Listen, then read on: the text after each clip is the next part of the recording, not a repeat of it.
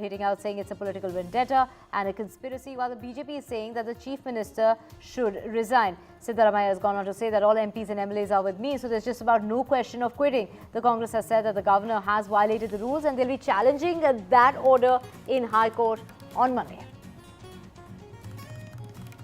Only emergency services in India's hospitals that have been on strike since 6 o'clock this morning till about 6 o'clock in the morning tomorrow. It is the Health Ministry that has appealed to the doctors to withdraw that strike. They're resuming a duty is what the Health Ministry has gone on to say, setting up a panel as far as the doctor security is concerned. So that panel will be looking at the doctor security, and the Kolkata police have issued a notice to 7 DYFI leaders for vandalism, and this comes at a time when the IMA is saying that the security at the hospital should be as tight as the security at airports.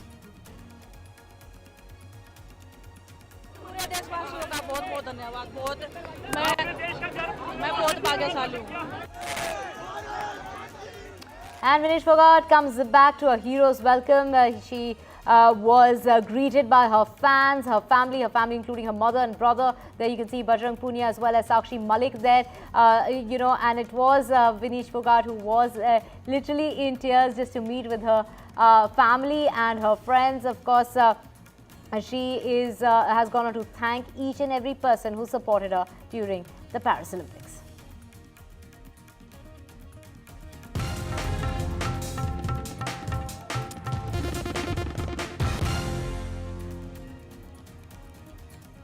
Let's get to your top story, and that is in a major move as far as the US Court of Appeals is concerned.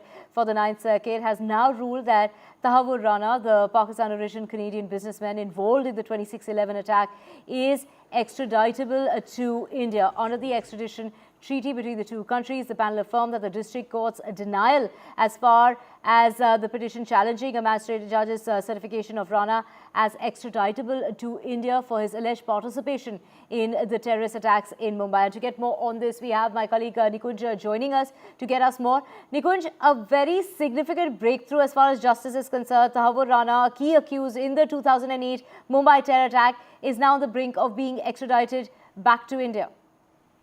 Well, absolutely. I think as far as the people who were in the core coterie of the Lashkar-e-Taiba and the Pakistani establishment and were behind entire conspiracy. Forget about the people who carried out the attack. It's the people who carried out that conspiracy that really matters. And Tahawwur Hussain Rana is one such individual who has the deep and complete and comprehensive knowledge of all the individuals, including the top leadership of Lashkar-e-Taiba and the Pakistani military. Remember, this was a Mumbai 26/11 was no terror strike.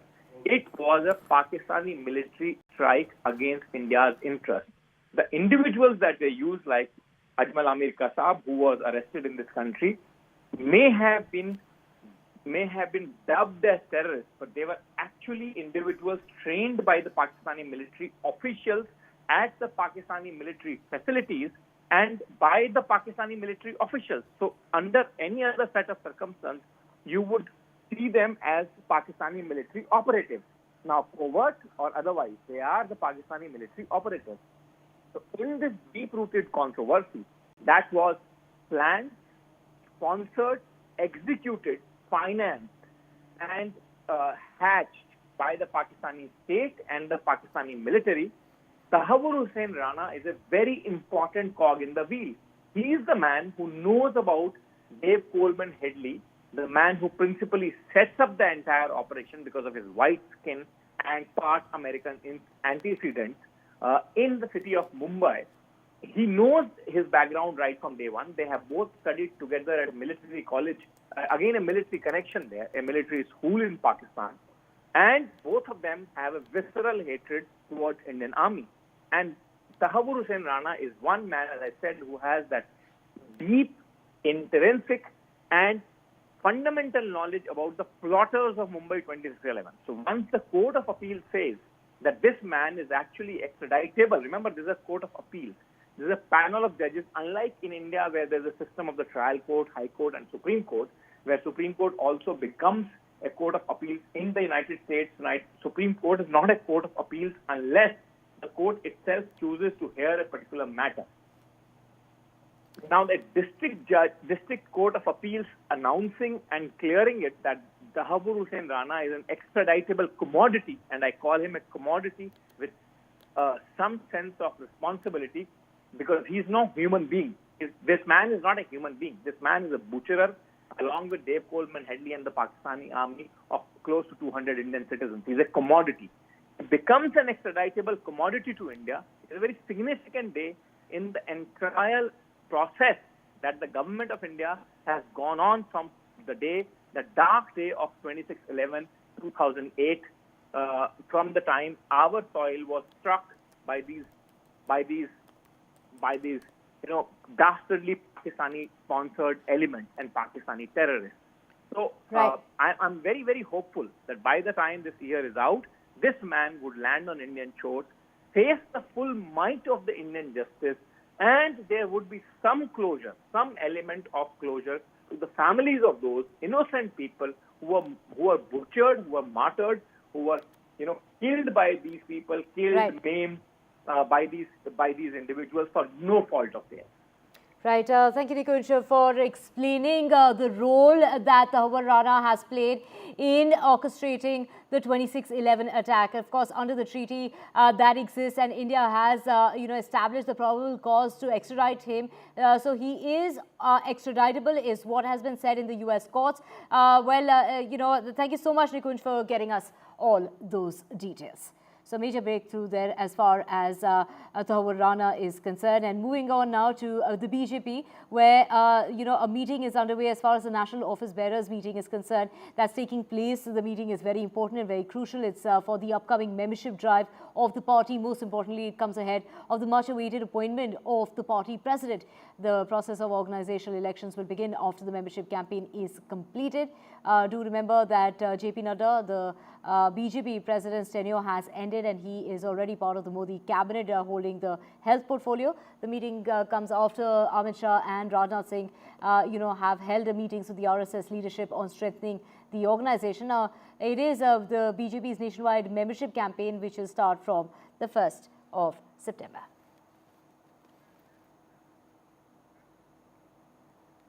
In other news now, Karnataka Chief Minister and Senior Congress leader Siddaramaiah will be prosecuted over the alleged irregularities in the site allocation by the Mysuru Urban Development Authority, MUDA.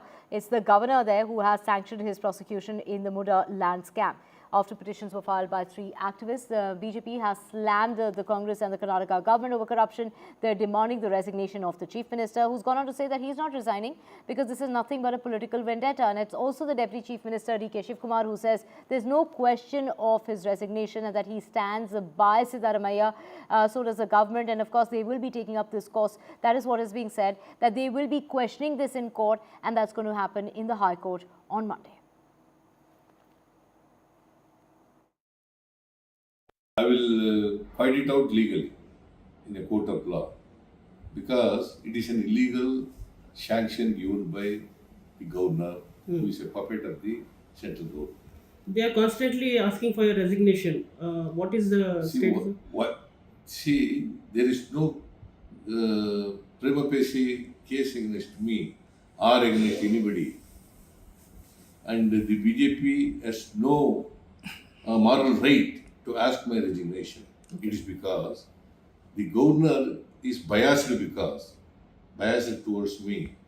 It's because there is a application pending before the governor of Kumaraswamy. In fact, Lokayukta asked a sanction from the governor in Kumaraswamy's case. That sanction has not been given so far. Right. Now, let's just get you the very latest in regard to Tahawwur Rana, who has now, as far as the case that was up, in fact, it is India's big win there as far as Tahawwur Rana is concerned. Do remember, he played a major role when it came to the 26/11 Mumbai attacks. Now, the accused is extraditable is what is being said, and which basically that means that he can now be extradited to India from the United States. And to get So, US court has ruled that Tahawwur Rana, a former Pakistan army doctor, is eligible for extradition to India under the treaty between the two countries. India has sought his extradition to face trial for his role that he played as far as the terror attacks in Mumbai on the 26th of 11 in 2008 are concerned. So this is a very significant breakthrough as far as India is concerned, as Tahawwur Rana, a key accused in the 2008 Mumbai terror attacks, is now extraditable is what was said in court. The US Court of Appeals for the 9th Circuit ruled that Rana is eligible for extradition under the treaty between India and the United States. We have Radhika Ramaswamy joining us. Radhika, a very significant breakthrough here as far as Mumbai is concerned. Finally, Tahawwur Rana, who's played a very key role as far as the terror attacks are concerned. Take us through the role that Tahawwur Rana played as far as terror attacks are concerned and his relationship with David Headley. That's right. As far as the latest development is concerned, this is a significant breakthrough for Indian agencies. Tahawwur Rana, he accused in the 2008 Mumbai terror attacks, now on the brink of extradition from the US. In fact, US Courts of Appeals for 9th Circuit has ruled that he is eligible for extradition. A court has confirmed that India has provided sufficient evidence to support the magistrate judge's finding of probable cause for Rana's involvement.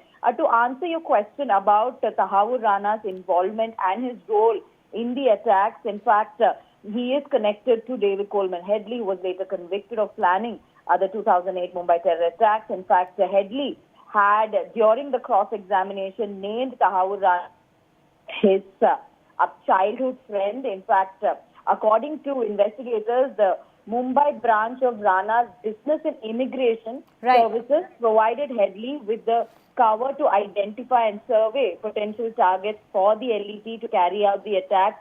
He was part of the Radhika, we'll just come back to you. We also have Nikunj Gar back with us. Nikunj, Radhika was trying to explain to us the relationship between David Headley and Tahawwur Rana.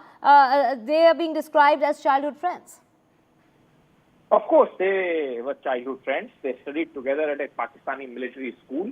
And as I said that in the past, that Dave Coleman Headley would not have been at all successful in his operation that he laid out in India, an elaborate web of deception and deceit, had it not been for Tahawwur Hussain Rana helping him completely, comprehensively, with every minute detail. He was the one who provided cover to Dave Coleman Headley, knowing fully and completely well that it is a Pakistani military operation that Dave Coleman Headley was part of, and that he was trying to carry out massive terror strikes in India.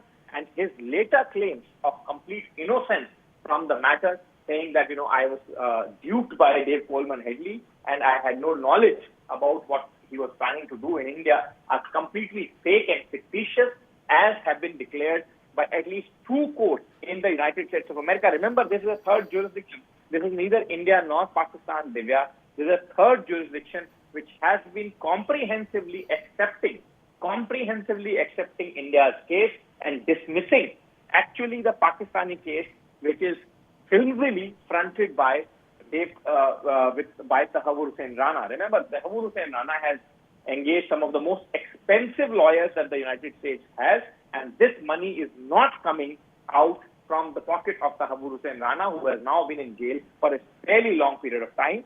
It was sometime in late 2000s, post the attack, that Tahawwur Hussain Rana was arrested by the FBI, and he has not been an earning member since then. And this entire money has been coming out of the pockets of the Pakistani establishment, which does not want Tahawwur Hussain Rana to be extradited back to India, because they know that the day he is extradited back to India and is made to stand an interrogation by the Indian law enforcement agencies and stand the might of an Indian court, the full might of an Indian justice system, he will expose those entrails of the Pakistani establishment.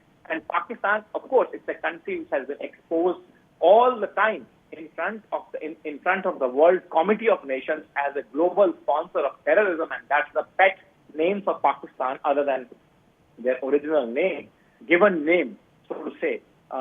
but they will be exposed once all the more, and the deep state working of the Pakistani state will come to the fore in front of the entire community of nations as to be proven to be a global sponsor of terrorism.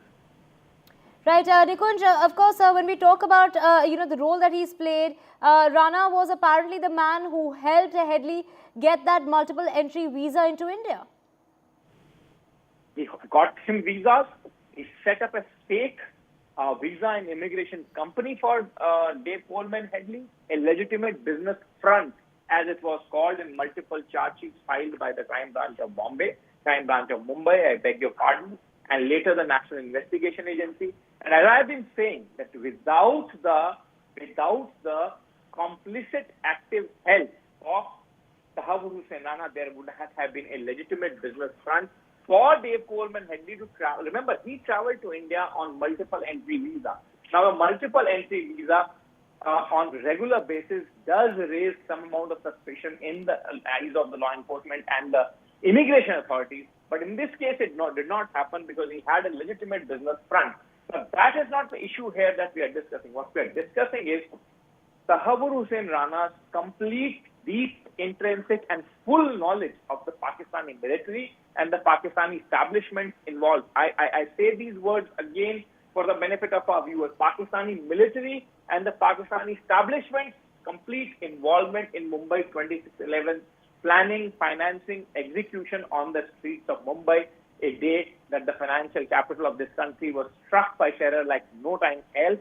And this man, because Pakistani establishment knows that this man knows the deep truth and this man is fully aware of that knowledge, they have been fighting that case in the United States, trying to ensure that India and Indian law enforcement agencies are not able to lay their hands on him so as to make sure that the truth of 26/11 are finally buried with him.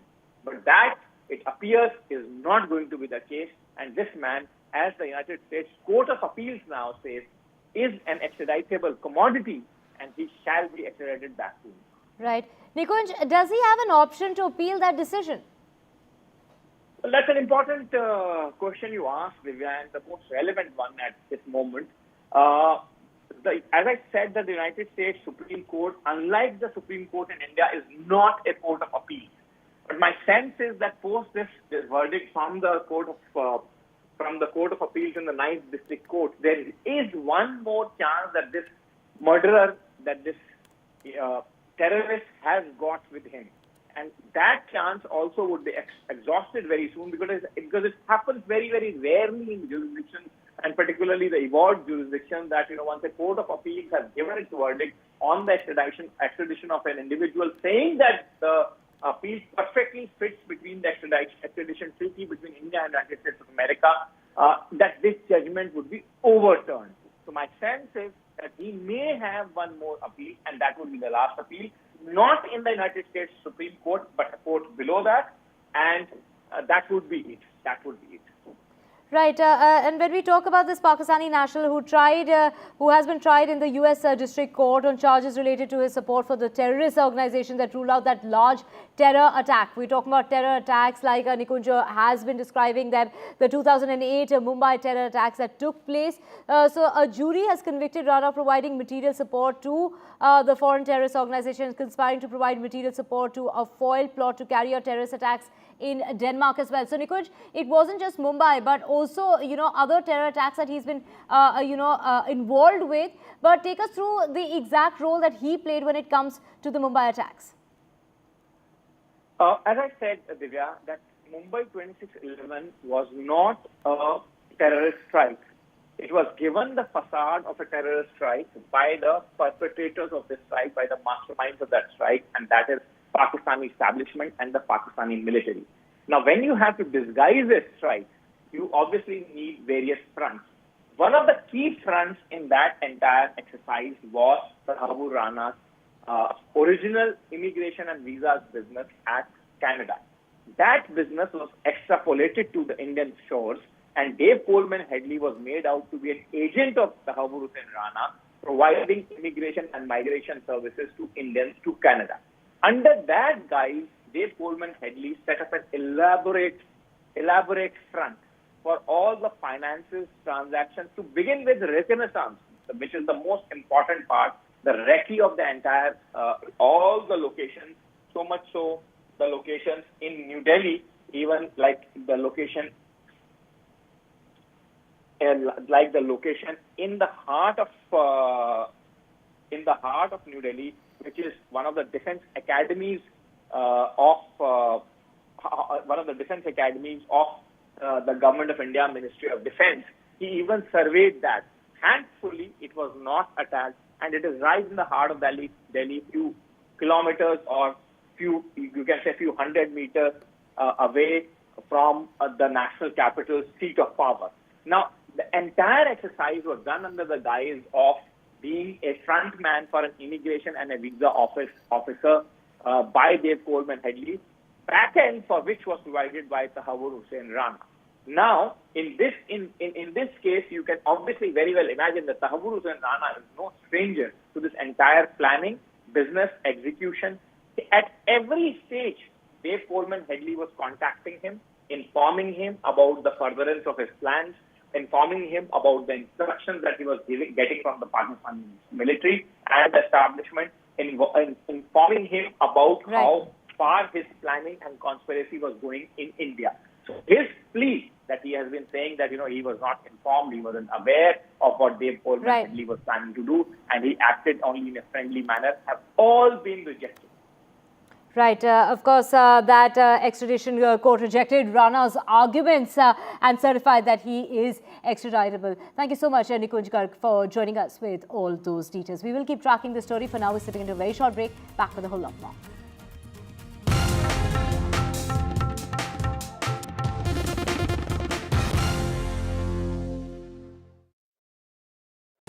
Stay informed and entertained with the new and updated NDTV News app.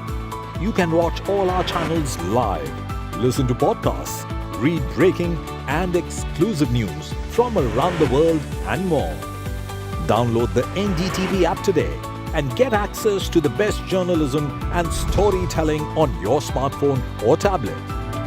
The NDTV app. News that matters to you.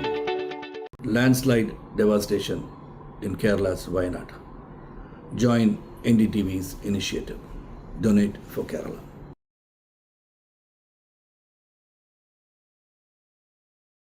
Hi, I'm Shreya Saran. Kerala's Wayanad area is hit by devastating landslides, resulting in loss of lives and livelihood. Kerala needs your help right now. Let's join NDTV initiative. Come, donate. Let's rebuild Wayanad.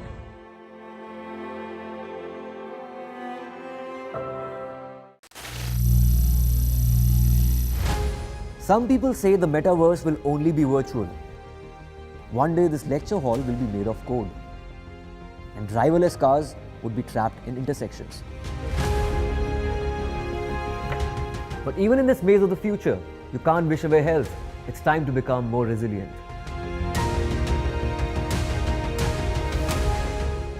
"10 years of Banega Swasth India, we have grown and achieved so many milestones.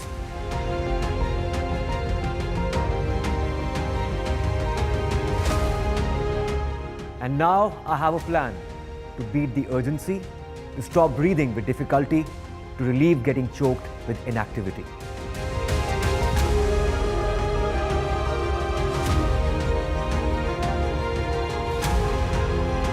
Energize our government, our environment, our society, and ourselves.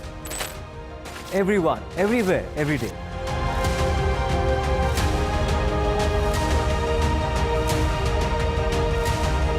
Banega Swasth India. One World Hygiene. Stay informed.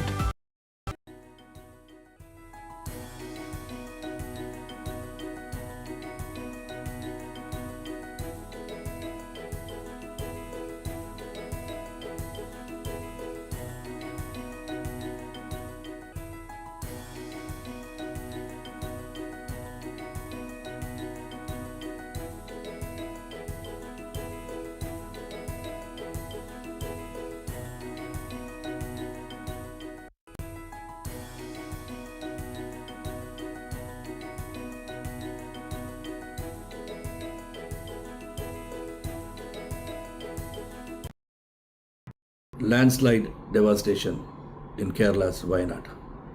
Join NDTV's initiative. Donate for Kerala.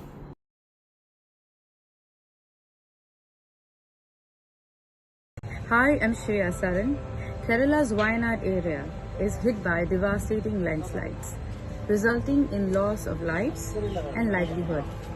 Kerala needs your help right now. Let's join NDTV initiative.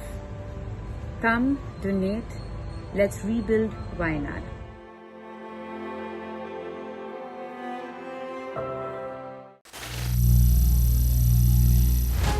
Some people say the metaverse will only be virtual. One day this lecture hall will be made of code, and driverless cars would be trapped in intersections. But even in this maze of the future, you can't wish away health. It's time to become more resilient.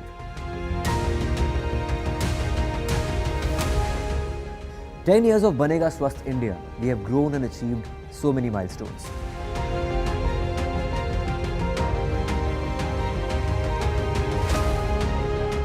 And now I have a plan to beat the urgency, to stop breathing with difficulty, to relieve getting choked with inactivity.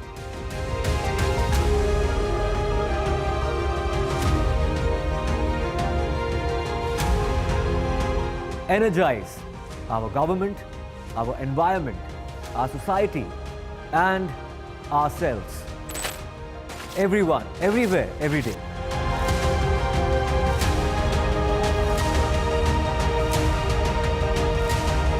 Banega Swasth India. One World Hygiene. Stay informed and entertained with the new and updated NDTV News app. You can watch all our channels live, listen to podcasts, read breaking and exclusive news from around the world and more. Download the NDTV app today and get access to the best journalism and storytelling on your smartphone or tablet. The NDTV app. News that matters to you. Landslide devastation in Kerala's Wayanad. Join NDTV's initiative. Donate for Kerala.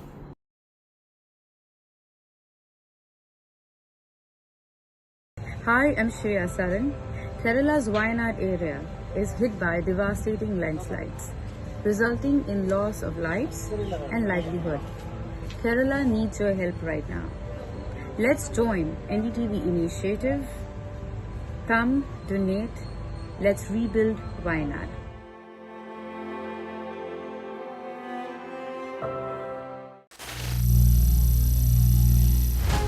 Some people say the metaverse will only be virtual. One day this lecture hall will be made of code, and driverless cars would be trapped in intersections. But even in this maze of the future, you can't wish away health. It's time to become more resilient.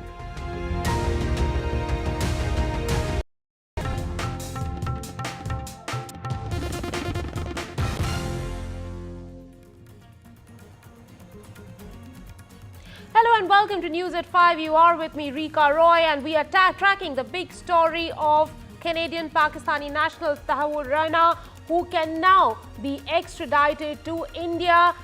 India has sought his extradition because of his involvement in 2008 terror attacks. Let's also have a look at all the top stories of the hour.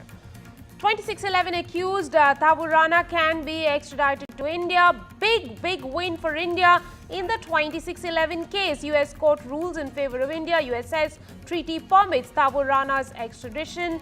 Tahawwur Rana still has other legal options. In an exclusive interview to Gita Gopinath, she says climate change is a downside risk to India's economic outlook. A lot of action needed by India to tackle climate change. Broad-based job creation is imperative. There's a key BJP meeting on a membership campaign, the membership drive ahead of polls in Haryana, Jammu and Kashmir. BJP's nationwide membership campaign is set to start from 1st of September. Amit Shah, JP Nadda and Vinod Tawde are at the meeting.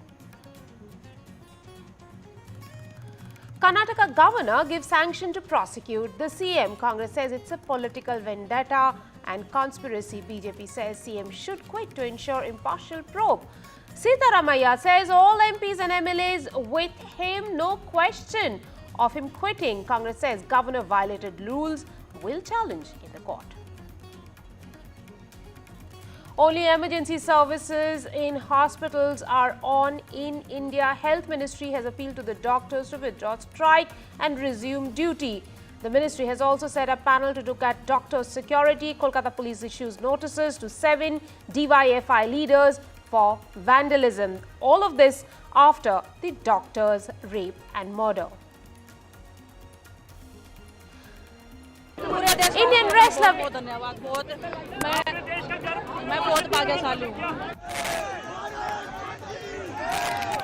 wrestler Vinesh Phogat receives hero's welcome at Delhi airport. Vinesh received by Bajrang Punia, Sakshi Malik, also greeted by her mother and members of Dipender Hudad's family.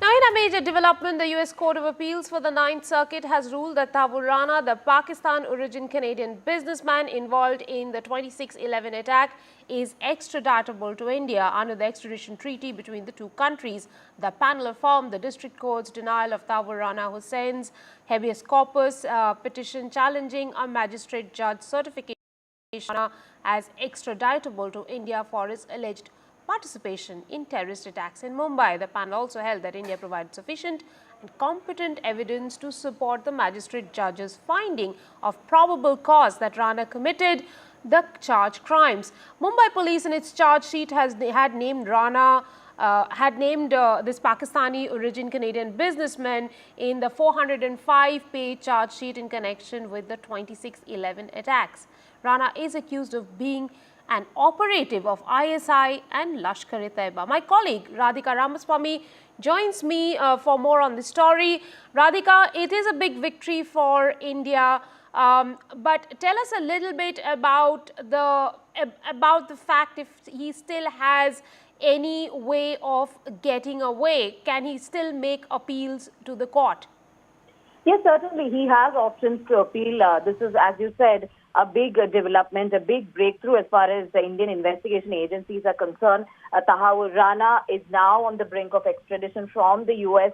As you said, U.S. Court of Appeals for North Circuit ruled that he is eligible for extradition under the treaty between India and the U.S. Of course, the court confirming that India has provided sufficient evidence to support the judge's finding of his probable cause of involvement in the terror attacks of 2008 in Mumbai. Of course, earlier Central District of California had rejected his habeas corpus petition. Then he filed an appeal. He does have options to appeal further. So we'll have to wait and see what happens. But as of now, this is setback for Tahawwur Rana and a big victory for India. The court deciding that Rana's alleged offence falls within the terms of the treaty, which contains a double jeopardy exception. So that's what, as far as the court orders and directives are concerned from the U.S. Now, if you just look at the role of Tahawwur Rana, of course, he is said to be connected to David Coleman Headley, who is, of course, the main conspirator as far as 2008 terror attacks are concerned. They were friends from school in Pakistan. Tahawwur Rana had later moved to Canada, where he started a business. As far as his alleged role is concerned, in fact, it was Headley during the cross-examination that he had named Tahawwur Rana. In fact, the Mumbai branch of Rana's Business and Immigration Services had, in fact, provided David Headley with the cover to identify the targets for that attack, to carry out those attacks. He had provided cover to Headley and also obtained multiple entry business visa. So therefore, the role is, of course, extensive. And as you said, Mumbai police had also filed a supplementary charge sheet, 405-page supplementary charge sheet. It was filed last year, which also reveals that Tahawwur Rana had in fact, visited Mumbai multiple occasions, and he had also had discussions over multiple targets that needed to be covered, as far as the attacks are concerned. So yes, extensive evidence provided. So now, of course, the victory for India, as he's now on the brink of extradition from the US. My colleague Nikunj Garg is also with us on the phone line, but let me also go over to Amrita Raichand, who is a survivor of the 26/11 attack. Amrita, thank you very much for joining us at this hour.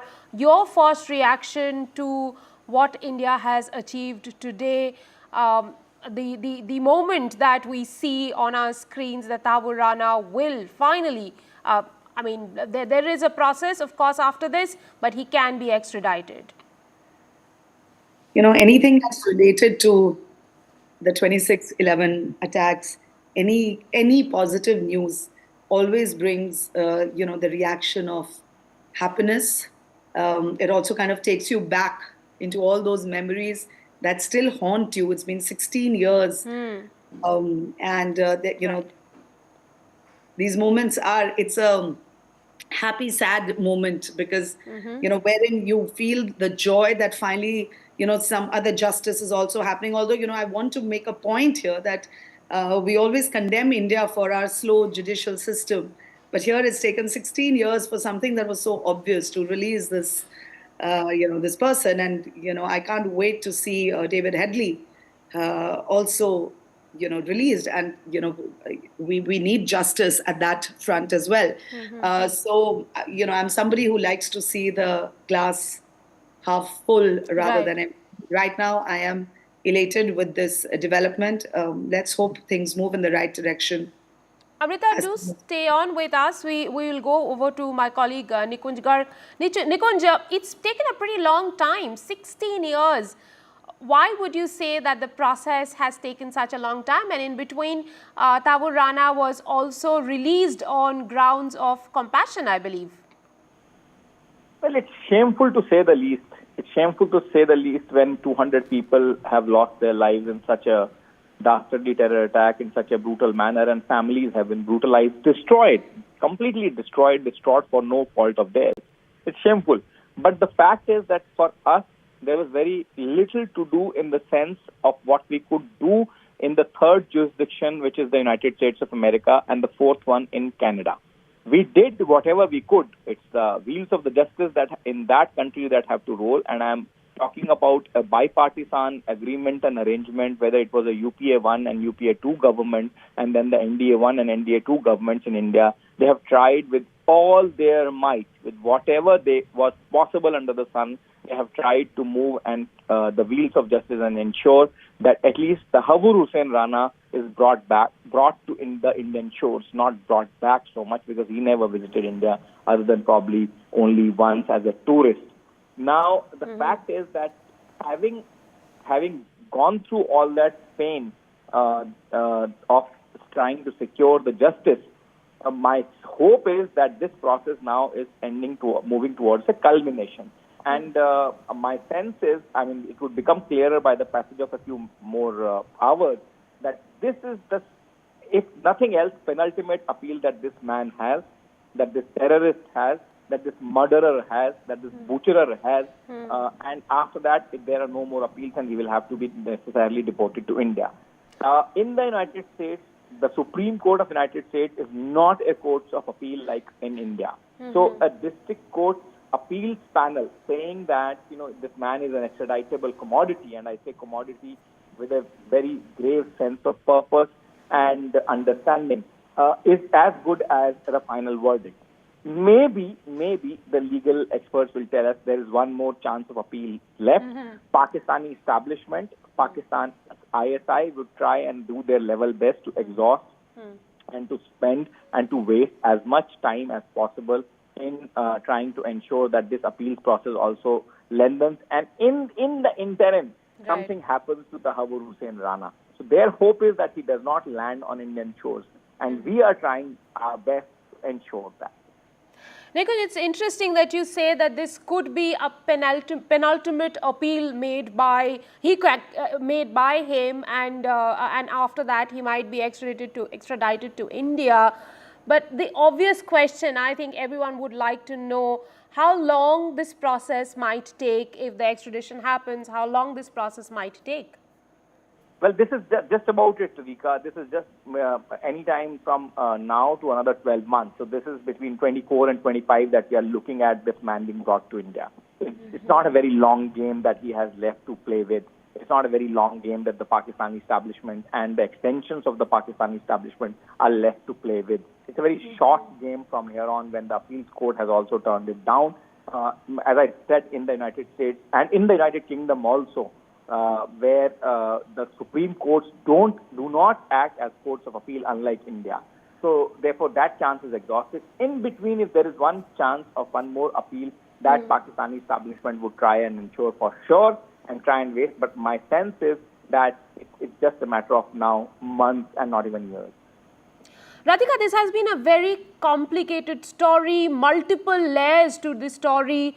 What exactly are we looking to know from Tahawwur Rana now? What is that piece of puzzle that he can solve for us, for India?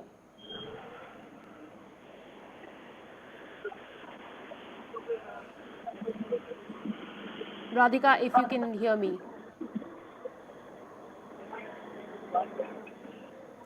Amrita, of course, we were talking to you and you said that any positive news that comes on 26/11 is positive, is a ray of hope. At this hour, are you thinking of anyone? Are you thinking of conveying this piece of news to anyone? No, I ended up losing a lot of friends and they ended up losing their families. So, of course, this whole extradition is positive for me, and I will call up some of my close friends who did not end up surviving like the way I did. And my son, he was only 1 year old, and my entire family was stuck the entire night. Even today it haunts him. When I talk to him about it, of course, once he grew much older is when I told him what happens. Every time he hears about this, he kind of gets quite shaken up. And I think every time a good news, we get some good news right now, it is the whole extradition of Rana. And I'm going to talk to him. He's old enough to understand these things. And I think it's important that we educate children and tell them, about everything that our country has suffered and the progresses that we are making eventually. Right. Nikunj, let me take this question to you. It's a very complicated story led. Now with Tahawwur Rana's extradition, what are the answers India will be looking to find through him? But there are multiple answers, Rika, that this man needs to answer to the families, this man needs to answer to the establishment, this man needs to answer our intelligence and law enforcement agencies.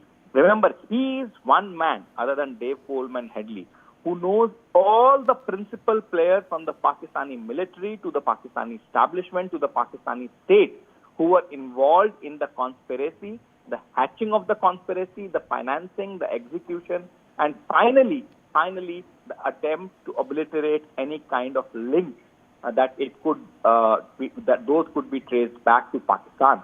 So he's a very important cog in the wheel. He's not somebody who's a fly on the wall.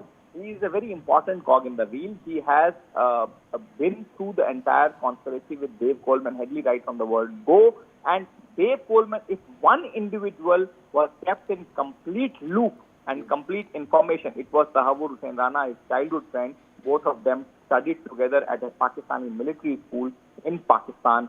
And therefore, there are multiple layers of information about the leadership of Lashkar-e-Taiba, the frontal organization. I would not call the Lashkar-e-Taiba as the executors of Mumbai 26/11. They were just the pawns in the hands of Pakistani army. It was the Pakistani army that was behind the attack.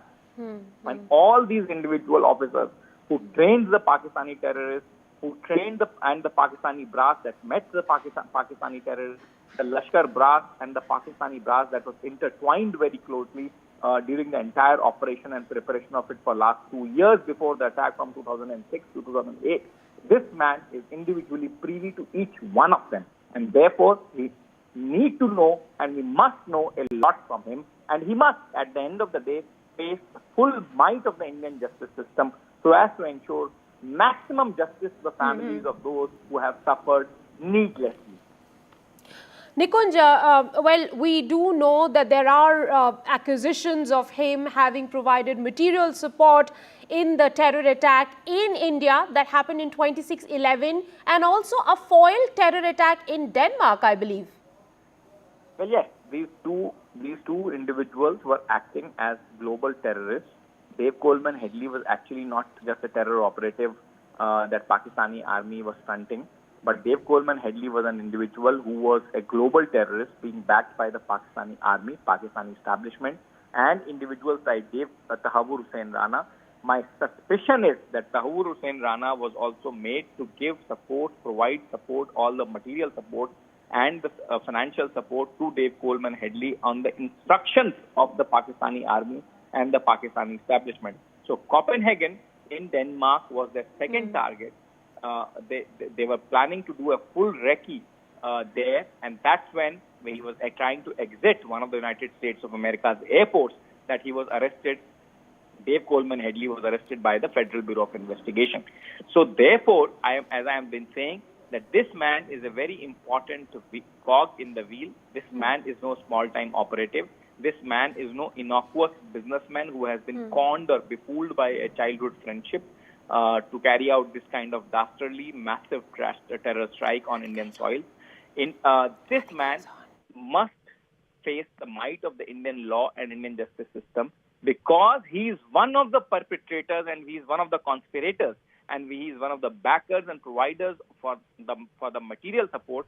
And I must say that without his active cover, the financials, and without his active cover that he provided in terms of his visa and immigration services, Dave Coleman Headley could not have successfully set up a base in a city like Mumbai that he did, and eventually was able to carry out his activities across India.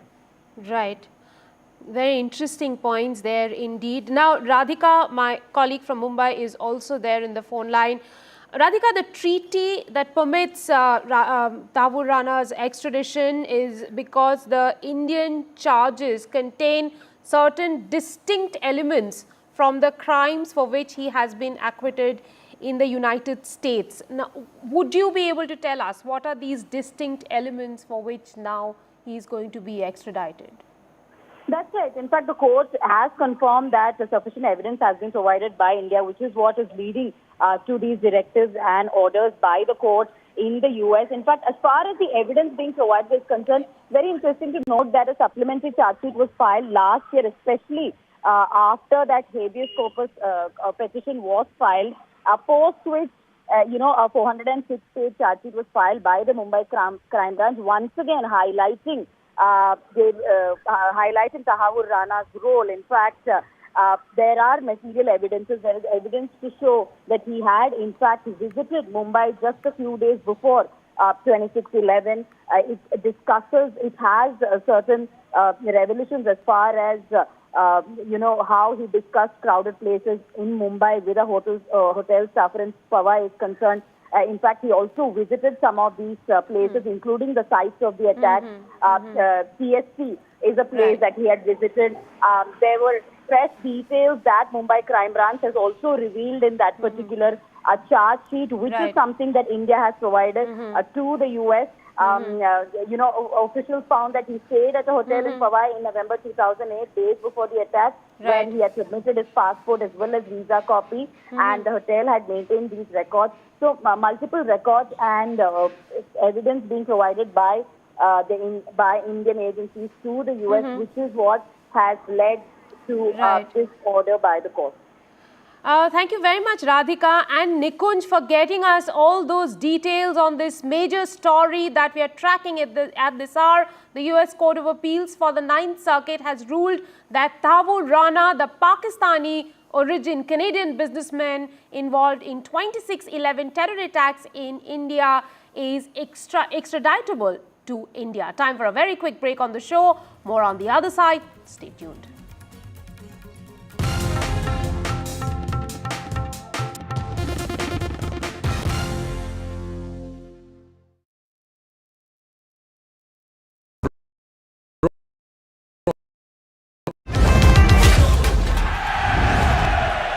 Get the magic of the best working for you now. Link your payment cards once, collect rewards forever.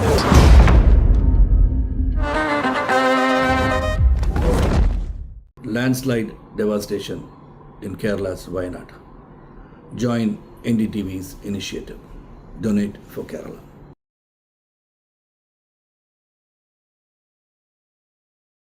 Hi, I'm Shreya Saran. Kerala's Wayanad area is hit by devastating landslides, resulting in loss of lives and livelihood. Kerala needs your help right now. Let's join NDTV initiative. Come, donate, let's rebuild Wayanad.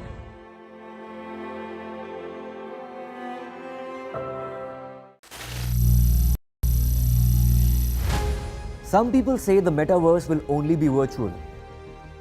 One day this lecture hall will be made of code, and driverless cars would be trapped in intersections. But even in this maze of the future, you can't wish away health. It's time to become more resilient.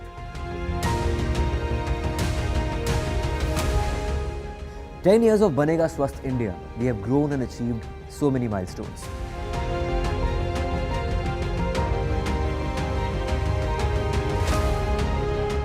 And now I have a plan to beat the urgency, to stop breathing with difficulty, to relieve getting choked with inactivity.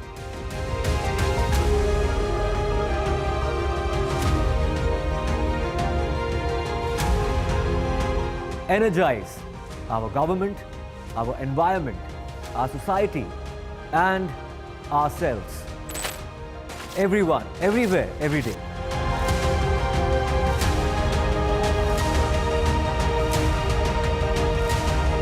Banega Swasth India. One World Hygiene. Stay informed and entertained with the new and updated NDTV News app. You can watch all our channels live, listen to podcasts, read breaking and exclusive news from around the world and more. Download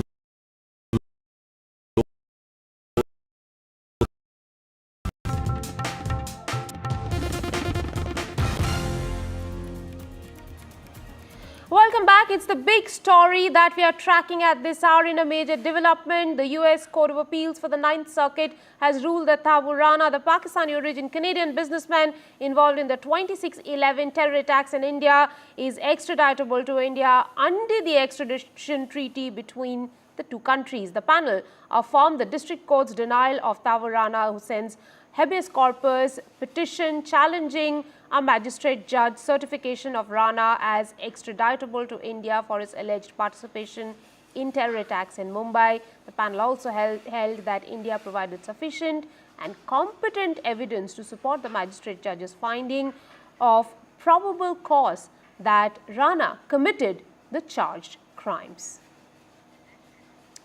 That's all we could pack into this bulletin at this hour. Thanks for watching.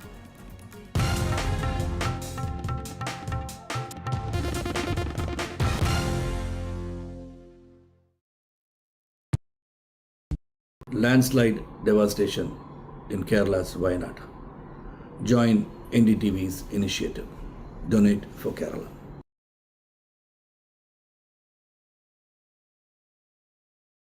Hi, I'm Shreya Saran. Kerala's Wayanad area is hit by devastating landslides, resulting in loss of lives and livelihood. Kerala needs your help right now. Let's join NDTV initiative. Come, donate, let's rebuild Wayanad.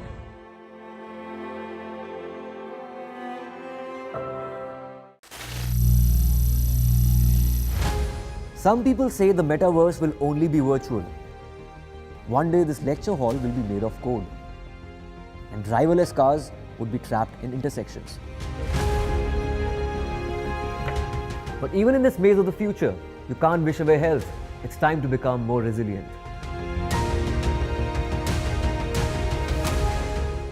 10 years of Banega Swasth India, we have grown and achieved so many milestones.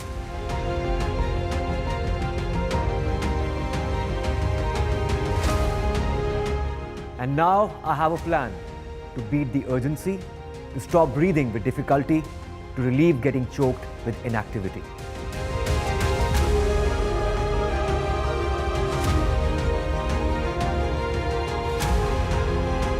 energize our government, our environment, our society, and ourselves. Everyone, everywhere, every day.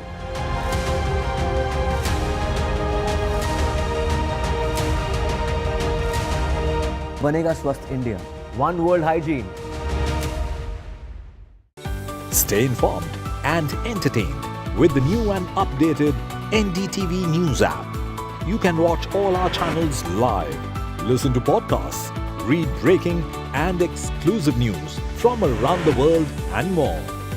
Download the NDTV app today and get access to the best journalism and storytelling on your smartphone or tablet. The NDTV app. News that matters to you. Landslide devastation in Kerala's Wayanad. Join NDTV's initiative. Donate for Kerala.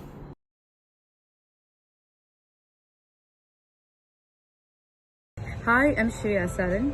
Kerala's Wayanad area is hit by devastating landslides, resulting in loss of lives and livelihood. Kerala needs your help right now. Let's join NDTV initiative. Come, donate. Let's rebuild Wayanad.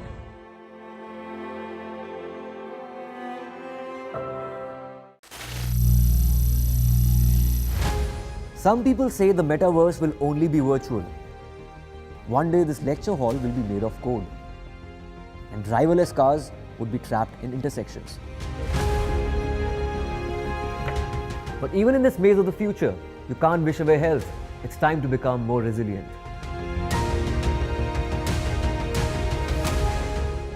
10 years of Banega Swasth India, we have grown and achieved so many milestones.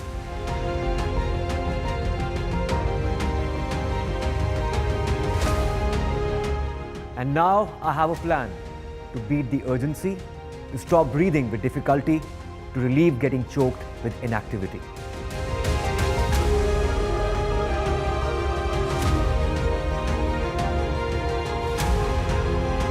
Energize our government, our environment, our society, and ourselves. Everyone, everywhere, every day.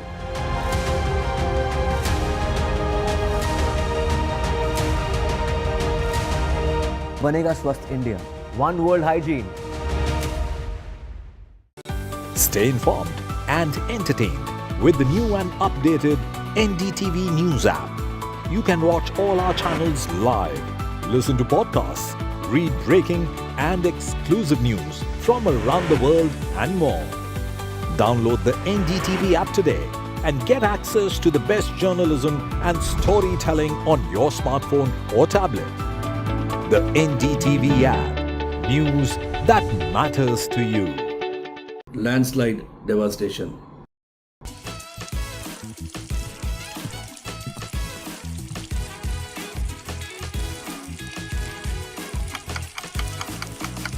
Only 6 seconds. Sorry आपने सिर्फ 6 second के लिए हाथ धोए. कितनी देर धोना चाहिए?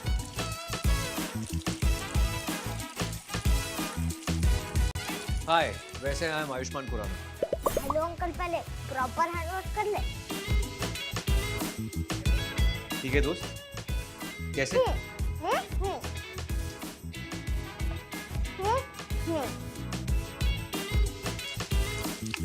कैसे? अंकल को अब अपने पैंट को अच्छी तरह रब करो, आगे और पीछे.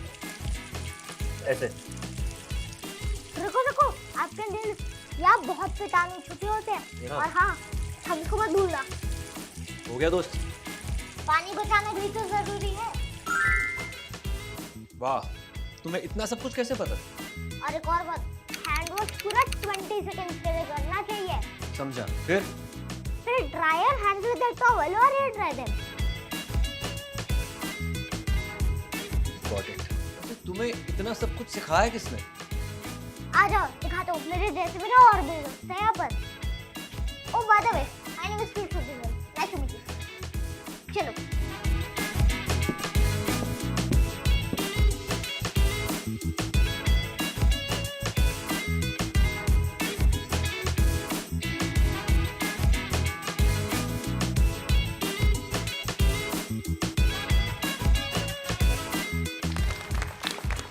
कि बच्चे ही हमारा फ्यूचर है. This world, this planet is being left for our children. This is the generation that will inherit the earth long after we are gone. India is a young country. In fact, it has one of the youngest populations. It is home to 1/5 of the world's youth. If we can channel the collective energy of this youth demographic towards socio-economic and environmental progress, then think of how much faster we can get to our sustainable development goals. And so it is garv ki baat that youth heroes are leading the charge in India, championing climate action, promoting hygiene, and advancing public health. Their innovative solutions and passionate advocacy are driving meaningful change, inspiring communities to adopt sustainable practices. These are the future leaders of our nation. These are the young change makers who will pave the way for a healthier, greener India.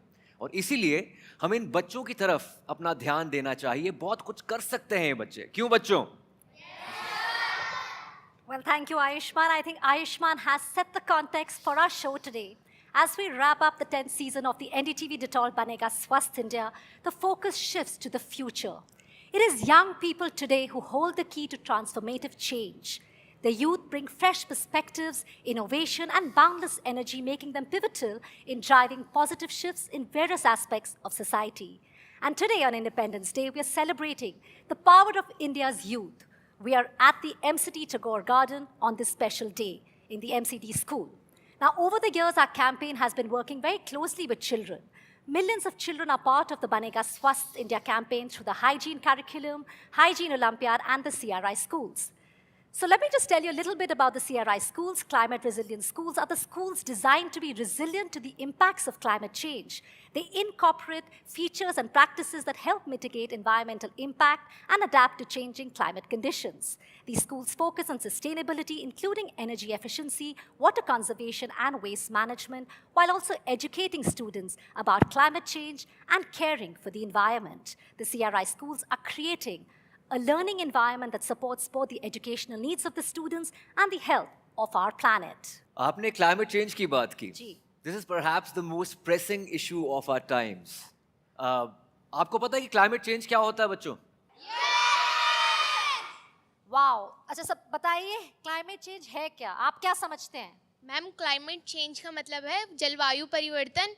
और जो भी पृथ्वी पे pollution होता है ना, तो पृथ्वी की जो ओजोन परत है उसमें होल्स हो रहे हैं, जिससे जो सन है उसकी पराबैंगनी किरणें सीधा हमारी पृथ्वी पे आती है और जिससे पृथ्वी का तापमान बढ़ता चला जा रहा है.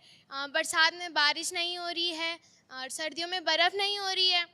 और मैं उत्तराखंड से हूँ, तो जिस हिसाब से वहाँ आज तक बारिश होती थी और उस हिसाब से इस बार इतनी बारिश नहीं हुई है. गर्मी बहुत ज़्यादा हो रही है, जिससे उसका इफेक्ट हम लोगों पे पड़ता है, जिससे कई बीमारियां होती हैं. Climate change has a bearing on every single sustainable development goal, on every single vulnerable and marginalized section of the population, on the rich and the poor, on cities and villages, and it has a direct link with health and hygiene. Think of extreme weather events, droughts, floods, rain, and extreme heat. So did you all know that in fact children who bear the brunt of climate change, it impacts them the most despite contributing minimally to greenhouse gas emissions. So it's not really their fault, but they're bearing the brunt.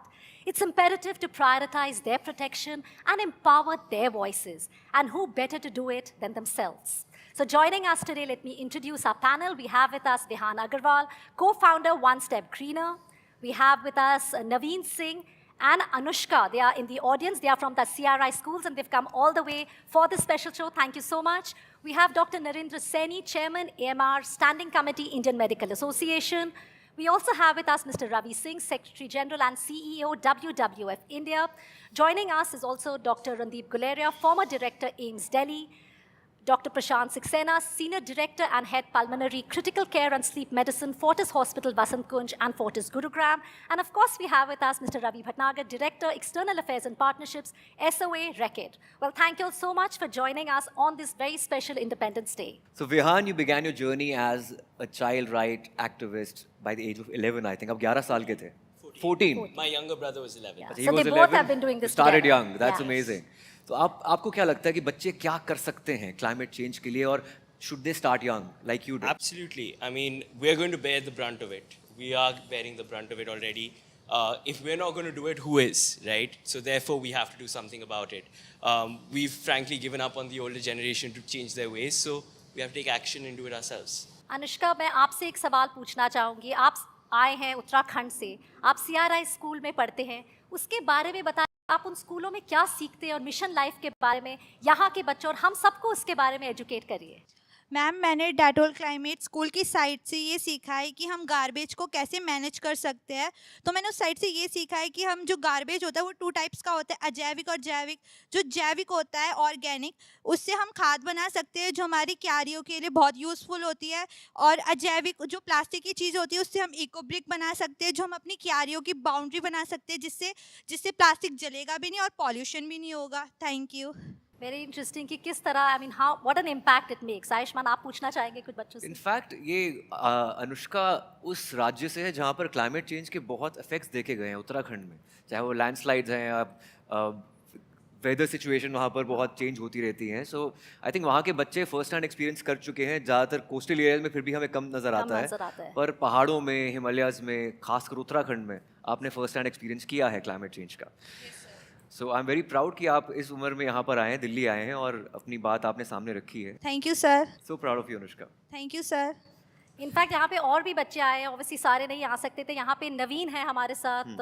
Ayushman, हम आपसे पूछना चाहेंगे नवीन, आप जो सीखते हैं, अनुष्का ने हमें बताया कि आप स्कूल में क्या सीखते हैं, लेकिन वो अपने घर पे जाके अपने भाइयों बहनों या कम्युनिटी में वो कैसे बताते हैं कि जो आप स्कूल में सीख रहे हैं आप वापस अपने कम्युनिटी में कैसे लेके जाते हैं?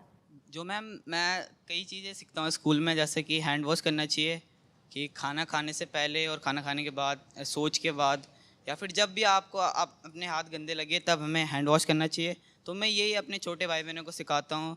और जैसा कोई बुजुर्ग लोग होते हैं उनको पता नहीं है कि हाथ धोना चाहिए, वो मिट्टी में काम करके आते हैं तो फिर खाना खुना खा लिया तो इससे वो बीमार हो सकते हैं। मैं उनको भी बताता हूँ कि हाथ धोना चाहिए। और हम सीखते हैं कि कचरे को कैसे अलग करें, जैसे गीला कचरा होता है, सूखा कचरा होता है, ई कचरा होता है, इन सबको अलग रखना चाहिए ताकि जो गीला कचरा है वो हमारे खाद में काम आ सके, जो सूखा कचरा है वो रिसाइकलिंग के लिए जा सकता है, और ई कचरा वो भी रिसाइकलिंग के लिए जा सकता है। तो ये सारी चीज़ें हम स्कूल में सीखते हैं मैम। आई थिंक बच्चे ये समझ रहे हैं कि अगर हम साफ रहेंगे तो कनेक्ट कि बीमार नहीं पड़ेंगे। सो तो connect between it's so obvious and बच्चे वो सीख रहे हैं। रवि सिंह जी, हम आपसे शुरू करना चाहेंगे। I think you are the expert here. Ayushman, would you like to? Ravi Singh ji, आपसे पूछना चाहता हूँ कि you're doing a lot of community-led conservation like turtles and dolphins, and how saving biodiversity impacts climate and health in general. Thank you, and thank you for inviting me here. You mentioned aquatic biodiversity, which is basically the examples you took were dolphins and turtles, of course the fish, wild fish. Primarily, they are the indicators of our biodiverse water system. If they are there present, if they are in good number, that means your water, your rivers are healthy. If your rivers are healthy, your nation is strong. It's as equal and quotient as that. Secondly, the presence of certain creatures which are very delicate in their existence, dolphins for instance, you took that name, they have evolved over 200 million years or so. And their presence on Earth indicates a certain balance of life for us, which they represent. Gee. And the understanding of this, which is so close to our nation, that heritage, tradition, life, culture, religion, all these are involved in the sanctity of life. And what does it mean? It means that the sanctity of life has a representation to the quality of life. This is the equal one to the other that it represents. Thank you, आपने इतने अच्छे शब्दों में उनको समझाया। I think most important जो आपने message दिया क्लाइमेट चेंज के साथ साथ, आयुष्मान, आई थिंक जो उन्होंने बताया कि education is very important, empower करना हर बच्चे को बहुत ज़रूरी है। Thank you so much. मुझे तो ये लगता है बच्चों की बात कर रहे हैं और हम मिलेनियल्स यहाँ पर काम कर रहे हैं, जेन जी नौकरी ढूंढ रहे हैं, तो जेन अल्फा ही है जो करने वाले हैं आगे जाकर कुछ। जी। Dr. Saini, last year we spoke to you in detail and it was very enlightening. And this time around my question to you is that climate change is contributing to a lot of illness and infections. And what kind of precautions and medication should we take to counter that? देखिए, सबसे पहले तो मैं कहूँगा hygiene की बात चल रही थी जी। हाइजीन हम सबके लिए जरूरी है और बच्चों के लिए खास तौर पे, क्योंकि ये लोग जो चेंज ला सकते हैं वो शायद हम लोग नहीं ला सकते। हाइजीन पे एक बात कहना चाहूँगा कि हम वर्ड लूज टर्म यूज करते हैं। Hygiene means protecting from the disease, यानी कि मरीज अपने आप को डिजीज से बचाना और दूसरों को भी बचाना। यदि छोटी सी बात हम हाथ धोते हैं, हाथ धोना एक बहुत सिंपल सी बात मानी जाती है, लेकिन हाथ धोना एक सबसे बड़ा हाइजीनिक है कि हम अपने आप को बचाते हैं और दूसरों को भी बचाते हैं। तो दूसरा आपने कहा कि क्या दवाइयाँ इस्तेमाल करनी चाहिए। विश्व भर में ये बात चल रही है, विश्व भर में, कि हमारे पास एंटीबायोटिक्स नहीं है और हम इसका अंधाधुंध अपने घरों में इस्तेमाल करते हैं। आज का मैसेज सिर्फ ये है, यदि हम बीमार हैं, दवाई बिना डॉक्टर के मत लीजिए, सिर्फ अपने आप को हाइजीनिक रखिए, अपने आप को स्वस्थ रखिए, स्वच्छ रखिए, आपको कोई बीमारी नहीं, क्योंकि कोई दवाई की जरूरत नहीं है। तो एक तरफ वायरसेस बढ़ रहे हैं, इन्फेक्शंस बढ़ रहे हैं, हम देख रहे हैं कि क्लाइमेट चेंज की वजह से कितनी वायरसेस, पैथोजेंस बढ़ रहे हैं, एंड वेरी ऑफन हम unnecessary I think popping of pills जो करते हैं वो बिल्कुल नहीं करना चाहिए। So Ravi, we have children here with us जो आप देख रहे हैं कि CRI स्कूल से है, हाइजीन ओलंपियाड के विनर्स हैं। Tell us the impact, like जिन बच्चों ने इन्होंने हाइजीन करिकुलम पढ़ा है, हाउ हैज़ द बनेगा स्वस्थ India campaign helped in the various aspects of health and hygiene, क्योंकि हम उसी की बारे में आज बातचीत कर रहे हैं। So, first of all, thank you, Ambika, and thank you, NDTV, for having us for the 10th season finale. We have been continuously working with the kids. Our journey has been remarkable when we started with 2,500 kids in the season 1 to now actually reaching to around 30 million kids across India. By large, this is one of the biggest programs, not just on health, it's the biggest program on One Health, where there is an integration of the human health, animal health, plant health, and we also, we have been evolving from year to year to year, and we saw we created an index, which is the climate index, which we did for the northeastern India along with the NDTV and Ernst & Young. We saw there's a huge potential and need to bring change among the kids, and which is being supported by the Prime Minister's, one of the flagship programs, Mission Life also. Gee. So we thought why not to work with the kids and make them the change agents, because they are first-hand experiencing what's happening to the environment and climate around them. We also inculcating something, Ambika, which is basically self-care. Yes. Self-care for the kids, so that they go back and they educate other kids and they educate themselves.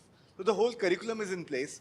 And I'm very proud to tell you, when we met Mr. Ravi Singh in our office, our leadership Gaurav agreed to take WWF climate curriculum to all the schools where the hygiene curriculum is actually there in place. So that's a point of interaction and intersection what we want, in the future. And there's some very relevant studies what we are actually doing at this moment to understand the impact of the climate resilient schools on the overall well-being on the kids, the happiness index, the health index, and the third thing is basically the school illness days, how we are able to reduce all this illness days. So it's a long journey for us. बहुत कुछ किया है, long journey है। In fact बच्चे, जैसे रवि ने कहा, बच्चों आपको एम्पावर करना है, यॉल आर द फ्यूचर, आप ही हमारा भविष्य है। हमारे साथ इतने दिग्गज इस एक्सपर्ट्स हैं, इनफैक्ट आप देख सकते हैं Vihaan, we have such experts. If you have any questions, या बच्चे अगर आपके लिए, डॉक्टर सैनी, डॉक्टर प्रशांत सक्सेना हमारे साथ हैं, he is really the expert. कुछ सवाल हो आपको जो पूछना चाहें, please go ahead and ask your questions. मेरा क्वेश्चन डॉक्टर सैनी से है। मुझे आपसे ये पूछना है कि सर, जैसे अभी क्लाइमेट चेंज हो रहा है, तो यहाँ पे बैक्टीरियाज बढ़ते हैं या घटते हैं? देखिए, क्लाइमेट चेंज होगा यदि हम अपने आप को हाइजीनिक नहीं रखेंगे। हाइजीन सिर्फ हमारे हाथों से नहीं, हमारी हैपनिंग से नहीं है। Hygiene in environment, hygiene in our surroundings, hygiene in our body, ये सब यदि चीज़ें ठीक रखेंगे तो बैक्टीरिया बढ़ेंगे नहीं। दूसरा, जब ये बैक्टीरिया कैसे ग्रो होते हैं, उनके लिए भी एक टेम्परेचर चाहिए होता है। यस, दिस ह्यूमिड एनवायरनमेंट में बैक्टीरिया बढ़ सकते हैं, लेकिन यदि हम अपने आप को हाइजीनिक रखेंगे, अपनी दूरी मेंटेन रखेंगे, अपने हाथों को साफ रखेंगे, उससे हमें कोई फर्क नहीं पड़ेगा। तो बैक्टीरिया बढ़ेंगे भी, एनवायरनमेंट को हम हाइजीनिक रखना है। यदि हमने खाना खाया, कुछ जो बचा हुआ खाना हमने यहीं बाहर फेंक दिया, तो क्या होगा? बैक्टीरिया वहाँ ग्रो कर जाएंगे, उनको भी खाना चाहिए, उनको भी ह्यूमिडिटी चाहिए। तो इन्वायरमेंट इस समय बहुत अच्छा है बैक्टीरिया के लिए, लेकिन हम उनके ऊपर जैसे ना खाद डालते हैं, हमने अपना खाना छोड़ दिया, कुछ गंदगी छोड़ दी, तो क्या होगा, उनके लिए वो खाद का काम करती है, वो ग्रो करेंगे। इसलिए यदि हम अपनी आसपास की, हम सारे बच्चे सोच लें कि हमने अपनी आसपास की इन्वायरमेंट को ठीक रखना है, स्वच्छ रखना है, तो कोई भी इन्वायरमेंट आ जाए हम स्वस्थ रहेंगे। Thank you so much doctor Saxena. Doctor Saini, in fact सबने इतनी अच्छी तरह बच्चों को समझाया डॉक्टर रवि सिंह, लेकिन आई थिंक जो सबसे इफेक्टिव होगा, क्योंकि हम सब में से विहान इज द यंगेस्ट जो ये बच्चों को रीच आउट कर सकते हैं। आई थिंक अगर आप बच्चों को if you want to tell them your journey, अगर आप उन्हें समझा सके कि इन्होंने क्लाइमेट चेंज के लिए 14 साल की उम्र में जो शुरू किया, that may motivate them a lot more. इन्होंने of course they've given their expert opinions, but अगर आप कुछ कहना चाहेंगे बच्चों को अपनी जर्नी के बारे में। तो मैं और मेरे छोटे भाई ने 2018 में ये जर्नी शुरू किया था। Basically, I'm asthmatic. I have severe asthma, and the air pollution, I've lived in Delhi all my life, has affected me very badly. And I've always wanted to do something for the environment, कि कुछ ना कुछ तो करना ही है। और school में सिखाते हैं कि पेड़ लगाइए, उससे हो जाएगा, लेकिन कितने पेड़ लगाएं और कहाँ लगाएं? दिल्ली में जगह भी नहीं है, कहाँ लगा सकते? पार्क में लगाएंगे तो वो उनका देखभाल भी कौन करता है? तो वो एक थॉट प्रोसेस मेरे में था। And I was in I think 7th grade, जब I was going to school, and newspaper मैंने पढ़ा था कि जो गाज़ीपुर लैंडफिल है, उस समय दिल्ली का और आई थिंक एशिया का लार्जेस्ट लैंडफिल था, वो उसमें आग लग गई थी और वो कोलैप्स हो गया था और 2 लोग दब भी गए थे उसके अंदर। तो वो पढ़ते ही आई फेल्ट कि मेरा जो कूड़ा है वो लैंडफिल में जा रहा है, वो जल रहा है, और वही पोल्यूशन मेरे लंग्स में इफ़ेक्ट कर रहा है। तो जब ये छोटा सा कनेक्शन मुझे एकदम साफ दिखाई दिया, तो मैंने सोचा कि मैं घर पर क्या कर सकता हूँ, मैं अपना शुरुआत कैसे कर सकता हूँ। तो I did a lot of research and I found out that the best way of reducing waste going to landfill is to segregate waste and ensure it gets recycled. But क्या हो रहा था कि मैं अलग तो कर रहा था कूड़ा, लेकिन जो भैया आ रहे थे उठाने के लिए वो सब मिक्स करके ले जा रहे थे। तो उस समय फिर मैं सोचा कि मैं रिसाइकलर से बात करता हूँ कि एटलीस्ट मेरा जो सूखा कूड़ा है वो तो रिसाइकल हो जाए। लेकिन रिसाइकलर्स बोल रहे थे कि आपका तो बस 20-30 kg है, हम लोग तो ये लेंगे नहीं। एंड वहाँ से जो शुरुआत हुई, हमने जो भी मम्मी थे नेबरहुड में, जो आंटीज़ थे, उनके ग्रुप में हमने एक मैसेज डाला और फिर हम लोग घर से पिकअप करना शुरू किए ड्राई वेस्ट। अब हम लोग 7 सिटीज़ में हैं इंडिया में। We are collecting waste from 25,000 homes every month, ensuring it's recycled and helping them and helping schools as well as offices and institutions go zero waste.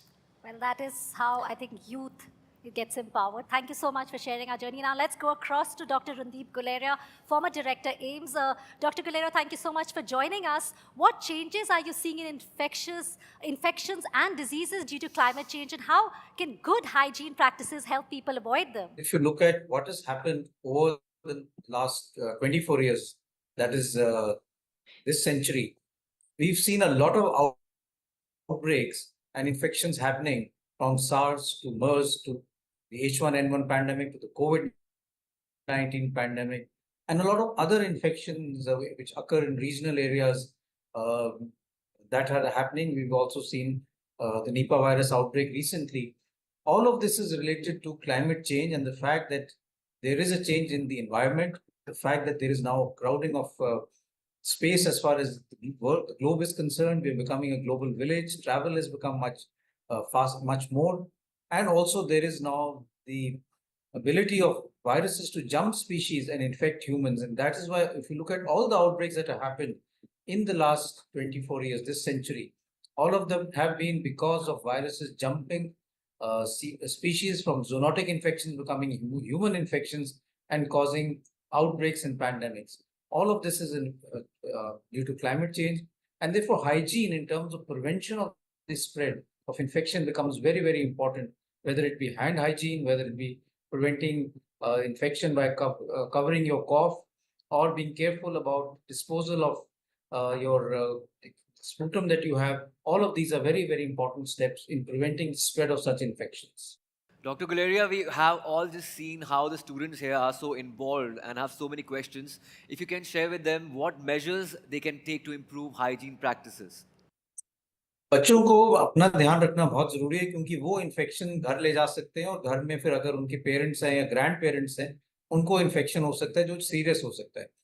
तो बच्चों को ये ध्यान रखना चाहिए। पहली चीज ये कि अगर आप स्कूल जाएं, अगर आपको बुखार खांसी जुकाम है तो घर पे रहें, स्कूल ना जाएं क्योंकि स्कूल जाने से आपका जो इन्फेक्शन है वो सारे क्लास में फैल जाएगा और लोगों को भी हो जाएगा। दूसरा, अपना हाथ रेगुलरली धोएं। Hand washing is very important. अब जब भी खाना खाएं तो अपना हाथ धोएं और जब भी आपको लगे कि आप किसी ऐसी चीज को टच कर रहे हैं जिससे आपको इन्फेक्शन हो सकता है तो हैंड वॉशिंग रेगुलरली करें। अगर आपको कहीं किसी के साथ क्लोज कॉन्टैक्ट है और उसको जुकाम नजला है तो या तो वो भी मास्क लगाएं, आप भी मास्क लगाएं और कुछ हद तक उससे दूरी भी रखें तो वो भी बेहतर रहेगा। दूसरा, मैं ये कहूँगा कि बच्चों को अपना इन्वायरमेंट अच्छा करना चाहिए। अब हमने कई स्कूल में ग्रीन स्कूल इनिशिएटिव शुरू किया था। आप अपने स्कूल में देखो कि ग्रीनरी ज़्यादा हो, कार्बन फुटप्रिंट कम हो। अगर आप आ रहे हैं तो बस में आए, प्राइवेट कार में ना आए। अगर पैदल चल सकते हैं तो पैदल चलें, जिससे क्लाइमेट चेंज और पोल्यूशन हम दोनों कम कर पाएं। We are slipping into a short break. Keep watching NDTV Detol Banega Swasth India season finale. There is a lot more coming up, including the BSI anthem. Stay tuned.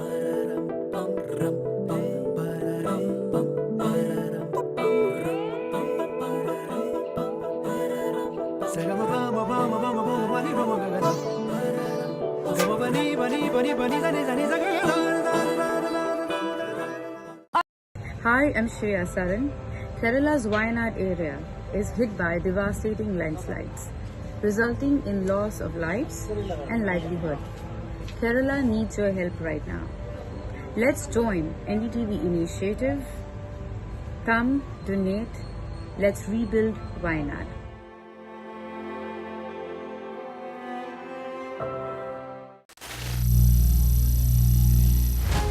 Some people say the metaverse will only be virtual. One day this lecture hall will be made of code, and driverless cars would be trapped in intersections. But even in this maze of the future, you can't wish away health. It's time to become more resilient.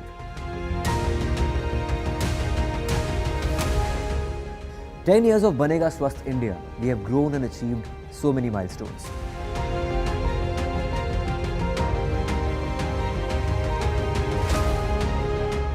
And now I have a plan to beat the urgency, to stop breathing with difficulty, to relieve getting choked with inactivity.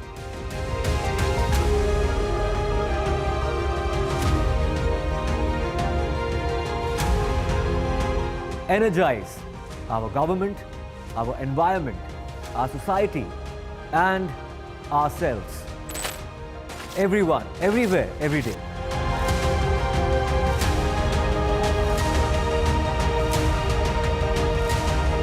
Banega Swasth India. One World Hygiene. Stay informed and entertained with the new and updated NDTV News app.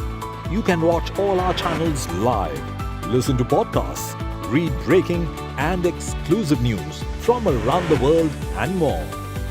Download the NDTV app today and get access to the best journalism and storytelling on your smartphone or tablet. The NDTV app. News that matters to you. Landslide devastation in Kerala's Wayanad. Join NDTV's initiative. Donate for Kerala.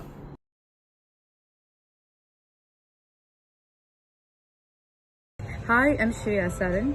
Kerala's Wayanad area is hit by devastating landslides, resulting in loss of lives and livelihood. Kerala needs your help right now. Let's join NDTV initiative. Come, donate. Let's rebuild Wayanad.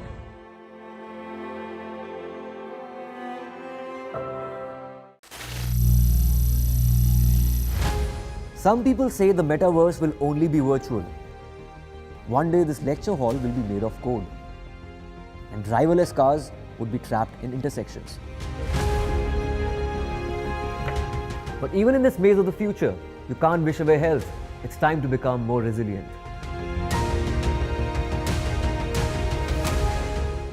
10 years of Banega Swasth India, we have grown and achieved so many milestones.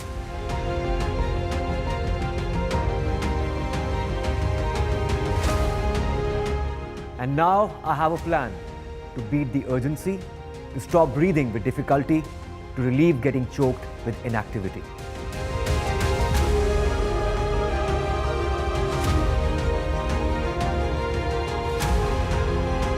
Energize our government, our environment, our society, and ourselves.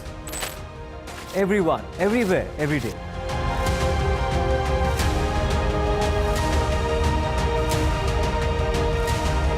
Banega Swasth India. One World Hygiene. Stay informed and entertained with the new and updated NDTV News app. You can watch all our channels live, listen to podcasts, read breaking and exclusive news from around the world and more. Download the NDTV app today and get access to the best journalism and storytelling on your smartphone or tablet. The NDTV app. News that matters to you. Landslide devastation in Kerala's Wayanad. Join NDTV's initiative. Donate for Kerala.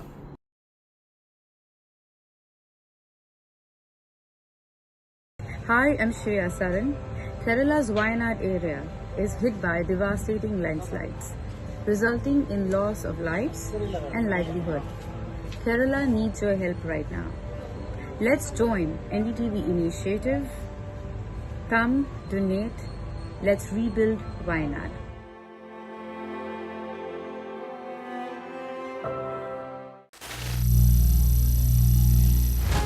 Some people say the metaverse will only be virtual.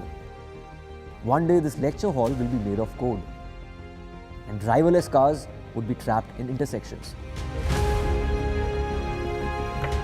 But even in this maze of the future, you can't wish away health. It's time to become more resilient.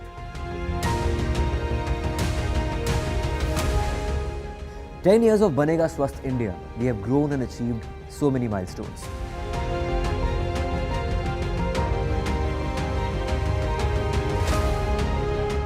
And now I have a plan to beat the urgency, to stop breathing with difficulty, to relieve getting choked with inactivity.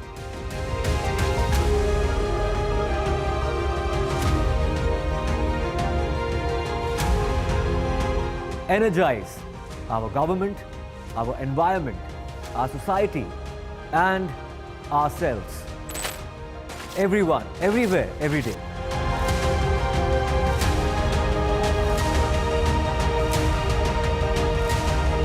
Banega Swasth India. One World Hygiene. Stay informed and entertained with the new and updated NDTV News app. You can watch all our channels live, listen to podcasts, read breaking and exclusive news.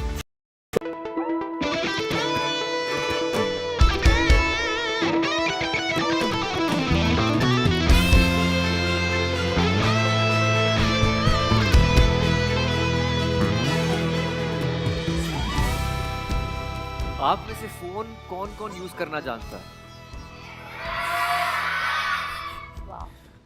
सबको phone use करना आता है। हाँ, आजकल सब।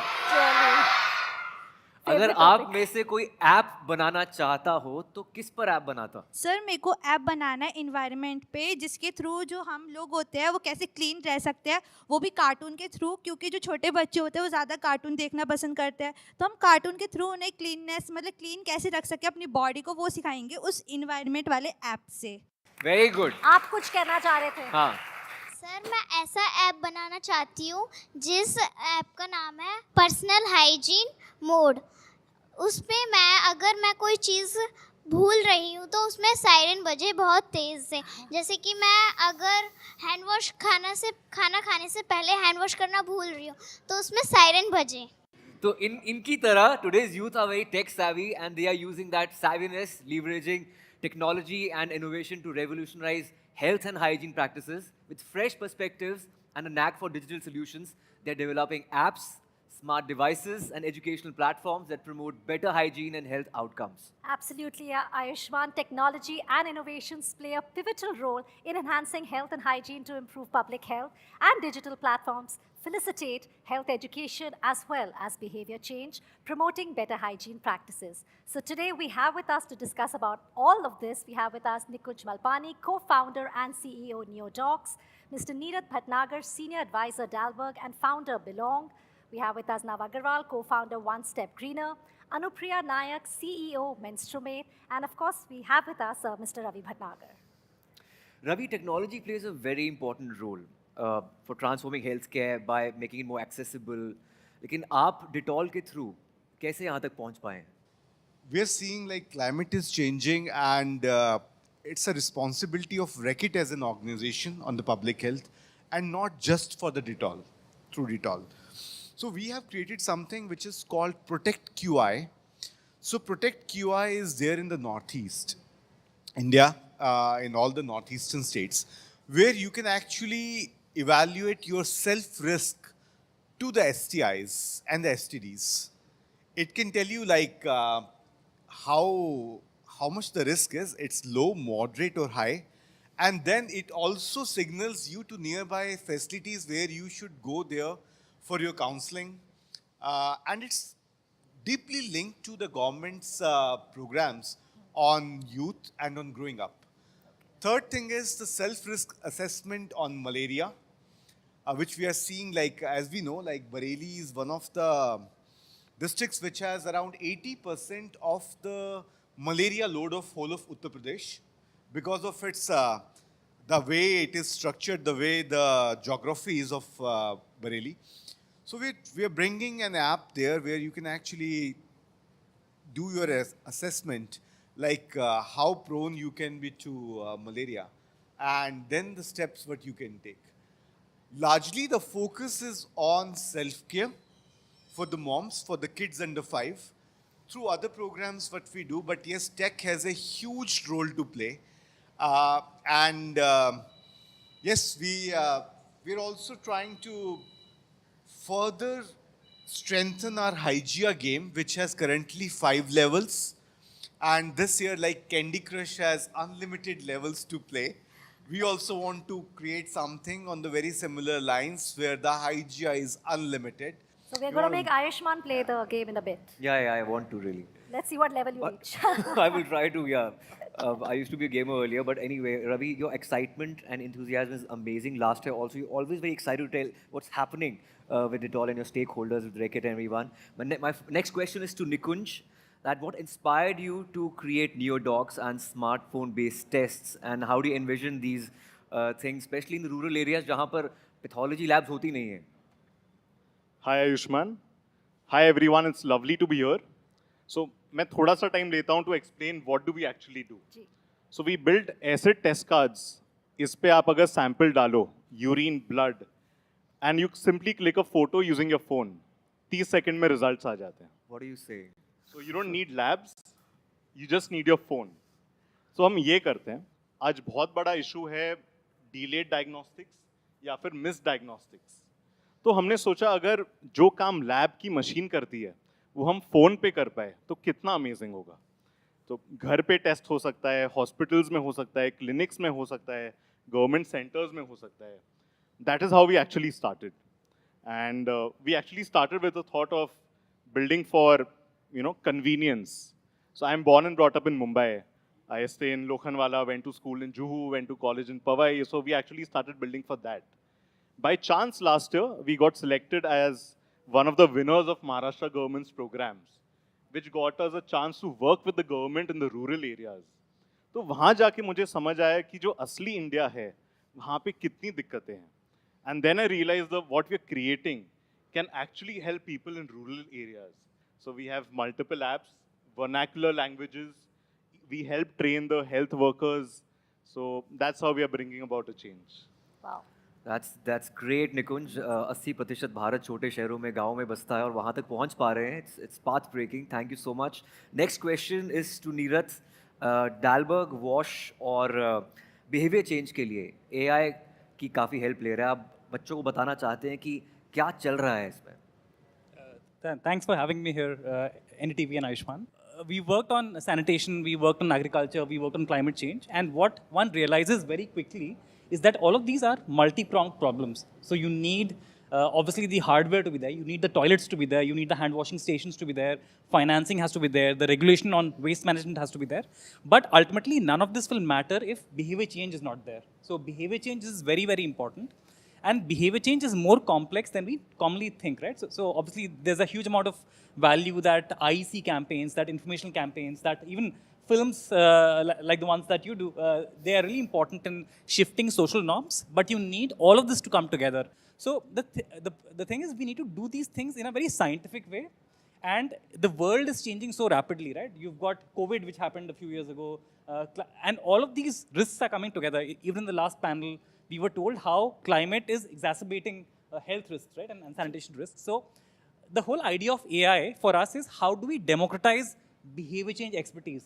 India has so many different government entities, it has so many different NGOs, it has so many different organizations, and we partner very closely with Reckitt and with Plan. So the question is, AI को लेके, जैसे कि अभी बच्चे जो बोल रहे थे कि उनके पास जो ऐप है, इसमें बहुत सारी फंक्शनैलिटी है, so how can we harness AI to really spread to make 1 million people experts in behavior change, right? Without that, without this democratization, I don't think it'll actually move forward, and that's what led us to creating this platform called ABCD, the Atlas of Behavior Change and Development.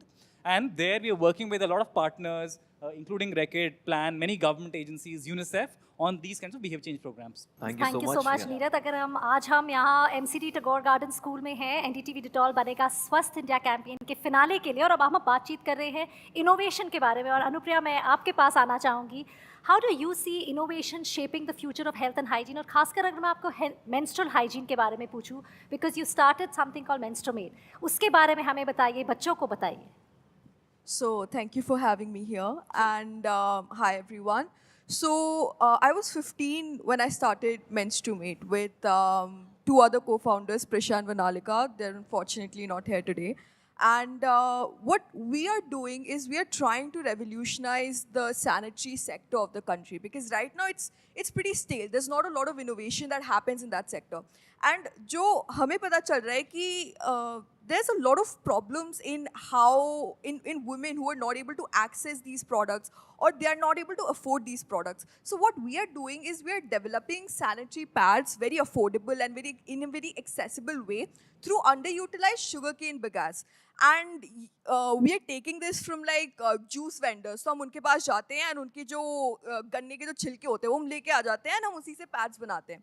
And because our raw material acquisition cost is so low, we are able to retail at a very low cost as well. There's not a lot of communication between mothers and daughters.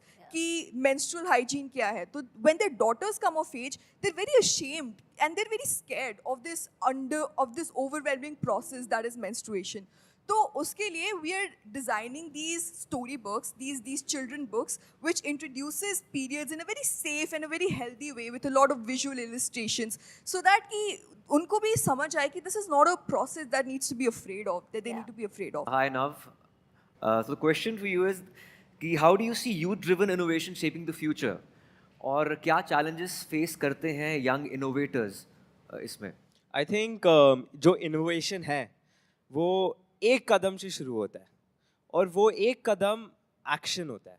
जो मेरा संस्था है जिसका नाम one step greener या एक कदम हरियाली है, उसमें जब हमने शुरू किया था, मैं 11 साल का था, मेरा भाई 14 साल का था, और हमारे दिमाग में ये नहीं था कि एक दिन मैं 17 साल का हूँगा और मैं इतने लोग के सामने बात करूँगा.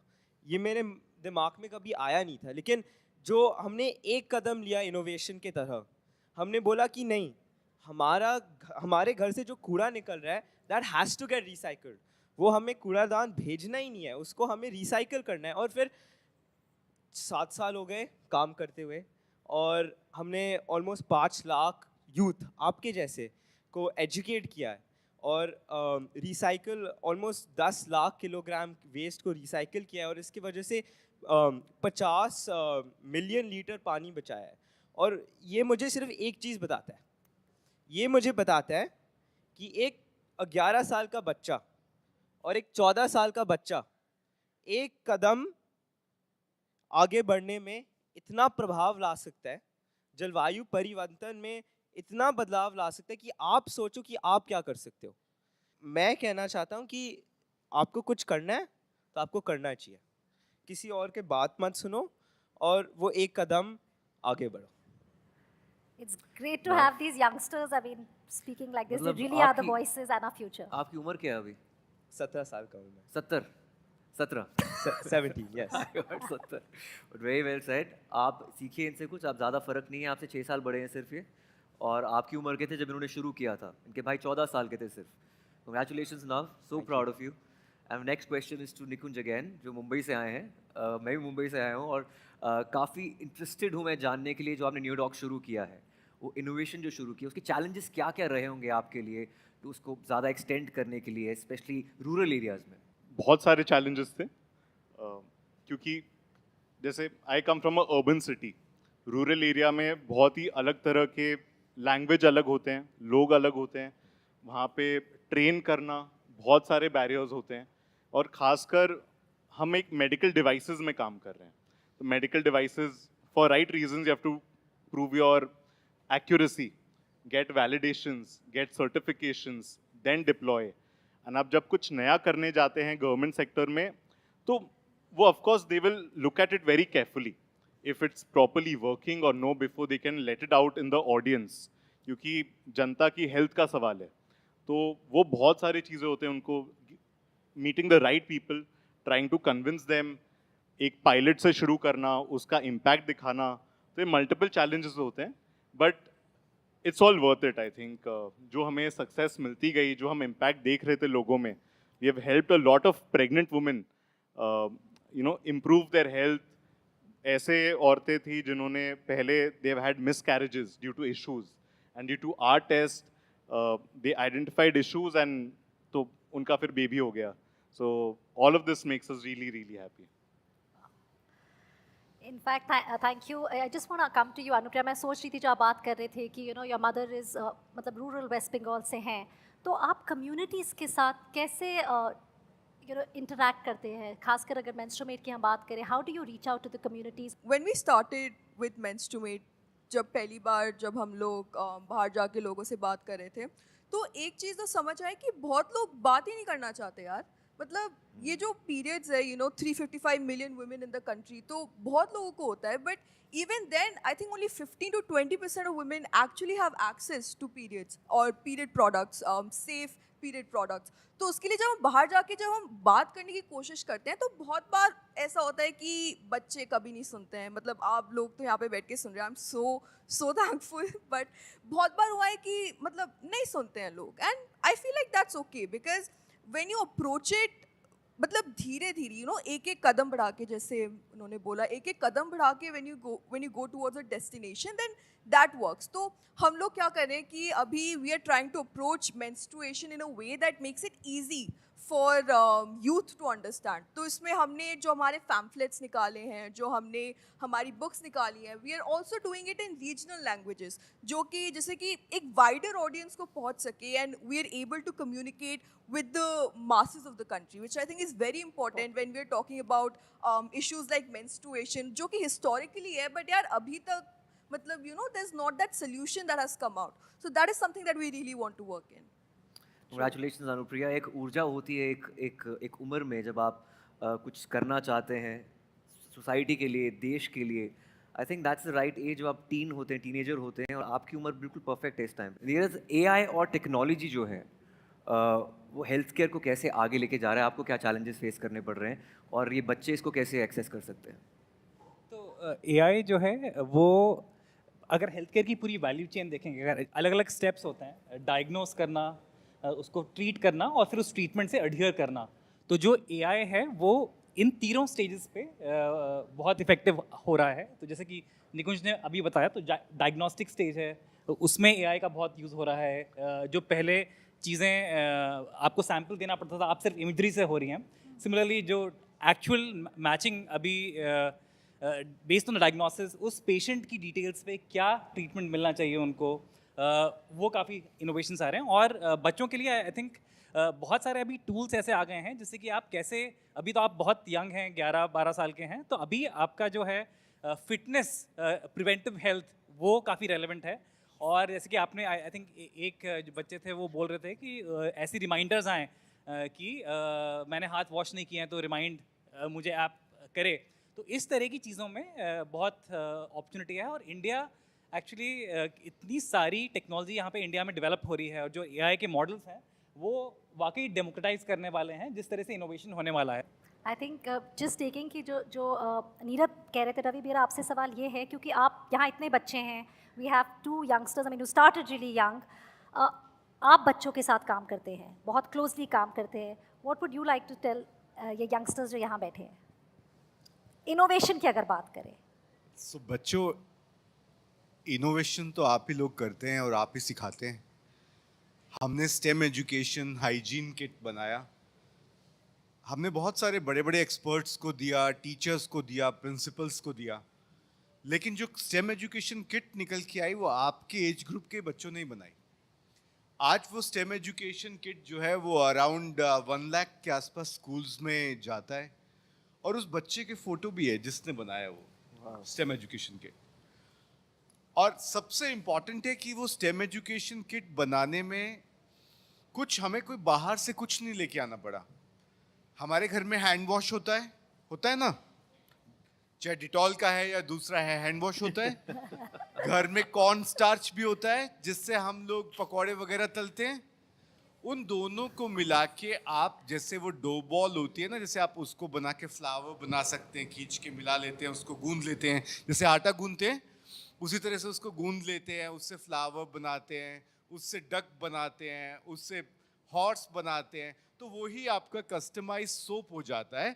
और आप उसको फिर जो है आप अपने वॉशरूम में जाके खुद यूज़ कर सकते हैं, जो कि चाइल्ड फ्रेंडली, चाइल्ड सेफ भी है, और उसमें सब सारे इंग्रेडिएंट्स ऐसे हैं जो कि बिल्कुल सेफ है। सोप जो अलग अलग डिज़ाइन में है, ये मिलेनियल्स के टाइम पे क्यों नहीं थे, मैं जानना चाहता हूँ रवि। ये इनको जेन अल्फा जो है बहुत इसका फ़ायदा उठा रही है। आप क्या शेप्स बनाते हैं? कुछ भी। आई थिंक मैं भी जेन अल्फा की तरह बहुत ज़्यादा ऑब्सेस्ड हूँ डायनासोर से। हाँ, ओके, तो अब आपको सही जगह लेके आए। या एब्सोल्युटली। बच्चे ही हमारा फ्यूचर है, और हम बात कर रहे हैं कि how today's youth are at the forefront of climate action and technological innovation, driving significant change towards sustainable future.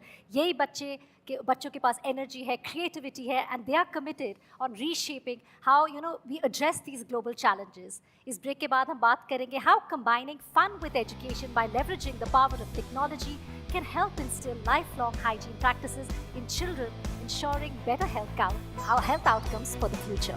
So do stay tuned.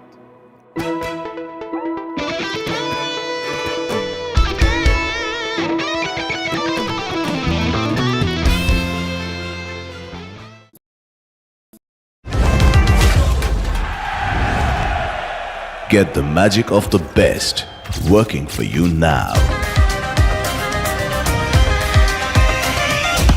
Link your payment cards once, collect rewards forever.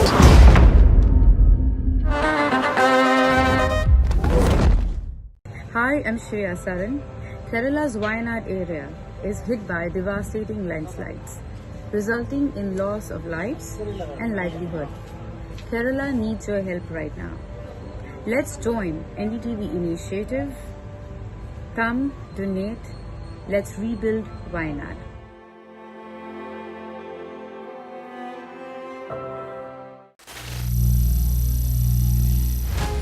Some people say the metaverse will only be virtual. One day this lecture hall will be made of code, and driverless cars would be trapped in intersections.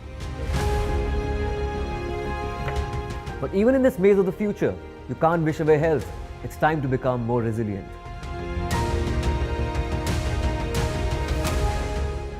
10 years of Banega Swasth India, we have grown and achieved so many milestones.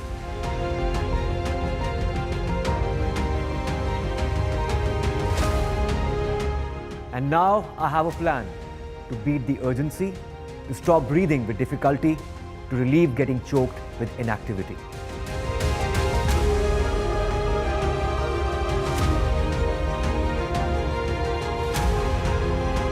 Energize our government, our environment, our society, and ourselves. Everyone, everywhere, every day.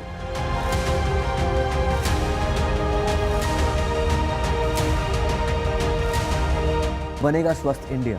One world hygiene. Stay informed and entertained with the new and updated NDTV News app. You can watch all our channels live, listen to podcasts, read breaking and exclusive news from around the world and more. Download the NDTV app today and get access to the best journalism and storytelling on your smartphone or tablet. The NDTV app. News that matters to you. Landslide devastation in Kerala's Wayanad. Join NDTV's initiative. Donate for Kerala.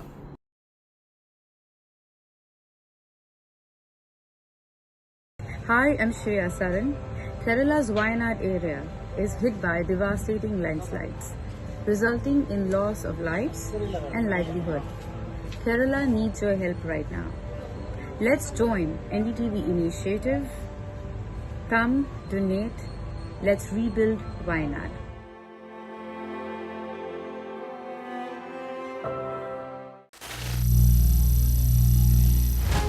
Some people say the metaverse will only be virtual. One day this lecture hall will be made of code, and driverless cars would be trapped in intersections. But even in this maze of the future, you can't wish away health. It's time to become more resilient.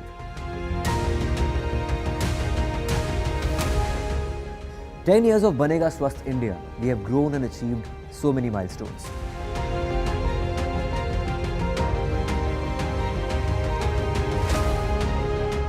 And now I have a plan to beat the urgency, to stop breathing with difficulty, to relieve getting choked with inactivity.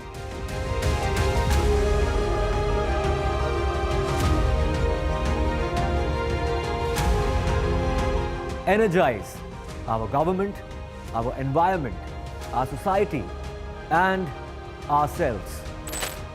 Everyone, everywhere, every day.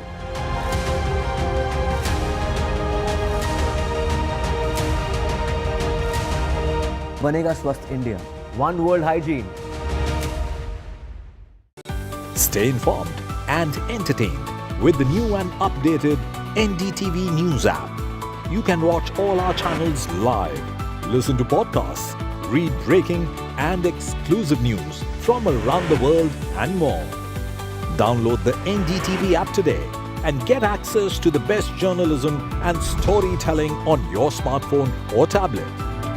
The NDTV app. News that matters to you.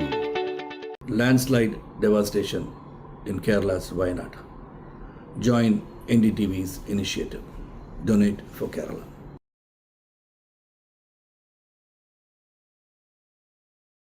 Hi, I'm Shreya Saran.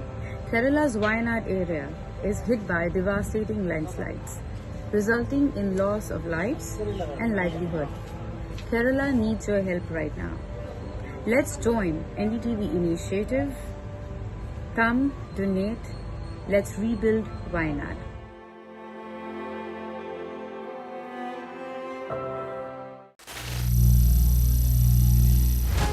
Some people say the metaverse will only be virtual. One day this lecture hall will be made of code, and driverless cars would be trapped in intersections. But even in this maze of the future, you can't wish away health. It's time to become more resilient.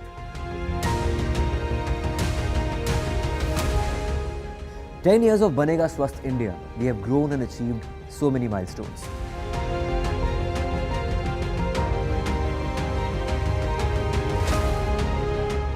And now I have a plan to beat the urgency, to stop breathing with difficulty, to relieve getting choked with inactivity.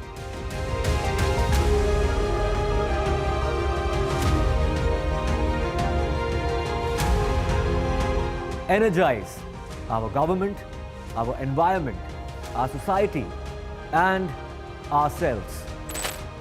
Everyone, everywhere, every day.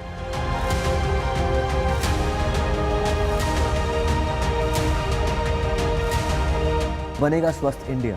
One world hygiene. Stay informed and entertained with the new and updated NDTV News app. You can watch all our channels live, listen to podcasts, read breaking and exclusive news from around the world and more. Download the NDTV app today and get access to the best journalism and storytelling on your smartphone or tablet. The NDTV app. News that matters to you. Landslide devastation in Kerala's Wayanad. Join NDTV's initiative. Donate for Kerala.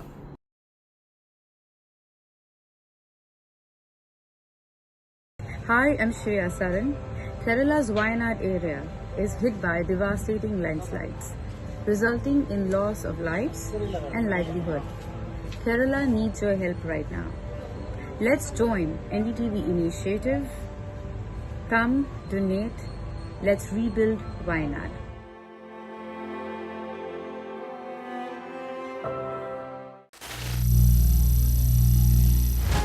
Some people say the metaverse will only be virtual.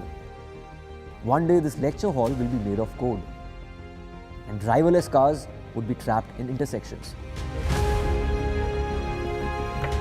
But even in this maze of the future, you can't wish away health. It's time to become more resilient.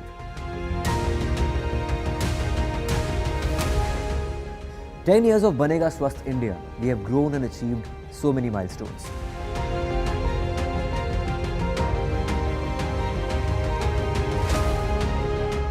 And now I have a plan to beat the urgency, to stop breathing with difficulty, to relieve getting choked with inactivity.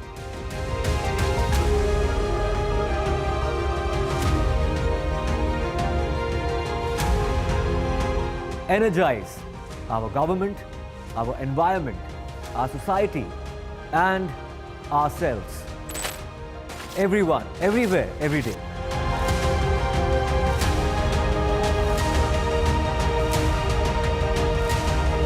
Banega Swasth India. One World Hygiene. Stay informed and entertained with the new and updated NDTV News app. You can watch all our channels live, listen to podcasts, read breaking and exclusive news from around the world and more. Download the NDTV app today and get access to the best journalism and storytelling on your smartphone or tablet. The NDTV app. News that matters to you. Landslide devastation in Kerala's Wayanad. Join NDTV's initiative. Donate for Kerala.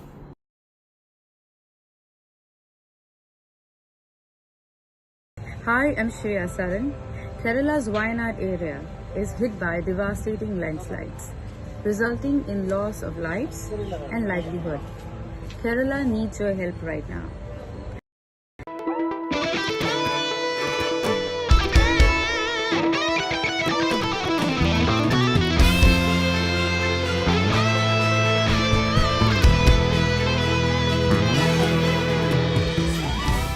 So we showed you at the start of the show that learning about hygiene can be fun.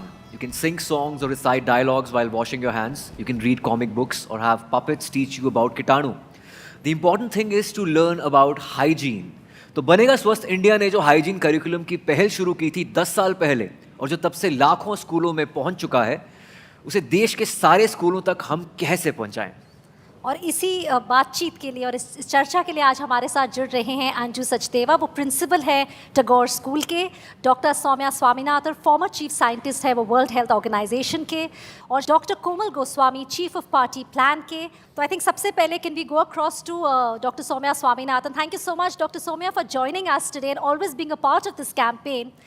The first thing, we've been talking about climate change, and as climate change continues to affect various aspects of our environment and health, what are the specific impacts that we are seeing on children globally? And Dr. Soumya, I'm asking you this क्योंकि आज हमारे साथ यहाँ बहुत सारे बच्चे बैठे हैं, तो हम इसको, इन impacts को कैसे mitigate कर सकते हैं? Thank you very much for this show and this question, and for shining a spotlight on the impact of climate change, which is often invisible to most people. We do see from time to time the natural disasters which are occurring with increasing frequency, but there are also slow onset changes which are less dramatic and less visible, but yet have a big influence on people's lives. So the impact on children globally is huge. And what is worrying is because they are the actually future generation who are going to face all of the impacts of all the changes, the anthropogenic effects that human beings have inflicted on this environment, and which has resulted in the acceleration of global warming. And that in turn has had multiple cascading effects.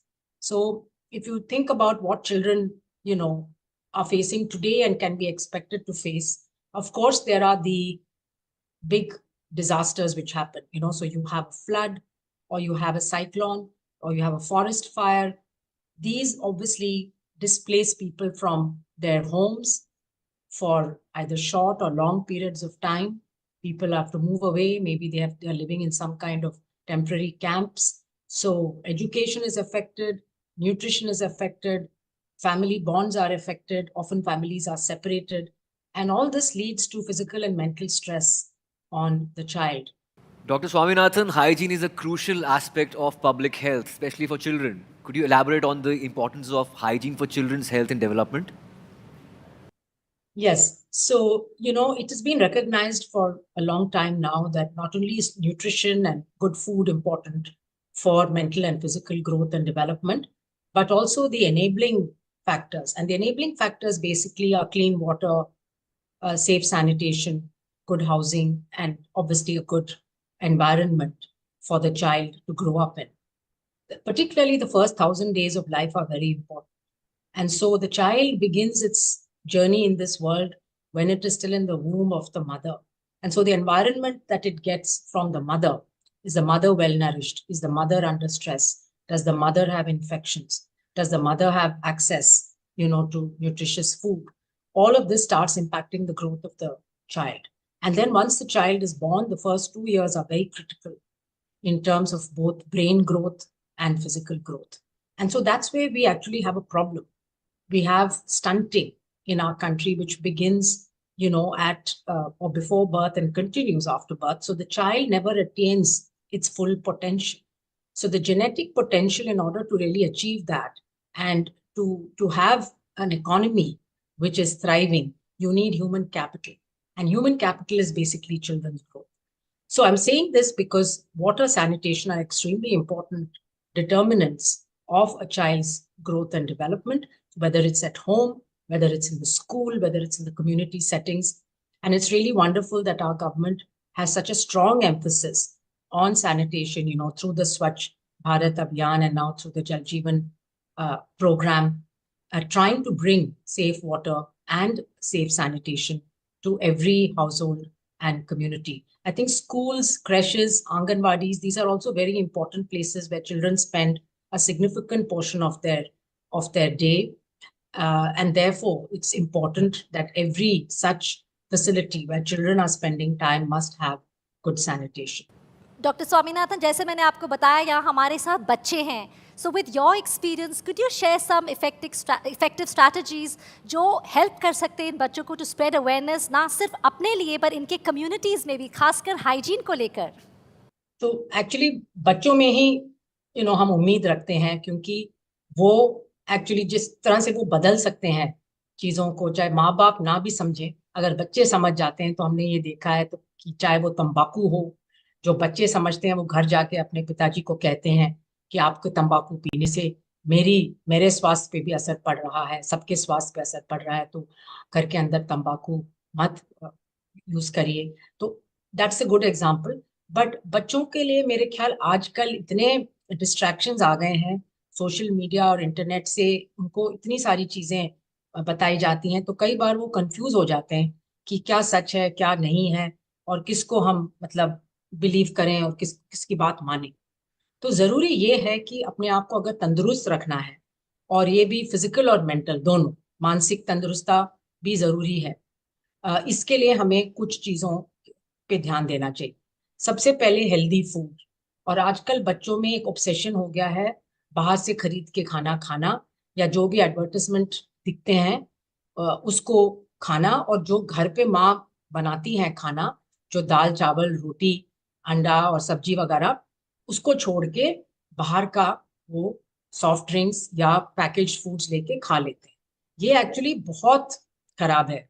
हमारे स्वास्थ्य के लिए, और आगे जाके diabetes, blood pressure वगैरह होने की बहुत संभावना ज़्यादा है। आजकल ये भी देखा जा रहा है कि बच्चों में भी बीपी और शुगर की जो बीमारियां हैं वो बढ़ती जा रही हैं। तो सबसे पहले तो अपने खाने पे आप ज़रूर अटेंशन दीजिए, और तंदुरुस्त खाना जो फ्रेश हो, जो लोकल हो और जो घर पे बनाया, उसको ज़्यादातर खाइए। कभी ना कभी बाहर से आप लेके खा सकते हैं, बट रोज रोज उसकी आदत मत बनाइए, बहुत जरूरी। दूसरा, फिजिकल एक्टिविटी, एक्सरसाइज। वैसे तो बच्चे खेलते कूदते ही हैं, बट आजकल ज्यादा टाइम स्क्रीन पे स्पेंड कर रहे हैं, तो जरूर 1-2 घंटे बाहर एक्सरसाइज में आपका जैसे भी जो भी पसंद हो, चाहे आप जॉगिंग करें या साइकिल करें या बास्केटबॉल खेलें या आप तैरने जाएं, जो पसंद है, बट वो एक्सरसाइज बहुत जरूरी है। उसके बिना जो है मोटापन हो जाता है, और मोटेपन से काफी बीमारियां। और तीसरा, अपने आसपास अपने एनवायरनमेंट का ख्याल रखना। आजकल डेंगू बीमारी बढ़ रही है, जैसे बारिश होती है वैसे डेंगू की बीमारी। क्यों? क्योंकि हमारे शहरों में पानी इतना इकट्ठा हो जाता है हर जगह कि मच्छरें अच्छी तरह से वहां पे ब्रीड कर लेती हैं। आप अपने घर में अगर जाके अपने गली में, अपने रोड में, अपने घर के अंदर, ऊपर, बाहर, नीचे देखें कि कहाँ कहाँ पानी, स्टैग्नेंट वाटर है, और उसको अगर हम हटा दें और अगर सब लोग करें इसको, तो वो डेंगू का जो मच्छर है वो नहीं सरवाइव कर पाएगा। वो डेंगू की हटा सकते हैं। ये ऐसे ही मैं नहीं बोल रही हूँ, करके दिखाया है कुछ शहरों ने, कुछ गांव ने। तो इसके लिए एक कम्युनिटी मूवमेंट चाहिए, और बच्चे अगर ऐसा मूवमेंट चलाएं अपने स्कूल में भी और घर में भी, तो हम लोग डेंगू से और जो मच्छर से बीमारियां फैलती हैं उससे बच सकते हैं। Thank you doctor Swaminathan. अब हम चलते हैं हमारे यहाँ टैगोर स्कूल की प्रिंसिपल मैम की तरफ। Ma'am, welcome to the show. So much Ayushmann. तो अंजू जी, मैं आपसे पूछना चाहता हूँ, आप कैसे अमल करते हैं ये करिकुलम में अबाउट हाइजीन एंड हेल्थ के बारे में? एक्चुअली हमारे पास जो बच्चे आते हैं, दे कम एट वेरी टेंडर एज, 3+ से लेकर अराउंड 10 ईयर्स तक के बच्चे हमारे पास होते हैं। एंड ये हमारी ड्यूटी बन जाती है। And they come from not very well families. They are underprivileged. Their parents are not very well educated. 99.9% they are illiterate. So this is my responsibility that along with the curriculum, hygiene को भी और बाकी जो भी social issues हैं, not only hygiene, say no to single-use plastic. We work on many things. These all things are included in our curriculum. और इन्हें इस एज में ही सिखाया जाता है कि कैसे अपने इवन वॉशरूम कैसे यूज़ करना है, वो भी हमें करना पड़ता है for the nursery students, because they are too young to use the flush. मैं इसे अपना ड्यूटी समझती हूँ, बिकॉज दे आर एम्बेसडर्स जो जाकर अपने फैमिलीज़ में ये हमारा जो भी हमारा एक मैसेज है अपने पेरेंट्स को देते हैं, अपने बड़े भाई बहनों को देते हैं। तो इसलिए हमारी रिस्पॉन्सिबिलिटी बहुत बढ़ जाती है, और करिकुलम में इंक्लूड किया गया है बिकॉज एक तो सब कुछ इन्हें प्रोवाइड किया गया है in the washrooms. The hand wash are there, then towels are there, then that drying machine is there, hand dryer is there, ताकि जो ये सीख कर जाएँ इस मैसेज को अपने घर तक लेके जाए। और ये जो हाइजीन लेकर हम चल रहे हैं, हाइजीन प्रोजेक्ट दैट बनेगा स्वस्थ India, because hygiene is the practice. और मुझे लगता है ये हैबिट इनके लिए, इनकी हैबिट बन जाना is very necessary. And thank you. जब आप इस चीज़ को ब्रांड करेंगे, आप इस चीज़ को मैसेज बच्चों को देंगे, तो दे आर डेफिनेटली ये मैसेज इनके घर तक पहुंचेगा और हाइजीन इनकी हैबिट में आ जाएगा। It will be there in their practice. सबसे अच्छी खुशी की बात यह है कि पैनल में सिर्फ महिलाएं हैं और रिप्रेजेंटेशन बहुत अच्छी जा रही है यहाँ पर। इनफैक्ट ऑडियंस में भी जितने स्टूडेंट्स हैं, ज़्यादा लड़कियाँ हैं। तो देखकर मुझे बहुत अच्छा लग रहा है। मैं एक ऑल बॉय स्कूल से हूँ, तो मुझे और अच्छा लग रहा है। I have more than 540 girls in my school. बच्चे जो यहाँ पे सीखते हैं वो अपने घर ले जाते हैं, अपने communities, because that is very important. वो लिंक बहुत ज़रूरी है। और पिछले 10 सालों से जो हमारा डिटॉल बनेगा स्वस्थ इंडिया कैंपेन है, पहल यही रही है कि हम बच्चों को भी स्टार्ट देम यंग। तो अब करिकुलम की बात मैं आयुष्मान कोमल से इनफैक्ट पूछना चाहती हूँ। अंजू जी, आप करिकुलम की जो बात कर रहे हैं, इस वर्ल्ड पे आजकल इतनी social media, as a mother I face it, social media है, बच्चे रील्स देखते हैं या टीवी है, सो मच डिस्ट्रैक्शन। आप करिकुलम को कैसे इंगेज रखते कि बच्चे उसमें इंगेज रहे? How do you make it interesting बच्चों के लिए? Thank you Ambika, a very interesting question. Because we started 10 years back. वो बच्चा जो कि 10 साल पहले हाइजीन करिकुलम पढ़ चुका है, वो आज kind of graduate हो चुका है. You know, that बच्चा is now not a बच्चा anymore. He's become, or he or she has become into an adolescent. तो वो जो मैसेज है जो हम 10 साल से बच्चों में इंस्टिल करना चाहते हैं, वो आज बच्चे बाहर लेके जा रहे हैं. वो बच्चे जो कि आप सोशल मीडिया चलाना जानते हैं, क्योंकि सोशल मीडिया पहले नहीं था, पहले वो करिकुलम था और करिकुलम ही सब कुछ था. हम उस एरा से हैं, मैं, आयुष्मान, आप और मैम, जो बुक्स पे, मतलब बुक्स हमारे लिए सब कुछ होती थी. अब धीरे धीरे इंटरनेट आ गया है, करिकुलम ने उस हिसाब से इवॉल्व किया है. आज हम यहाँ पे, हम कुछ दिन पहले से भी बात कर रहे थे, हमने गेम्स बनाए हैं, हमने वो मैसेजेस बनाए हैं. एंड करिकुलम सिर्फ एक करिकुलम नहीं रह गया है, उसकी डिजिटाइजेशन, हमने वो फिज़िकल एक हाइजीन प्ले पार्क बनाया है जो कि आरागोंडा में है, जो कि गोरखपुर में है. अभी नेक्स्ट हम उत्तराखंड में बनाने वाले हैं.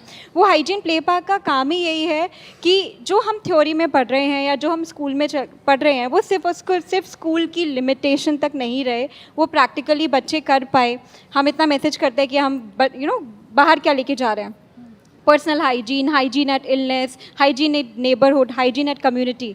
सो I think as the time has evolved, curriculum has also evolved. वो एक बुक पहले वीडियोस बनी, 35 वीडियोस बनी, 35 चैप्टर्स है करिकुलम के, वो 35 वीडियो बने, फिर वो 35 वीडियो एक गेम बना, फिर वो एक गेम, अब हम एक चैटबॉट बनाने वाले हैं. फिर वो चैटबॉट सिर्फ हमारे डिवाइसेस तक नहीं रहा, वो आगे प्ले पार्क की तरह बन के आया. तो आई थिंक इवॉल्व करते जा रहे हैं. और हमारे जो ग्रेजुएटेड स्टूडेंट हैं, मैं उनको बोलूँगी graduated student in hygiene curriculum, वो अपना मैसेज साथ में लेते जा रहे हैं. वो हम एक थ्योरी पे बिलीव करते हैं that if we have touched 1 life, that means we are touching into 3 lives, right? 3x. So I think वो आगे continued है. और वही बच्चे जो I think graduate हो गए हैं, they are the youth ambassadors who are taking this message forward. क्योंकि जो हम बात कर रहे हैं through the beginning, शुरू से जो हम बात कर रहे हैं कि हर चीज़ is connected, whether it's the climate change को health से कैसे हो, पानी नहीं होगा तो हम हाथ कैसे धोएंगे. I think that connect is very important और ये बच्चे जो आगे ये लेके जाएंगे वो बहुत ज़रूरी है. अंजू मैम ने जैसे बोला कि इनके पेरेंट्स जो हैं वो probably 99% illiterate हैं, underprivileged बैकग्राउंड से हैं, तो इनके पास 2 तरीके हैं अवेयर करने के. प्रीवियस जनरेशन को भी अवेयर करना है और आने वाली जनरेशन को भी अवेयर करना है. ज़्यादा रिस्पॉन्सिबिलिटी है इनके पास. दैट्स व्हाई ये सेड कि हमारी रिस्पॉन्सिबिलिटी डबल है, क्योंकि हम और very frequently we organise PTMs. अभी पीछे हमने एक ऑर्गेनाइज किया था meetup with their mothers and elder sisters, जिसमें हमने मेन मेंस्ट्रुएशन हाइजीन पे बात की थी.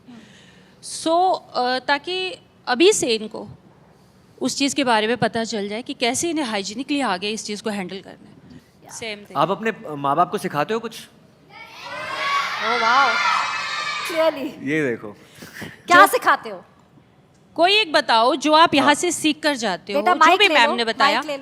तो आप कोई एक चीज़ बी प्रिसाइज कि आपने क्या बताया जाकर. सर, मैं जो भी जैसे स्कूल में मुझे प्रिंसिपल मैम बताती हैं या मेरी मैम किसी चीज़ के बारे में इंफॉर्मेशन देती हैं, तो वो मैं घर पे जाकर अपने पेरेंट्स को और मेरी जो एक छोटी सी बहन है मैं उसे भी बता देती हूँ, चाहे उसे समझ आए ही ना. फिर भी लवली. आपकी छोटी बहन कितने साल की है? Sir 5 years. Very good. I think we should all give her a round of applause क्योंकि वो 5 साल की लड़की के लिए भी she's teaching her younger sister. हाँ, आप क्या बोलना चाहती हैं बताइए. सर, जो मेरे स्कूल में जो प्रिंसिपल मैम चाहे मेरी मैम जो सफाई के बारे में बताती हैं, और मेरे माँ बाप जैसे कोई लोग होते हैं ना, खाना बनाते हैं, आटा गूंथते हैं, तो वो लोग गंदे हाथ से ही गूंथते हैं, वो लोग मैम हमें वो लोग सिखाती हैं, वो हम अपने पेरेंट्स को जाके बताते हैं कि मम्मी ऐसे करो, और वो क्या कहते हैं सफाई के, मम्मी हैंड वॉश करके ही आटा गूंथा करो और सब्जी हैंड वॉश काट के ही करा करो मैम मम्मी, और हम लोग को खाना भी हैंड वॉश करके ही दिया करो. मम्मा गुस्सा तो नहीं करती? मम्मा सुनती है, मैं भी वही पूछने वाली थी. गुस्सा तो नहीं करती ना मम्मी कि क्यों टोक रहे हो? Good, very good. Hello ma'am. Hello sir, मेरा नाम आस्था पवार है. तो जो चीज़ें हमें स्कूल में बताई जाती है, water saving, energy saving, waste management और इन्वायरमेंट के बारे में जो बताया जाता है, वो हम अपने घर में जाके बताते हैं कि एनर्जी सेविंग करनी है, और जो सोलर पैनल है उनका यूज़ करना है. जो वाटर टैप है, तो हमारे स्कूल में पुश वाले वाटर लगे हैं, जिनसे मतलब जो वाटर है वो वेस्ट नहीं होता है, मतलब उसकी सेविंग होती है ना. आज तक ऐसा होता है बच्चे ना कई बार ना नल खुला करके छोड़ जाते थे, वो पानी गिरता रहता था, तो उससे मतलब अब जो पुश वाले नल हैं उससे तब वाटर सेविंग होती है। और जो वेस्ट मैनेजमेंट था हमारे स्कूल में, तो बच्चे कैसे होते हैं कि सारा कूड़ा इकट्ठा एक साथ रख देते थे, जिसे जानवर बंदर वगैरह आते थे तो उस प्लास्टिक को भी खा जाते थे। तो हमारे स्कूल में होता है कि जो गीला कूड़ा है उसे अलग रखा जाता है, सूखा कूड़ा अलग रखा जाता है, और जो प्लास्टिक होती है वो इको ब्रिक बनाई जाती है, जिसे हम अपने घर में भी करते हैं और अपने मम्मी पापा तक को बताते हैं, और वो ये चीज़ें करते हैं और अपने आसपास वालों को भी बताते हैं। Thank you sir. Big round of applause for all the children. Komal, मैं रिक्वेस्ट करूंगी, रवि हमें बता रहे थे हाइजिया गेम के बारे, कॉमिक्स के थ्रू हम बच्चों को सिखाते हैं, जैसे उन्होंने कहा हम इंटरेस्टिंग एप्स बनाना चाहते हैं, तो थोड़ा सा हम टेस्ट कर लेते हैं आयुष्मान की gaming. He said he's a gamer. So I used to be, not anymore. Okay, so she's going to test you on the Hygiene Ayushman, game. this is a very simple game though, but very interesting. तो हमने ये last year I think हमने बनाया था Hygiene, and इसमें so we'll start playing. Resume. So if you can see, ये एक scenario है, यहाँ पे बच्चा है जो कि, और सारे के सारे जर्म्स इसके पास आ रहे हैं, इसको अटैक आपने मारा। So this is level 1, very simple बच्चों के लिए। इससे आप बच्चे को इधर उधर कर सकते हैं। You can move the kid in the direction that you want, and ये this is the Dettol shield. So if the germ will come closer, just click on this, yes, and yes. So as the level will increase, the speed of germs is going to increase, and you can move the kid. Yes. And that's how exactly that's the challenge. Oh yeah, that's cool. Yeah, and there are various levels. So this is the bomb. You have to, oh no, you have to Destroy the bomb. Destroy the bomb. Of course. come at this side. Yeah, so this is the power up. You I did think that. आप show continue करो, मैं ये खेलता हूँ। Just before we wrap, Anju ji जाते जाते अगर हमें बता सके, क्या आपने बिहेवियर में आयुष्मान जो we've all seen post COVID, क्या आपने वो चेंज देखा है?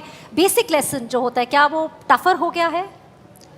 It's very surprising. मैं अभी बैठे यही सोच रही थी कि 10 साल पहले तक हमें वो स्वच्छता, हाइजीन वर्ड हम लोग नहीं यूज़ करते थे। We seldom use that word.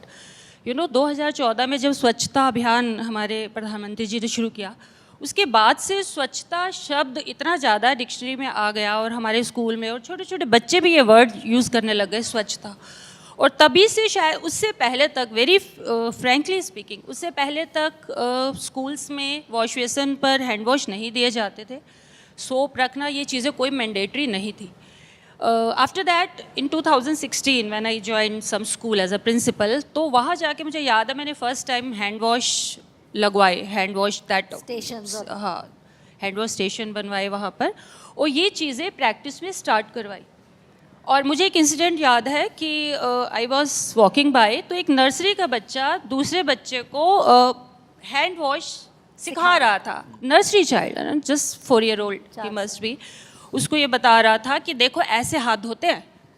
तो मुझे वही लगा कि this is what we call behaviour change, और यही चेंज हम चाहते हैं। Hand wash is in their habit.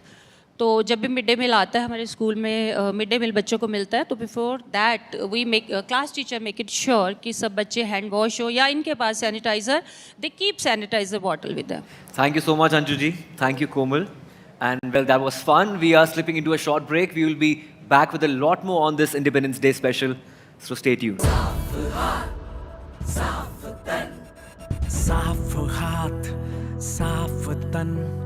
साफ तन तो साफ मन, साफ है जो तन जो मन, बढ़ता जाएगा वतन।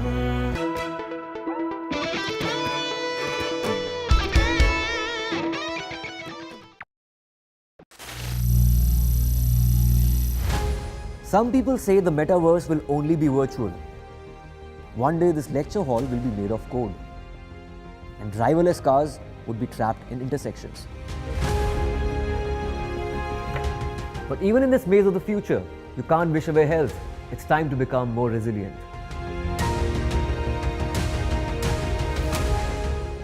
10 years of Banega Swasth India, we have grown and achieved so many milestones.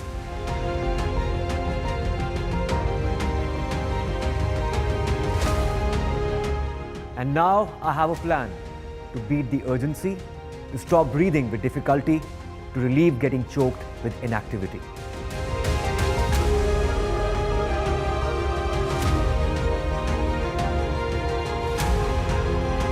Energize our government, our environment, our society, and ourselves. Everyone, everywhere, every day.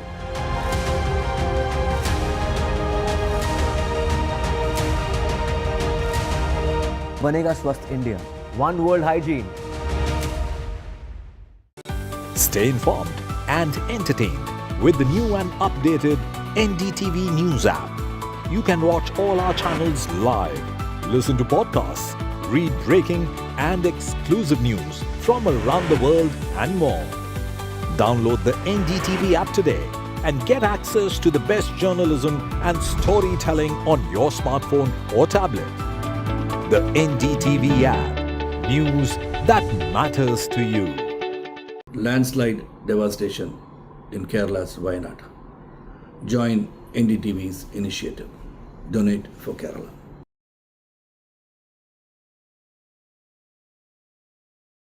Hi, I'm Shreya Saran. Kerala's Wayanad area is hit by devastating landslides, resulting in loss of lives and livelihood. Kerala needs your help right now. Let's join NDTV initiative. Come, donate, let's rebuild Wayanad.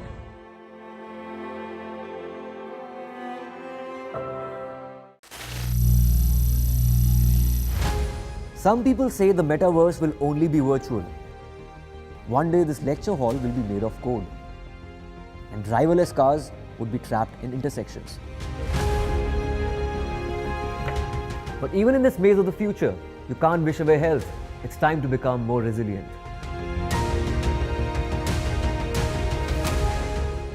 10 years of Banega Swasth India, we have grown and achieved so many milestones.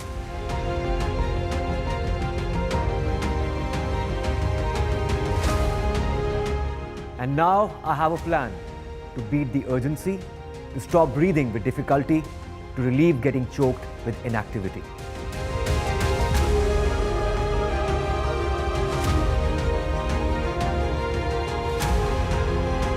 Energize our government, our environment, our society, and ourselves.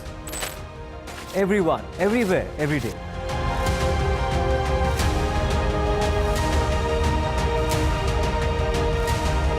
Banega Swasth India. One World Hygiene. Stay informed and entertained with the new and updated NDTV News app. You can watch all our channels live, listen to podcasts, read breaking and exclusive news from around the world and more.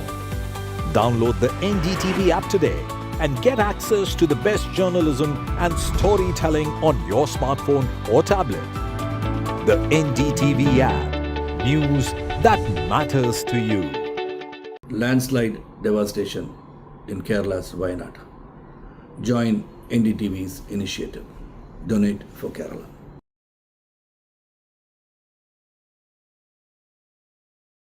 Hi, I'm Shreya Saran. Kerala's Wayanad area is hit by devastating landslides, resulting in loss of lives and livelihood. Kerala needs your help right now. Let's join NDTV initiative.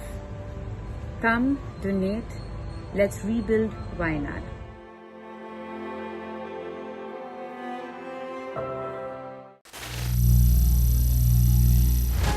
Some people say the metaverse will only be virtual. One day this lecture hall will be made of code, and driverless cars would be trapped in intersections.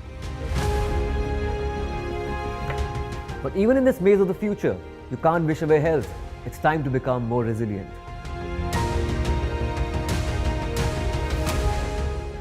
"10 years of Banega Swasth India, we have grown and achieved so many milestones.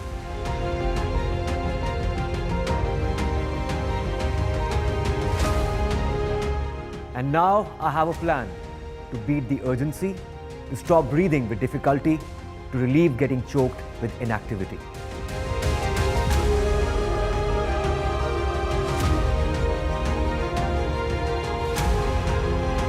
Energize our government, our environment, our society, and ourselves. Everyone, everywhere, every day.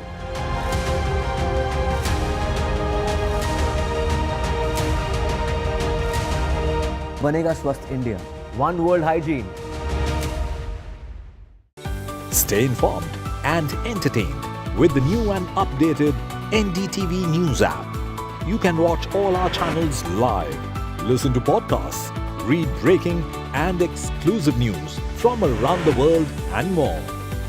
Download the NDTV app today and get access to the best journalism and storytelling on your smartphone or tablet. The NDTV app. News that matters to you. Landslide devastation in Kerala's Wayanad. Join NDTV's initiative. Donate for Kerala.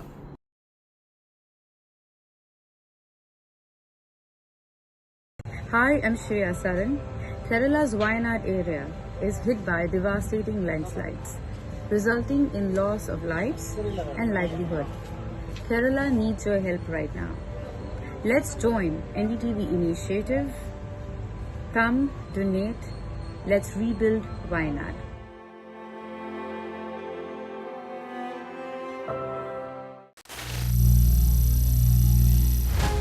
Some people say the metaverse will only be virtual. One day this lecture hall will be made of code, and driverless cars would be trapped in intersections. But even in this maze of the future, you can't wish away health. It's time to become more resilient.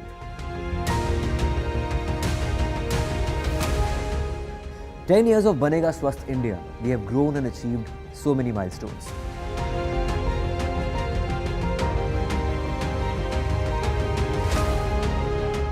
And now I have a plan to beat the urgency, to stop breathing with difficulty, to relieve getting choked with inactivity.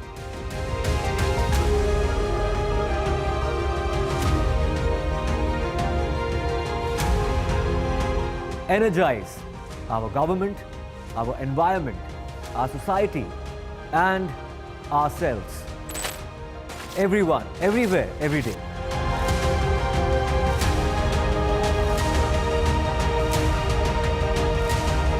Banega Swasth India. One World Hygiene. Stay informed and entertained with the new and updated NDTV News app. You can watch all our channels live, listen to podcasts, read breaking and exclusive news from around the world and more. Download the NDTV app today and get access to the best journalism and storytelling on your smartphone or tablet. The NDTV app. News that matters to you. Landslide devastation in Kerala's Wayanad. Join NDTV's initiative. Donate for Kerala.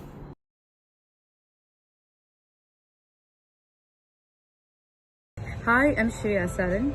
Kerala's Wayanad area is hit by devastating landslides, resulting in loss of lives and livelihood.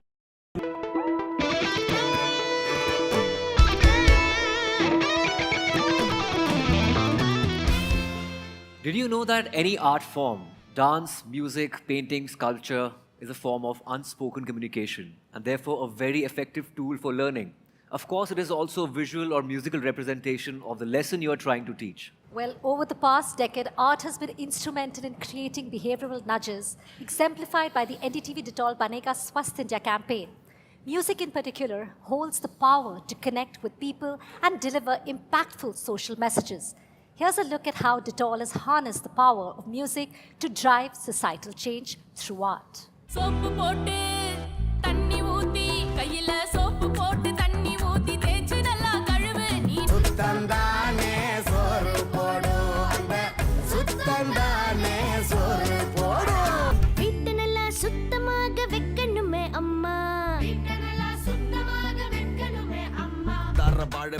தமிழ்நாடுங்க அத நலமா வாழ்வதற்கு வழி செய்யுங்க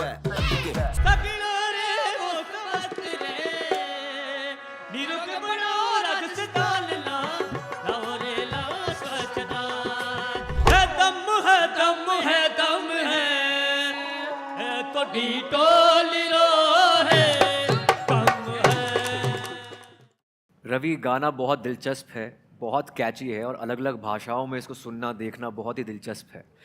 तो ये जो आप grass root level तक पहुँचे हैं अलग अलग भाषाओं के ज़रिए, ये क्या इफेक्टिव तरीका रहा है वहाँ तक पहुँचने का? मुझे लगता है गाना हर जगह पे है, अलग अलग फॉर्म्स में, अलग अलग फॉर्मेट्स में है, अलग अलग आर्टिस्ट हैं। कोई बहुत पॉपुलर है, कोई बॉलीवुड चार्ट्स पे नंबर 1 है, कोई रीजनल चार्ट्स पे नंबर 1 है। तो हमें लगा क्यों नहीं हम कल्चरली अडेप्टिव सॉन्ग्स कंपाइल करें। और ये सारी मेरी ये जो शुरुआत है ये हुआ, मैं राजस्थान में बाड़मेर में अपनी मोटर बाइक पे टूर कर रहा था। वाह। तो मुझे रईस खान जी मिले एक छोटे से गांव में असली रोटी बाड़मेर तो के। आप हैं। और वो सब लोग प्रैक्टिस कर रहे थे। तो गर्मियों के दिन थे, मई जून के। मैंने पानी बोला कि मुझे पानी वानी पीना है। पहले बोलते बैठिए। उन्होंने बताया मैं रईस खान हूँ। मैंने कहा बहुत अच्छी बात है। उन्होंने अपने टूर्स मुझे दिखाए, कह रहे देखिए मैं गाना भी गाता हूँ। वो ना एक माउथ ऑर्गन होता है इंस्ट्रूमेंट, वो सब लोग बजा रहे थे। तो मैंने कहा कि अच्छा आप कहाँ पे गाते हैं? बोलते मैंने स्वीडन में गाया है, मैंने नॉर्वे में भी गाया है, मैंने काइट फेस्टिवल में भी गाया है, मैंने ढोलावेरा में भी गाया है। तो मैंने कहा तो अच्छा आप यहाँ पे ही रहते हैं? बोलते हाँ। तो मैंने कहा कि मैं गाना सुन सकता हूँ? तो उन्होंने फिर स्पॉटिफाई पे मुझे अपने गाने सुनाए। वाह। तो मैंने वो गाने सुने फर्स्ट टाइम, और उसके बाद में मैं 3 मंथ्स में उनको डिटॉल बनेगा स्वस्थ इंडिया प्रोग्राम पे फॉर्मली लेके आया।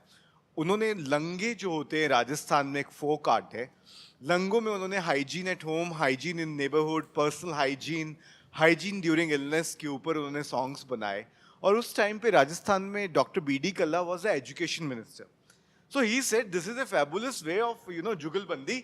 तो ये सारे सॉन्ग सारे स्कूल्स में होने चाहिए, आदर्श विद्यालय में, उत्कर्ष विद्यालय में, गवर्नमेंट एडेड स्कूल्स में, प्राइम मिनिस्टर स्कूल्स में, सब जगह पे। तो हमने वो सॉन्ग्स पहले लॉन्च किए और उसका इतना मैसिव रिस्पॉन्स आया बच्चों से। और जब मैं स्पॉटिफाई पे भी जब वो गाने सुनता हूँ अभी भी मुझे लगता है और सब कुछ बिल्कुल फ्रेश है। उसके बाद में सेकेंड एक अपॉर्चुनिटी मिला, घूमते घूमते राजस्थान से हम लोग जा रहे थे, वी रीच टू तमिलनाडु। तो वहाँ पे जेम्स वसंतन जो है, he was trying and testing something with the very young kids, out of school kids. तो हमने बोला आप किसी ने मुझे मिलवाया उनसे शाम को, बोला कि आओ इनका प्रोजेक्ट दिखाते हैं आपको। And the kids were actually performing, and most of the kids were out of school kids with the last quintile, super poor. तो मैंने बोला तो फिर अच्छा तो आप सॉन्ग करते, बताया मैं इतना बड़ा डायरेक्टर हूँ वगैरह वगैरह। उन्होंने बोला कि देखो रवि, मैं कमर्शियल करता हूँ और बच्चों को मेंटर करता हूँ और सॉन्ग सिखाता हूँ मैं, ताकि इनका फ्यूचर बन सके। मैंने कहा फिर आपके पास तो पूरे तमिलनाडु के बच्चों का फ्यूचर भी है और पौंडीचेरी के भी, तो will you do 5 songs with me? उन्होंने बोला हाँ, लेकिन एक कंडीशन है, सारे आउट ऑफ स्कूल किड्स रहेंगे उसमें जिनको मैं सिखा रहा हूँ, and they will perform.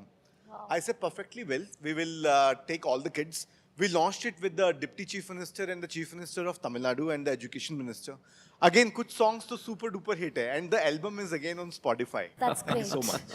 And since we are talking about the crucial role art and music play in behavior change, particularly in health and environmental education for children, joining us is Samar Singh Jodha, founder Red Balloon. He's an artist who's been working on marginalization and conflict issues across Asia, Africa, and Middle East. Thank you so much, Samar, for joining us. Thank you very much. Thank you. So, Samar, I wanted to ask you, Red Balloon, tell us about that. It shows how art empowers children, and you're specifically working with children in the age group of 13 to 23. That age is again very, very crucial. Tell us about the work which you all do. Yeah, so, it's not any rocket science, but the way this entire platform works is it's a mentorship program. So when we talk about leadership, conventional leadership thing is every kid wants to have a certificate after a month or whatever time the child has put in. We are not really talking about that kind of a program. This is going through, basically we use visual arts and performance arts as a tool. So you're not going to master a puppeteer, or you're not going to become a filmmaker, but you use these tools through experts, which we put together, and the narrative actually comes from the kids. So we worked in in some place in Chhatarpur with a community where the challenge was sanitation and addiction. Now, how do you put that across? So they came up with that. We worked with about 20 old kids, and these kids basically, they developed, a song and dance. They developed, some other engagement poster campaign, and we got a puppeteer who basically brought in all the recycled plastic. and they made puppets out of it. They wrote the story with it. And then they went back to the community. They did a door-to-door campaign. And then within the community, they presented something which otherwise, like earlier I was listening to kids, that when you talk to your parents, जो कहते हैं कि यार तुम्हें क्या पता है, तुम तो अभी पैदा हुए हो. But art is something which is a very softer platform, and you know better that how it can engage because it's a non-judgmental space, and it really helps you to open up. And so it didn't end there. These kids actually took this to other schools, and they became their local heroes, and so that's the change maker. That's the leadership we talk about. Yeah, that's the impact, the strong impact. Art is something which is not age specific.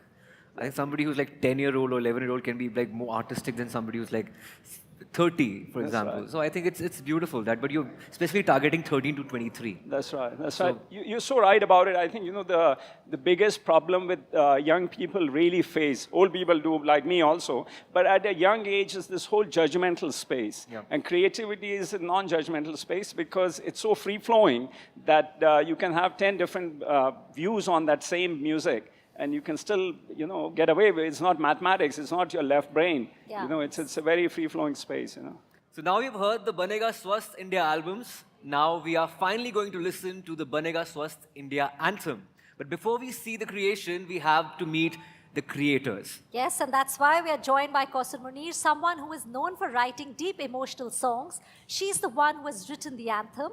Also joining us is Javed Ali, the soulful voice behind this anthem. Kausar, thank you so much for joining us. When you heard the brief, what was it one thing that inspired you to write this? Tell us about that, please. So before the brief, I'd like to talk about the fact that I was very happy to be attached with these two very valuable and prestigious brands, which is NDTV and Dettol, not just for the kind of name that they have, but the work that they do, the values that they stand for.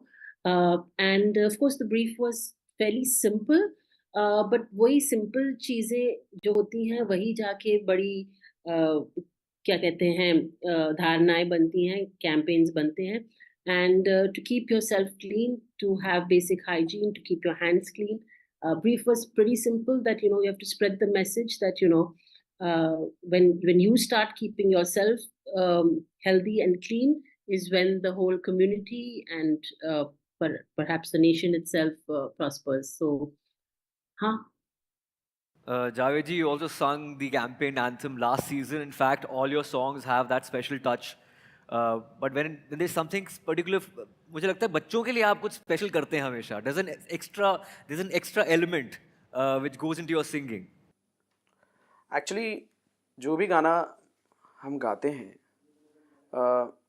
जो भी character होता है तो according to the character हमको अपने आप को उस सिचुएशन में मोल्ड करना होता है. लेकिन जब बात आती है बच्चों की, तो आपको ना बच्चा बनना पड़ता है, नटखट बनना पड़ता है, नॉटी बनना पड़ता है. और आप इमेजिन कीजिए बच्चे जब है ना शरारत करते हैं तो किस तरह से करते हैं, तो वो सारी चीज़ें आपको अपने गाने में, अपने एक्सप्रेशंस में लानी पड़ती हैं. तो मैं वही करता हूँ, और जो भी गाना जिस सिचुएशन का हो उस सिचुएशन के अकॉर्डिंग आपको ढलना पड़ता है. तो मैं अगर बच्चों की बात आती है तो मैं नटखट बन जाता हूँ, शरारती, थोड़ा नॉटी बन जाता हूँ. समर, हम यहाँ बच्चों से बात कर रहे हैं. Of course, we have Kausar ji and Javed ji on with us, and we're going to be going back to them. You work very closely with children. तो initiatives के बारे में बताइए, like you told us about Chhatarpur. किस तरह, जैसे हमने बात की कि art has an impact, जो visual impact है, उसके बारे में हमें बताइए कि खासकर ये age उनके development पर किस तरह असर डालता है. Awareness हो cultural पे, health पे, environmental issues पे, किस तरह उनके overall well-being पर contribute करता है. I think सबसे बड़ी चीज़ है बच्चों के लिए, खास करके with so much of digital noise, इतनी सारी हर तरह की आवाज़, हर तरह का judgment. तो I think the biggest thing which really comes with art is confidence, because the whole judgmental space can take a walk. And I think that really helps them in, making any statement. It's not like, you do a theater piece and, अरे मैंने अच्छी acting नहीं की. पर दूसरों ने कहा कि हाँ नहीं बड़ी अच्छी की, तो that's done with. So it's really your inner voice. And जैसा आपने कहा, everybody's born an artist. It's just that we send them to education system and they start punching in all the chemistry and math in your left side to activate it. But it doesn't mean that it's gone to sleep. The right brain is still there. But it's just a matter of, and I feel very strongly that, children can be actually that change maker if we give them the tools, whether it's a creative space or whether a platform where they can actually go and amplify whatever issue they believe in. And again, it comes back to there's nobody judging them. So they can, that I worked with 20 girls out of Mumbai. They were dealing with traffickers. And it's such a raw issue. But they could create something to a level where they could take it back to the community and amplify it there, So, that's amazing. तो art चाहे वो dance हो, music हो या painting, हमें बेहतर और healthier habits कैसे डेवलप करती हैं? हम में से बहुत लोग म्यूजिक के साथ चीज़ों से जुड़े हैं और उन्हें याद रख पाते हैं. बिल्कुल, और जो म्यूजिक है, किसी भी तरह की कला है, बट खास तौर से म्यूजिक, क्योंकि वो तो एक साइकोलॉजिकली भी प्रूवन है कि वो दिमाग में रह जाता है. It kind of rewires your brain and then it becomes part of your memory, hard disk. It's wonderful that NDTV and Dettol decided to make an anthem for this campaign, so that even though, it may sound really simple, कि हाथ धो, wash your hands, stay clean. But if you really strip it down, it's such a simple but powerful message. If in our hands and in our person and in our thoughts and in our deeds we are clean, it kind of, that does it. So to be able to put that into a song, to put that into an anthem, was fun, but it was also hard, क्योंकि जितनी सरल चीज होती है उतनी मुश्किल होती है. It's easier to do big difficult winding things, but to be like I am being right now, but to be precise and to be kind of convey something within the parameters of a song, of a lyric, it's hard. And I'm so glad all of us together have done I think, a fair job. तो मैं आपसे पूछना चाहता हूँ जावेद, संगीत को एक therapy माना जाता है, लेकिन ये एक बहुत अच्छा लर्निंग टूल भी है. हम इसे कैसे बच्चों की हेल्थ, हाइजीन और मेंटल वेलबींग के साथ जोड़ सकते हैं? देखिए, ये बात बिल्कुल सही है कि जो म्यूज़िक है उससे बड़ी थेरेपी कोई भी नहीं है. अगर हम हमारे बच्चों को म्यूज़िक थेरेपी दें, जैसे कि फॉर एग्ज़ाम्पल एक गाना, एक पोएम है, या एक कोई भी चीज़, आप कोई वाक्य ले लें. फॉर एग्ज़ाम्पल एक गाना बहुत ही पॉपुलर है, लकड़ी की काठी काठी पे घोड़ा, घोड़े की दुम पे जो मारा हथौड़ा, दौड़ा दौड़ा दौड़ा दौड़ा दुम उठा के दौड़ा. अब म्यूज़िक निकाल दीजिए इससे, तो आप जल्दी लर्न नहीं कर पाएंगे. लकड़ी की काठी काठी पे घोड़ा, घोड़े की, तो ना वो एक राइम बना रहता है, लकड़ी की काठी काठी पे घोड़ा. तो इस तरह से अगर हम म्यूज़िक के ज़रिए बच्चों को चीज़ें सिखाएं तो उनका लर्निंग स्किल बेहतर होगा, उनका ब्रेन डेवलप होगा. और ऑफकोर्स जो म्यूज़िक का जो एक सोल है, उनका सोल भी मुझे लगता है, क्योंकि म्यूज़िक एक ऐसी चीज़ है कि जिससे आपका दिमाग बहुत शांत रहता है, आप मेंटली बहुत पीसफुल महसूस करते हो. तो जब इस तरह से बच्चों की शुरुआत की जाएगी तो मुझे लगता है बच्चों के लिए बहुत बहुत फ़ायदेमंद है. Kausar, you've received a lot of recognition for your work in the hectic schedule of the film industry. How do you balance creativity with your well-being? In fact, how do you balance self-care while managing the demands of your career? Because we have been talking about self-care, which is an integral part of everyone, but especially for women, because very often women kind of forget themselves. So Kausar, that's for you especially, I want to know. It may sound like a cliche, but you're absolutely right. Women, whether it's in their homes or in their workspaces, they tend to be the first respondents, as you were, caregivers. And even if we're not talking about disease or illness, just kind of you kind of respond to a situation with a feeling of trying to take care of others and trying to keep things equanimous. तो जाहिर है कि उसमें क्या होता है, you kind of lose some sort of a grip or handle on how you're doing and how you're keeping.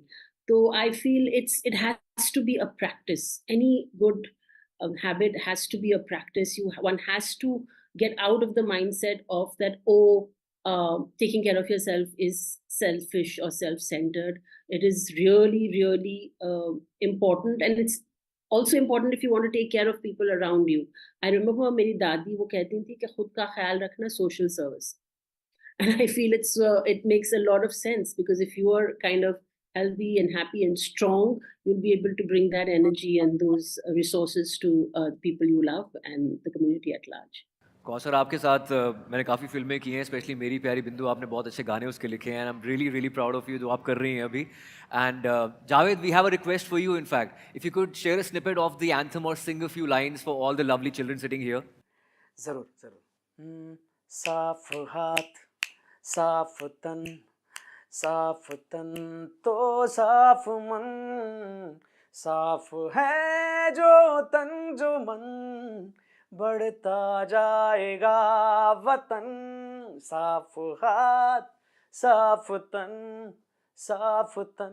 तो साफ मन, साफ है जो तन जो मन, बढ़ता जाएगा वतन.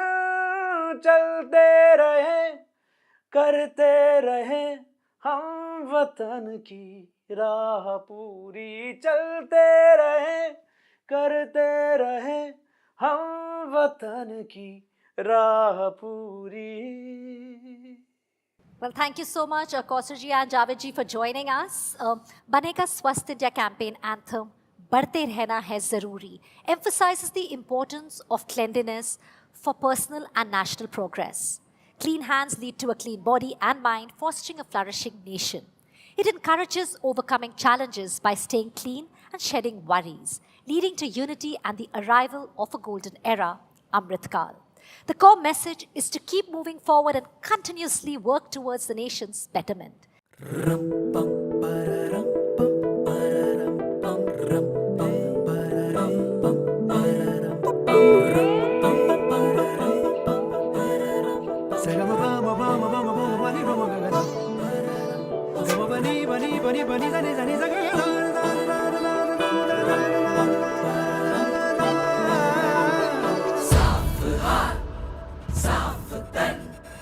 साफ हाथ साफ तन, साफ तन तो साफ मन, साफ है जो तन जो मन, बढ़ता जाएगा वतन. साफ हाथ साफ तन तो साफ मन, साफ है जो तन जो मन, बढ़ता जाएगा वतन. चलते रहे करते रहे हम वतन की राह पूरी, चलते रहे बढ़ते रहना है जरूरी. साफ हाथ साफ तन तो साफ मन, साफ है जो तन जो मन, बढ़ता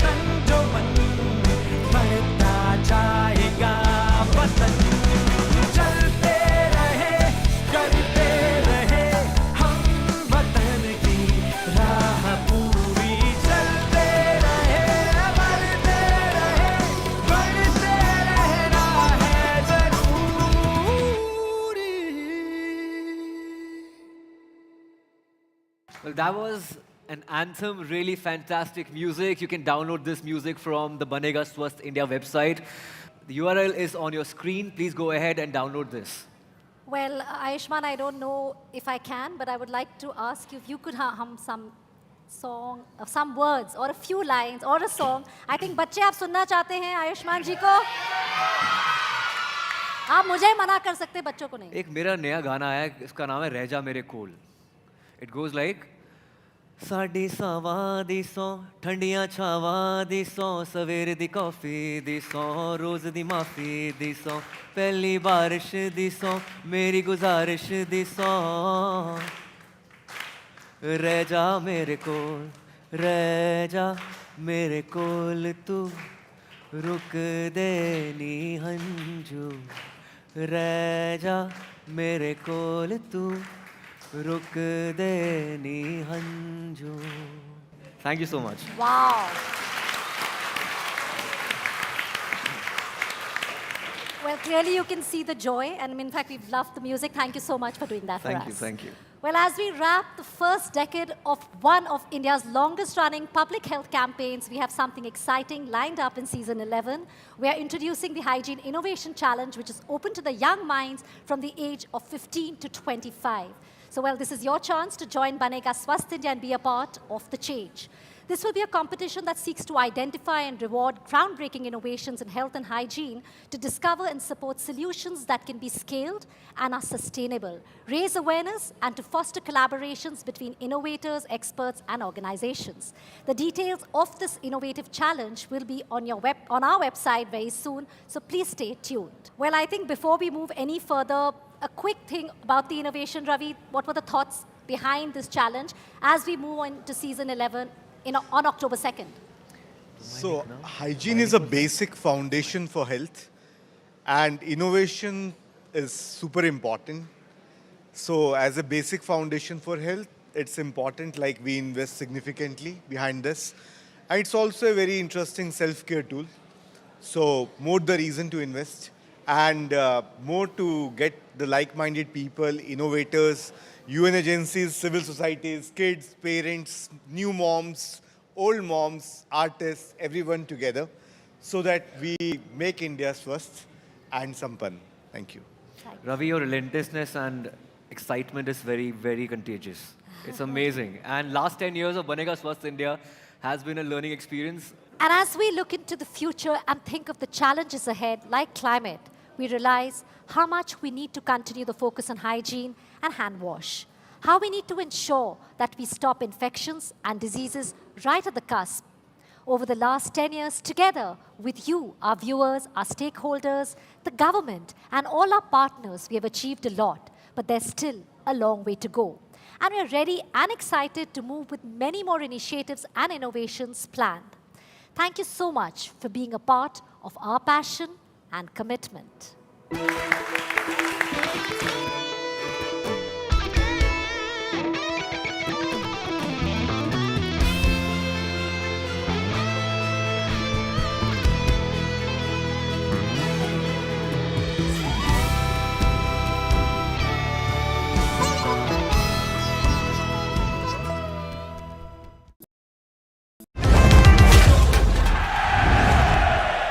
Get the magic of the best working for you now.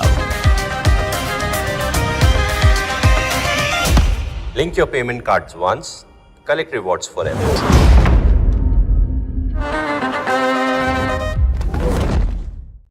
Stay informed and entertained with the new and updated NDTV News app.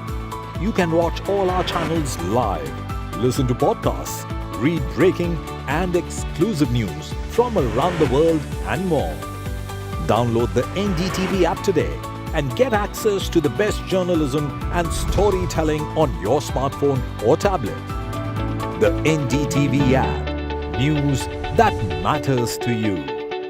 Landslide devastation in Kerala's Wayanad. Join NDTV's initiative.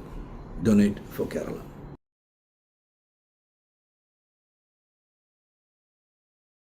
Hi, I'm Shreya Saran. Kerala's Wayanad area is hit by devastating landslides. resulting in loss of lives and livelihood. Kerala needs your help right now. Let's join NDTV initiative. Come, donate, let's rebuild Wayanad.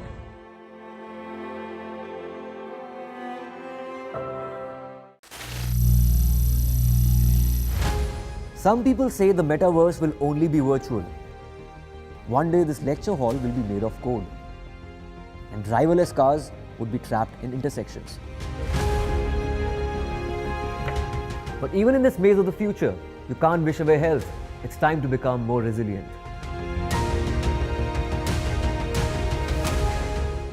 10 years of Banega Swasth India, we have grown and achieved so many milestones.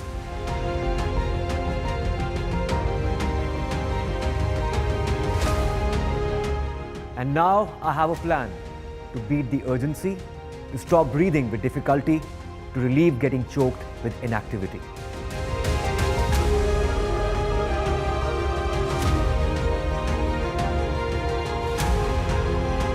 Energize our government, our environment, our society, and ourselves.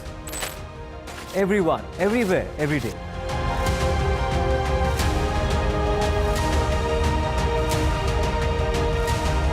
Banega Swasth India. One World Hygiene. Stay informed and entertained with the new and updated NDTV News app. You can watch all our channels live, listen to podcasts, read breaking and exclusive news from around the world and more. Download the NDTV app today and get access to the best journalism and storytelling on your smartphone or tablet. The NDTV app. News that matters to you. Landslide devastation in Kerala's Wayanad. Join NDTV's initiative. Donate for Kerala.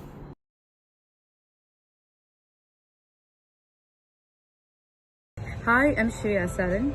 Kerala's Wayanad area is hit by devastating landslides, resulting in loss of lives and livelihood. Kerala needs your help right now. Let's join NDTV initiative. Come, donate, let's rebuild Wayanad.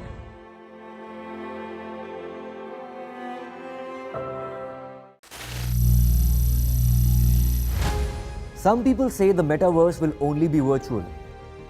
One day this lecture hall will be made of code, and driverless cars would be trapped in intersections. But even in this maze of the future, if there's one thing that can define the times that we live in, especially the way we have redefined our financial independence, it is definitely how cashless we have become. You know, walk into any store without cash, just one card and you're done. We rely so much on online payments now that the transaction volumes through this mode have touched a record high of 9.41 billion transactions. So what is really working for the card industry? That is what we will try and understand today. Joining me is a special panel of guests. Remember, there is this whole debate around digital payments. Credit and debit cards still remain dominant even as the preferred payment method in many countries. So what are the offerings such as, travel miles, cashback, rewards, in many ways safety from cybercrime, foreign exchange rates and high limits on spending? Are these the factors driving the card usage? That's what we will try and understand today. Joining me is Sanjeev Moge, who is the President and Head of Cards and Payments, Axis Bank. We have Gautam Agarwal, who is the Division President, South Asia at MasterCard. We have Anushka Rathod, who is the content creator, and also Ajay Soni, who is former IT Secretary. Thank you all of you for joining me on this broadcast. Starting with you, Mr. Agarwal, with so many financial instruments available to consumers today, what do you think are the key benefits of using cards? Firstly, Vasudha, thank you for having me on the show. When I think of benefits of the cards, the first and foremost goes without saying is the access to credit. The fact that you have the ability to pay for something without having to take out cash is really helpful. And the fact that you have 30 days or 20 days to pay off that money to your bank is really great. Now, if you really think about what really cards have to offer, they offer unmatched convenience, flexibility, and benefits to consumers, and of course, merchants and the issuer themselves. Now, as a consumer, the fact that I'm using my card to pay, I have options. I can convert my purchase into an EMI. I can actually decide to pay over a 6, 9, 12-month period. So that gives me the ability to actually manage my spend much better. Also, many cards come with reward benefits. The fact that when I pay, I actually get reward points. Those reward points can be used to either get cash back or to get discounts for travel or shopping. And in some cases, free lunches, if you will. Then the other advantage of cards is around safety. This is something that people don't talk a whole lot about, safety and security. What people don't know, on a credit card transaction, if you have a fraudulent transaction, if you misplace your card, if he steals your card, you can actually call your bank and tell them that has happened. And your purchase against that card will be protected. So if you make a claim that something has been a fraudulent transaction, you are not liable to pay for that transaction. It's called zero liability. And in some cases, depending on which bank has issued your card, you actually have a lot more protection. You have something called purchase protection, you have insurance protection on your card. So if you buy something and it gets stolen or broken, you can actually claim an insurance claim against that. And that is a benefit that only credit cards have to offer. And then, of course, all of us are probably aware of lounges. We all travel a lot, and we see in many of the lounges across all the cities, if you flash your MasterCard card, you're able to enter into any of these lounges for nothing. That's, again, a benefit that cards have to offer. And then, of course, something that I have learned in my time in India, aspiration to get a credit card is a big deal, right? People aspire to get a credit card. Today, a lot of people don't have access to a credit card. That's the other thing. It gives you that sense of comfort when you need money in the emergency or for a medical emergency or whatever. You actually have that access to that card. What we've seen in India in the last 3 years, the amount in the last 2 years, the amount of spend on cards has gone up, right? It was under about 6 lakh crores until recently. And we are seeing that number be close to 19 lakh crores in the last 2.5 years. So that shows how much advantage cards have in the fact that people are really taking use of. Absolutely. Gautam, in fact, let me tell you that, going to the airport lounge has elevated the experience of so many families, especially those traveling with children. But let me also request you to elaborate on this one thing that you touched upon. One of the biggest concerns of card holders is also around safety. And this concern seems to be only increasing by the day because, we keep hearing of cyber crimes increasing. How vested are you in the safety of cards? And can you assure our viewers that cards are very safe? I think cards are very safe, and I'll have Sanjeev probably weigh in on this a little bit. The reality is, as digital payments are going to increase, the amount of attempts on using cards or any digital payment for that matter, the number of fraudulent attempts will also increase. And we've seen that. We've seen that attempts of fraud have increased 6 times over the last 2 years, right? Across cards as well. But the idea is, how are we protecting against it? Those increases will happen. What we have done as a company over the last 3 or 4 years, we invested a lot into AI, cyber, data analytics, be able to actually detect when such an attack happens or attempt of such an attack happens. And then we, of course, make corrective action right there. Make sure that the transactions go through, or if the transaction goes through, we actually flag the bank right away that, this has happened, or to the consumer. I don't know if you've noticed, sometimes even before you put your card back into your wallet, you will see that you'll get an alert. Have you actually done this transaction? That's happened in 200 milliseconds or faster than that, right? That's something that's unique to cards. To put it in perspective, in the last 2 years, we've almost, as a company globally, we've actually prevented close to about $35 billion of fraud from happening. And this is a global number, not just specific to India.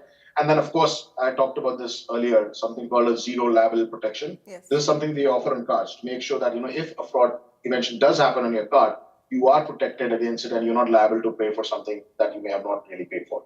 Right. That's a very detailed explanation. Mr. Moge, we know that the cards are established. They are an established payment method. They have high penetration online. And of course, the user experience is also perhaps a lot more easier. I'm very comfortable with cards. My parents are very comfortable with cards. How do you think, what are the reasons you think that cards continue to be a preferred mode of payment? See, reasons are, good afternoon, everyone. I hope I'm audible. Yes, sir, you are. See, one side is the reasons that Gautam spoke about, those hold, you have a great free period. And second, unlike any other product where you actually take, because finally a credit card is a line that you're using. So moment any other credit product you take, you shell out interest from day one. In this one, if you manage it well, you can have actually credit free period up to 50 days without any interest to be paid at all. There is no product like this. On top of this, you get rewards, you get privileges, and all of this with a credit line, which means that when you're paying, you're not paying from a bank account. I think that adds up to a pretty powerful proposition. In India, now we have close to 10 crore plus credit cards. Nobody knows how many individuals, but let's put a finger at roughly, let's say around 4 crore individuals who have a credit card. That's a very sizable number. If you actually put it in Indian context and take out people who won't, people less than 25 or less than 21, people beyond a certain age, etc. And then when you get to the number, these are pretty large numbers. And at some point of time, we thought India is credit averse, people don't want a card, people will not buy on credit. Today, all of those notions are changing. If you actually look at July data, you have 1.6 lakh crore of commerce on credit cards. To that, you add on the 40,000 crore of debit, that's almost 2 lakh crore a month on plastic spends. So that means it's here to stay. And at 10 crore plus credit cards out in the country, it means it is going to keep growing. Obviously, it's a credit product, which means banks need to be careful, which also means if it's a way of digital payment, the customers also need to be careful. That goes without saying. But if you put together the proposition and the scale that it has already acquired, it's even at this scale, it's still a long runway ahead. That's very interesting. The numbers really say that cards are here to stay. Mr. Soni, you've worked in the government for so long. India's digital payment story has been celebrated, across the world. What kind of regulatory intervention, or for that matter, mechanism has really helped this grow? Like the way Gautam and both Mr. Sanjeev have also been talking about. I think RBI keeps a very close look at whatever is happening in this space, and it's a very effective regulator. So if if there's inkling of something starting to go wrong, I think they do come in and try to prevent it from happening.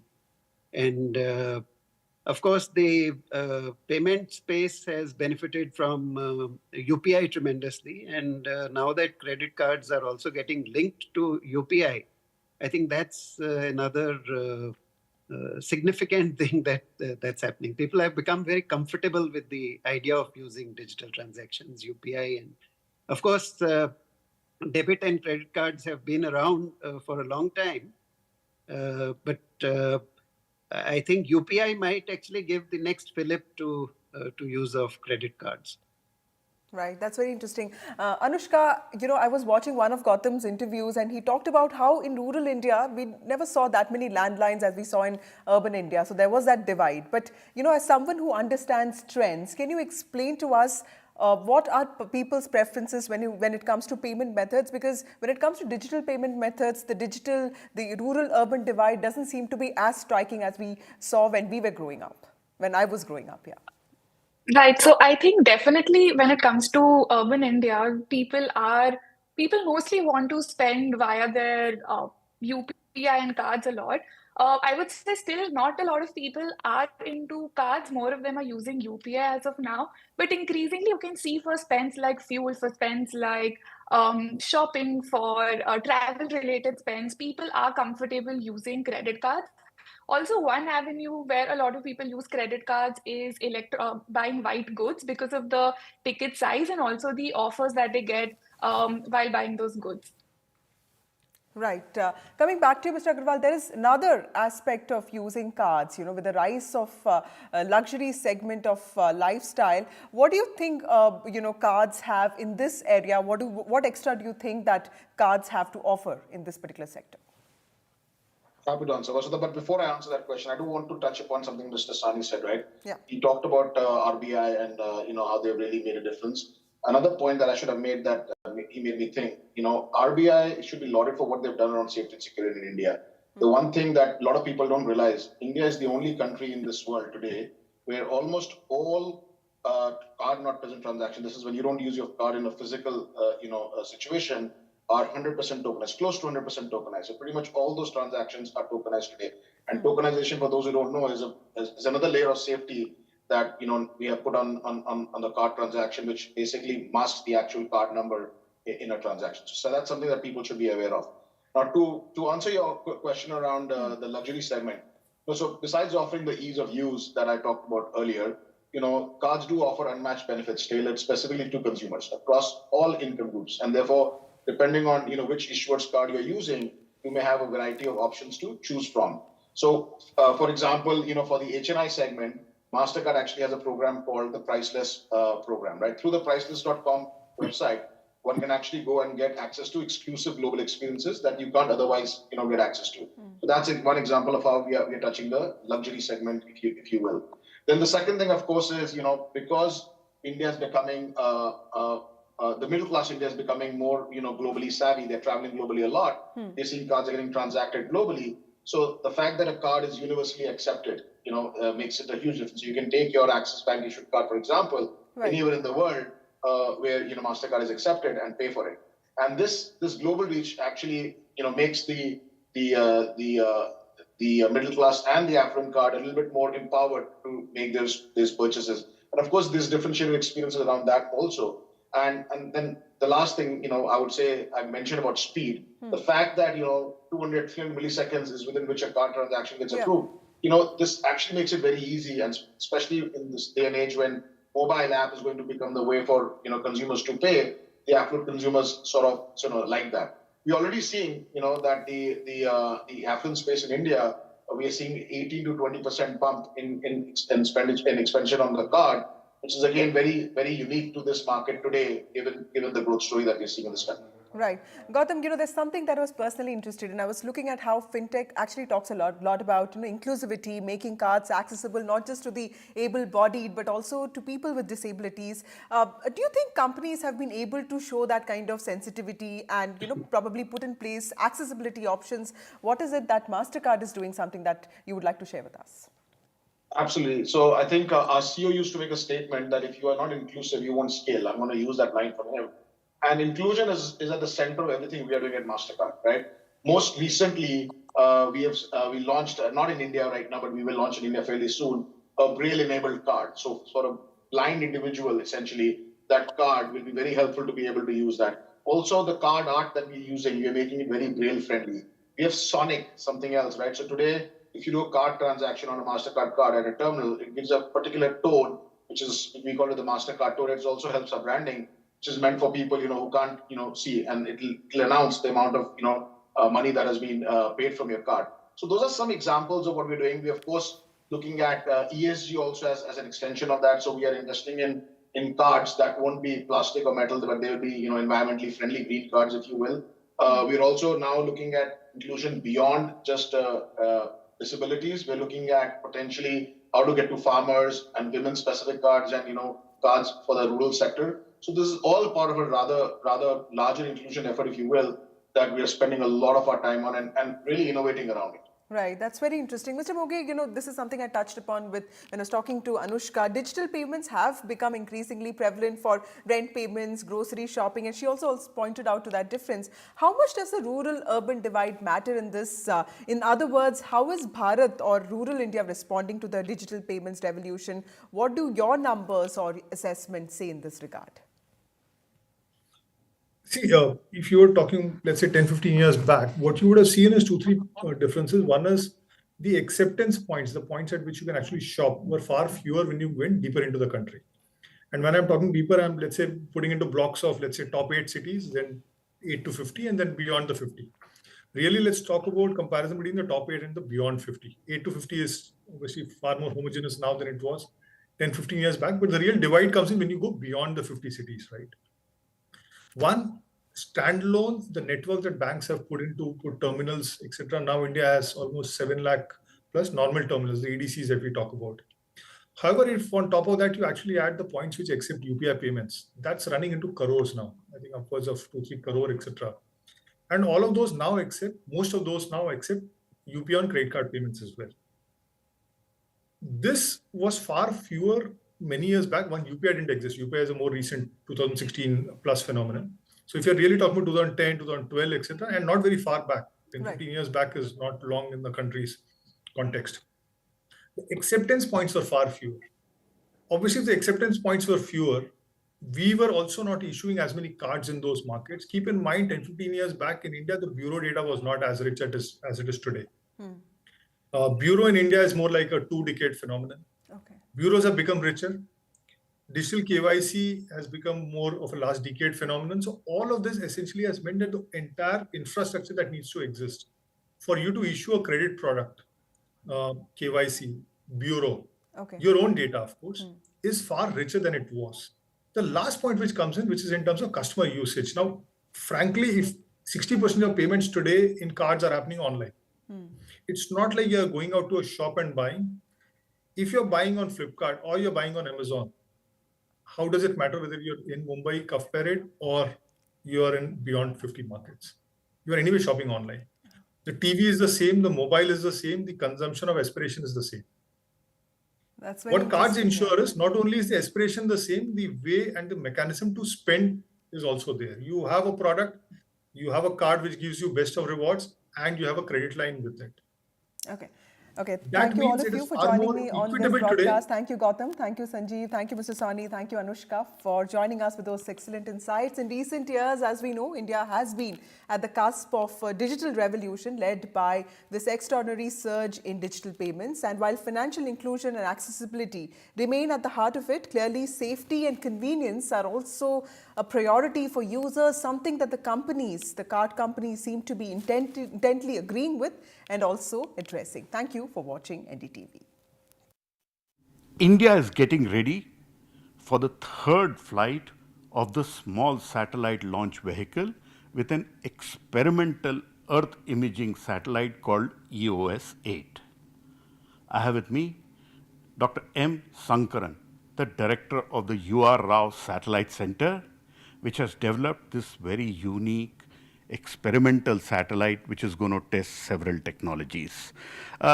What is special about this microsat EOS-8 which will be launched on the third developmental flight of the small satellite launch vehicle, Dr. Sankaran? This EOS-8 is going to be the trailblazer for future microsatellites of ISRO.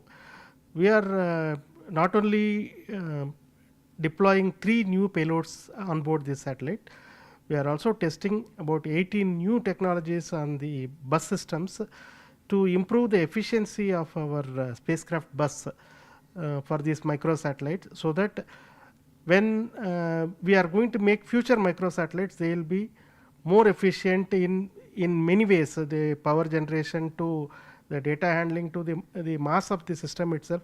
Many things are going to be improved. So I can say that about 18 new technologies on the bus and 3 new payloads are flying. What is special about the payloads? You have very interesting 3 in short.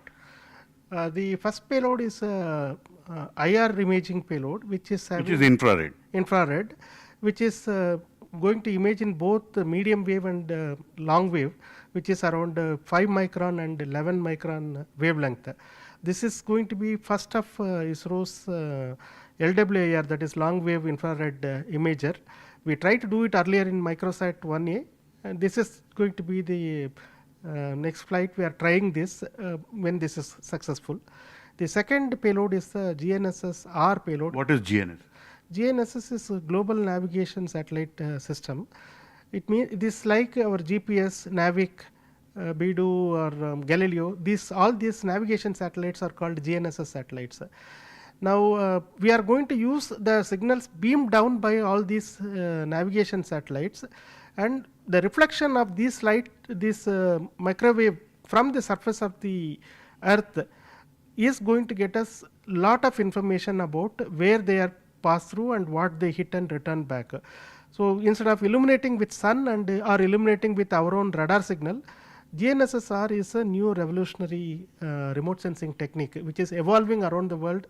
So this payload is again a pathfinder for us for future all GNSS based remote sensing. So it will be able to give us structure of the earth and deformation of the earth, and it will be able to penetrate foliage, so give us a better understanding of the earth surface. It will have definitely better visibility of things which are not straight away there right on top. It can even do soil moisture measurement. There are a number of applications that have been lined up on this. Once we have this spacecraft up in orbit and test it for a few days, we will be able to give more details on what are all the new technologies. And what is the third? Third is silicon carbide based UV dosimeter, which is going to be safety gadget for the astronauts in the Gaganyaan mission. So the newly developed this dosimeter is getting tested in this mission before flight in Gaganyaan. So that is the new one. Are you worried that you are flying a new experimental microsat on a developmental flight of the small satellite launch vehicle? SSLV, we no longer consider it as any risk. It has been proved even in the first flight. It was a logical error which created the problem. SSLV, we don't have a doubt, but since it is a developmental flight, we are using this opportunity to test all these 18 odd new technologies and 3 new payloads. So we don't see any major risk in this. So SSLV and microsat will open a new domain for India, because there may be huge requirements of microsats for Earth imaging, and same thing for the small satellite to launch smaller satellites. Yes, as I already mentioned, microsat 2C, which is EOS 08, is going to be the future torchbearer for all microsats class of satellite that India needs. Our assessment is India needs something like a few hundred of this kind of satellites to meet the various application requirement. Now we are making it in all these new developments such that these satellites become very efficient and easily realizable. That is what is going to be done. And some of this would obviously be transferred to the industry for production? Yeah, when we are talking about hundreds of satellites, obviously these are not going to be realized within ISRO. We will get these things done outside through industry. Towards that only all this effort is going on. Thanks a lot for speaking to me, Dr. Sankaran. So that was Dr. Sankaran telling us how excited he is about the new mission which will be launched on the small satellite launch vehicle. An important mission for India, both for the rocket and for the satellite, and both of them then aiming to go to the industry.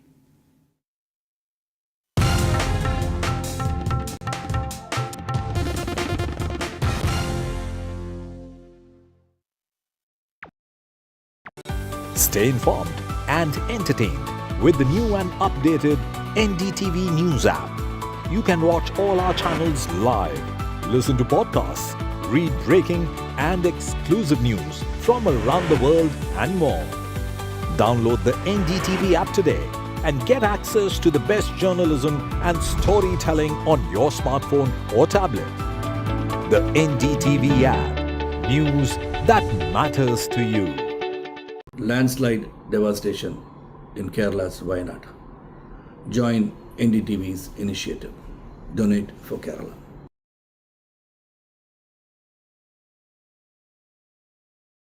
Hi, I'm Shreya Saran. Kerala's Wayanad area is hit by devastating landslides, resulting in loss of lives and livelihood. Kerala needs your help right now. Let's join NDTV initiative. Come, donate, let's rebuild Wayanad.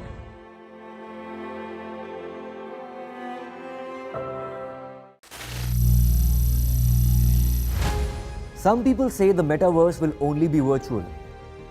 One day this lecture hall will be made of code, and driverless cars would be trapped in intersections. But even in this maze of the future, you can't wish away health. It's time to become more resilient.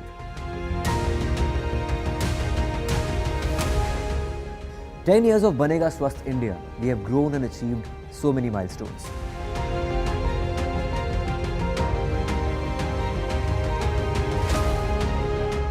And now I have a plan to beat the urgency, to stop breathing with difficulty, to relieve getting choked with inactivity.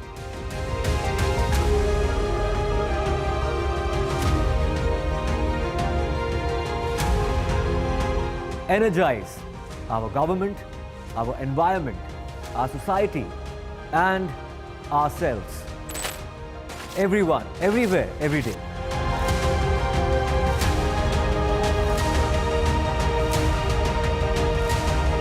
Banega Swasth India.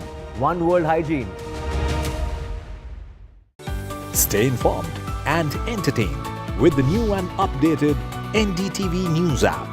You can watch all our channels live, Listen to podcasts, read breaking and exclusive news from around the world and more. Download the NDTV app today and get access to the best journalism and storytelling on your smartphone or tablet. The NDTV app. News that matters to you. Landslide devastation in Kerala's Wayanad.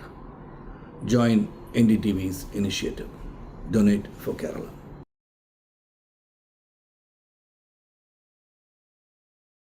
Hi, I'm Shreya Saran. Kerala's Wayanad area is hit by devastating landslides, resulting in loss of lives and livelihood. Kerala needs your help right now. Let's join NDTV initiative. Come, donate, let's rebuild Wayanad.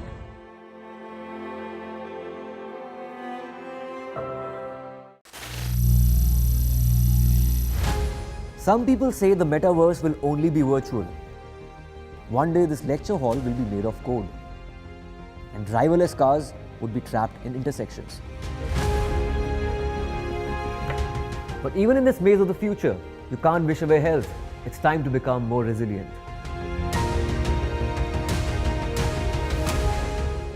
"10 years of Banega Swasth India, we have grown and achieved so many milestones.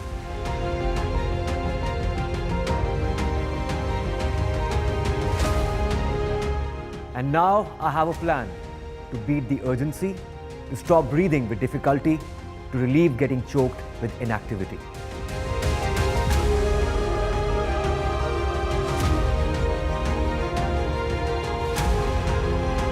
Energize our government, our environment, our society, and ourselves. Everyone, everywhere, every day.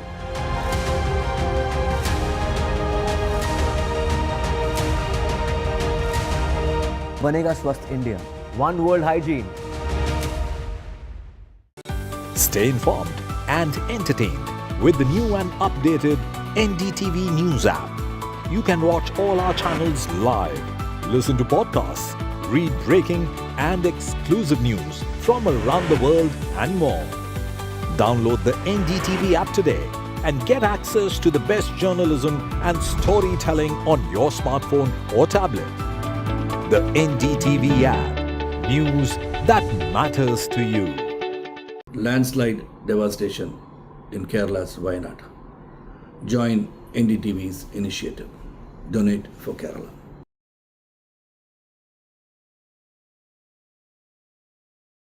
Hi, I'm Shreya Saran. Kerala's Wayanad area is hit by devastating landslides, resulting in loss of lives and livelihood. Kerala needs your help right now. Let's join NDTV initiative. Come, donate, let's rebuild Wayanad.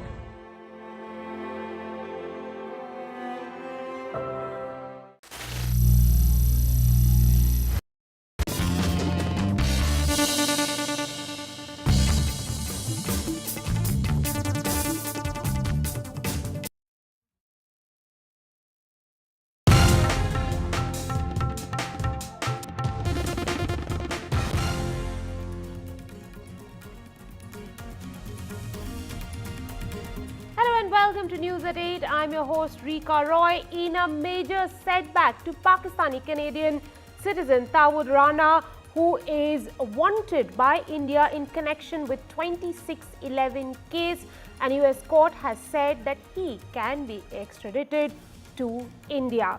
That's our top story at the hour, but let's first dive straight into the headlines. The 2611 accused can be extradited to India. Big win for the country in 2611 case. The US court rules in favor of India. US says the treaty permits Tahawwur Rana's extradition. US says India provided sufficient evidence. Tahawwur Rana still has another legal appeal. In an exclusive interview, IMF's first Deputy MD, Gita Gopinath, tells NDTV that climate change is a downside risk to India's economic outlook. A lot of action needed by India to tackle climate change. A broad-based job creation is imperative.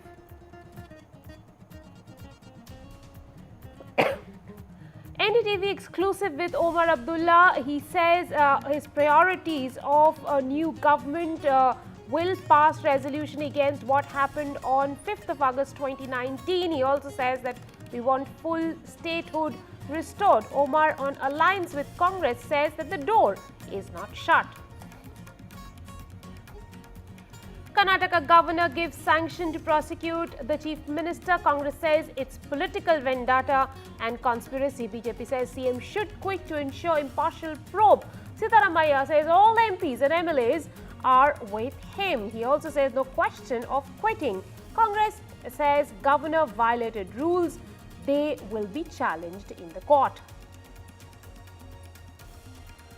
Doctors hold 24-hour nationwide strike. IMA seeks PM Modi's intervention. Health Ministry sets up a panel to look at doctors' security. Kolkata Police issues notices to 7 DYFI leaders for vandalism.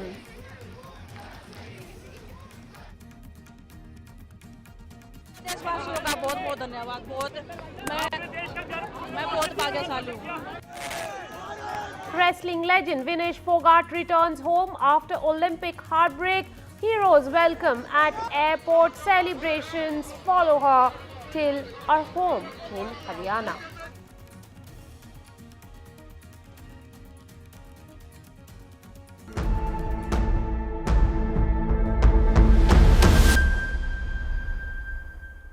Pakistani origin Canadian businessman Tahawwur Rana, wanted in India for his role in the 2008 Mumbai terror attacks that killed over 160, can be sent to India under the Indo-US Extradition Treaty, a court in California has said. Rana is in a Los Angeles jail over the charges linked to the 26/11 Mumbai terror attacks. He is known to be associated with Pakistani-American Lashkar-e-Taiba terrorist David Coleman Headley, one of the main conspirators of the attacks. He is also accused of having links with Pakistan's inter-services intelligence. My colleague Radhika Ramaswamy joins me for more on this story. Radhika, tell us a little bit about how he facilitated Pakistani-American Lashkar-e-Taiba terrorist David Coleman Headley, and how his return to India can throw up answers to various questions that are yet to be answered. Certainly, this is a big breakthrough for India as far as 2611 probe is concerned. A US court ruling that Tahawwur Rana can be extradited. He is eligible for extradition. Therefore, he is on the brink of extradition. US court also saying that sufficient evidence has been given by India to prove Tahawwur Rana's role in Mumbai terror attacks. Now, as per the treaty, he can be extradited is what the court ruling has said. However, remains to be seen what kind of appeal he will be sort of filing before another court in the US. Now, as far as the role of Tahawwur Rana is concerned, yes, he was a friend of David Headley. David Headley, the main conspirator as far as 2611 is concerned. It was Tahawwur Rana who facilitated David Headley's entry into Mumbai. He had a immigration logistics support a service company which he was running in multiple places, including in Mumbai. So therefore, he could provide David Headley with multiple entry business visa to Mumbai. Also gave him instructions as to what are the locations that could be targeted. They were in touch as David Headley was doing recce in multiple locations. There was also a charge sheet that was filed by Mumbai Crime Branch just last year. In fact, that also emphasized the role of Tahawwur Rana as far as 2611 probe is concerned. It said that Rana had in fact visited Mumbai a few days before 2611 attacks. In fact, he was in a hotel in Powai and also communicated with several hotel staffers in order to understand which are the crowded places in Mumbai. His records as far as his passport, tickets and several other communication is there as part of evidence with the Mumbai police. Also the communication, the email communication that he had with David Headley is also part of the evidence which perhaps has helped India to secure, almost secure this extradition. Now, how will this help India? Of course, we know for a fact that Abu Jindal's trial is currently under hold. So it will help India understand the role of Abu Jindal one, and secondly, of course, understand the role of Pakistan in itself.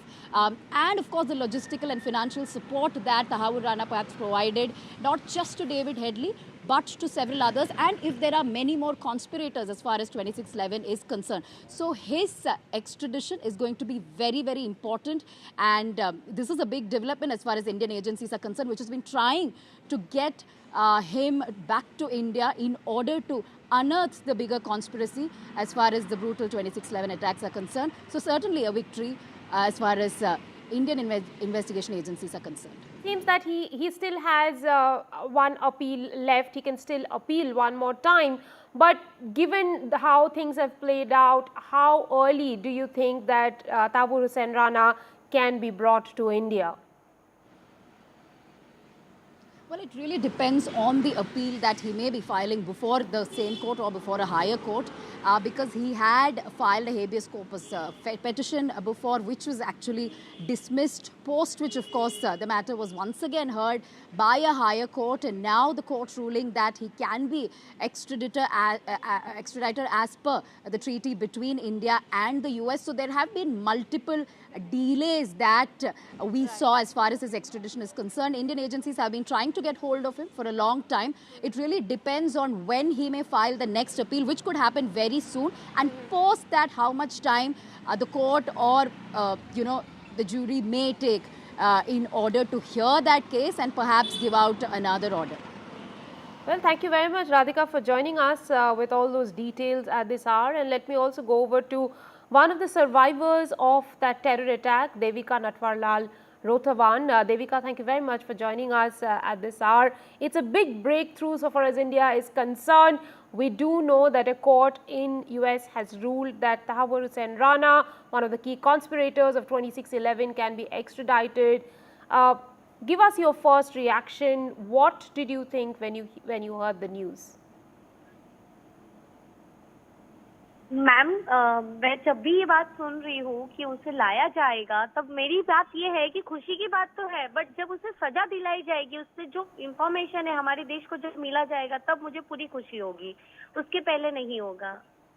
बिल्कुल। देविका, जिस दौरान attack हुआ था 26 नवंबर, आप कहाँ थे and how did you escape the situation?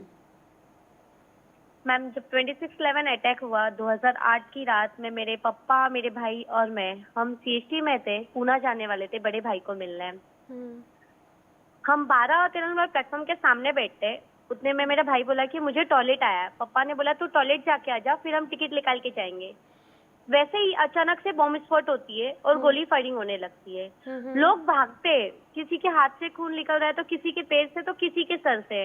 मुझे कुछ समझ नहीं आ रहा था कि आखिर यहाँ क्या हो रहा है। तब मेरी उम्र 9 साल की थी, मैं मेरे पापा के साथ थी, मेरा भाई मुझसे बिछड़ चुके थे।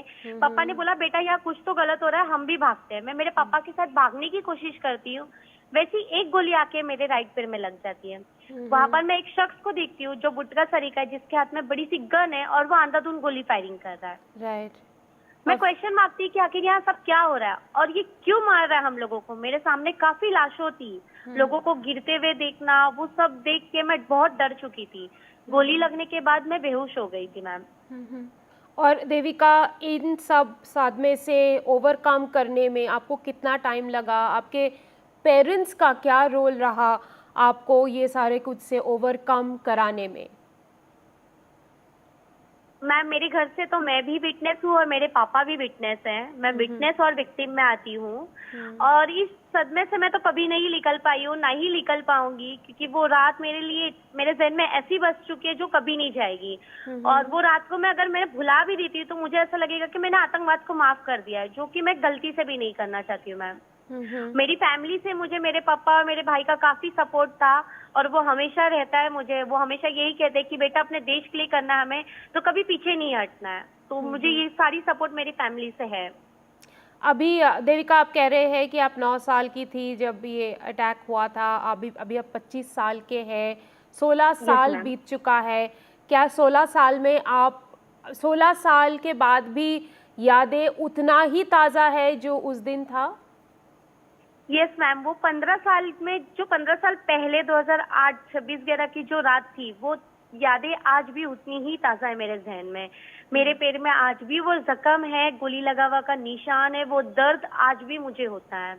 तो वो हर एक सेकंड, हर एक पल मुझे याद आता है। ना ही कि सिर्फ 26/11 के दिन या किसी ने मुझसे पूछ लिया तो तब याद आता है, ऐसा नहीं है। मुझे उठते बैठते सोते हर टाइम वो मुझे मेरे सामने वो चीज घूमती रहती है।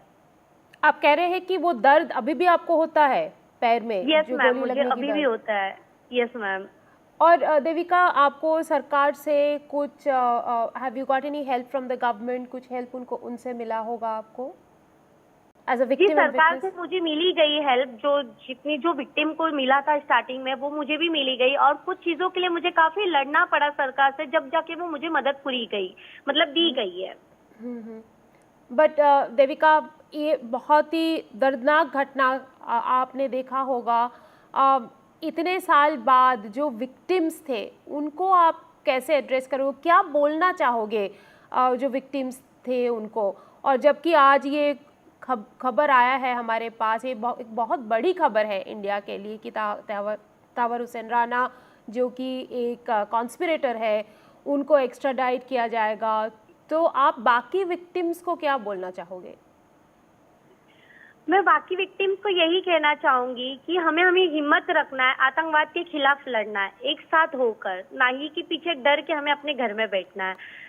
मैं बस सभी से यही कहना चाहूंगी। और जब तहव्वुर राना को लाया जाएगा हमारे इंडिया में, तो उससे सारी डिटेल निकाला जाए ये टेररिज्म के ऊपर से, और उसे सजा है। मेरी यही मांग रहेगी कि उसे फांसी की सजा होनी चाहिए। देविका, एक आखिरी सवाल आपको पूछूंगी। अगर ताहव्वुर हुसैन राणा को आपके सामने पेश किया जाए, क्या सवाल आप उनसे पूछना चाहोगे? मैम, जब मैं उनके सामने रहूंगी तभी वो क्वेश्चन करूंगी, उसके पहले मैं नहीं बताना चाहूंगी। Well, thank you very much, Devika, for joining us, and wish you the very best. Wish you, a lot of healing from us, all of us at NDTV. Earlier in the day, we also spoke to another victim, another survivor of the terror attack, Amrita Raichand. Listening to her. Let me also go over to Amrita Raichand, who is a survivor of the 26/11 attack. Amrita, thank you very much for joining us at this hour. Your first reaction to what India has achieved today, the moment that we see on our screens that Tahawwur Rana will finally, there is a process, of course, after this, but he can be extradited. Anything that's related to the 26/11 attacks, any positive news always brings, the reaction of happiness. It also kind of takes you back into all those memories that still haunt you. It's been 16 years. These moments it's a happy, sad moment because, wherein you feel the joy that finally, some other justice is also happening. Although, I want to make a point here that we always condemn India for our slow judicial system. But here it's taken 16 years for something that was so obvious to release this, this person. And, I can't wait to see David Headley also, released. And, we need justice at that front as well. So, I'm somebody who likes to see the glass half full rather than empty. Right now, I am elated with this development. Let's hope things move in the right direction. Switching tracks to some political news now. BJP national office bearers meet took place in the capital today. The meeting was important for the upcoming membership drive of the party. And most importantly, it comes ahead of the much-awaited appointment of party president. The process of organizational elections will begin after the membership campaign is completed. Present BJP President JP Nadda's tenure has ended and he is already part of Modi cabinet holding the health portfolio. The meeting comes after leaders such as Amit Shah and Rajnath Singh have held meetings with the RSS leadership on strengthening the organization. Vinod Tawde जी, जो कि इस पूरे प्रकल्प के, इस पूरे योजना के भारतवर्ष के कन्वीनर हैं, संयोजक हैं, उनका भी मार्गदर्शन मिला। आप सभी जानते हैं कि 1 सितंबर से, इसी वर्ष के 1 सितंबर से ये सदस्यता ड्राइव, सदस्यता अभियान आरंभ होने वाला है। इसमें मुख्यतः जो उद्देश्य है वह है 10 करोड़ प्लस मेंबरशिप बनाना। 10 करोड़ से अधिक लोगों को भारतीय जनता पार्टी का सदस्य बनाना। A political clash has erupted between Congress and BJP after the Karnataka governor allowed the prosecution of Siddaramaiah over the alleged Mysuru Development Authority scam. Congress leaders defended Siddaramaiah's resignation for a fair investigation. The Karnataka government plans to challenge the governor's decision in court. As the day dawned on August 17th, Karnataka CM Siddaramaiah received official communication from the Raj Bhavan confirming that the governor had sanctioned his prosecution in the Muda scam.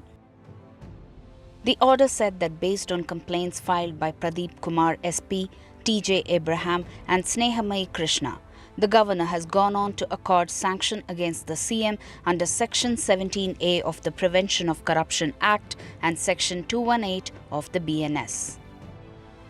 The entire cabinet is with me. The government is with me. All MLAs are with me.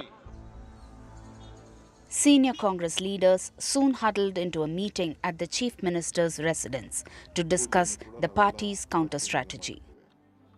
Accusing the governor of playing by the BJP's book and standing firm against Siddaramaiah's resignation. We will fight in the court of law.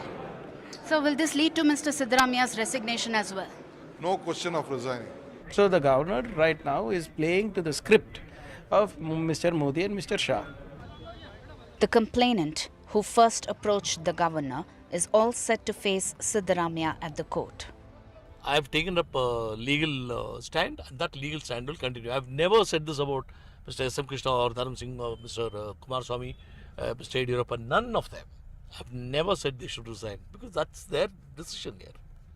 For me, I'll have to pursue the matter legally and I'll do it.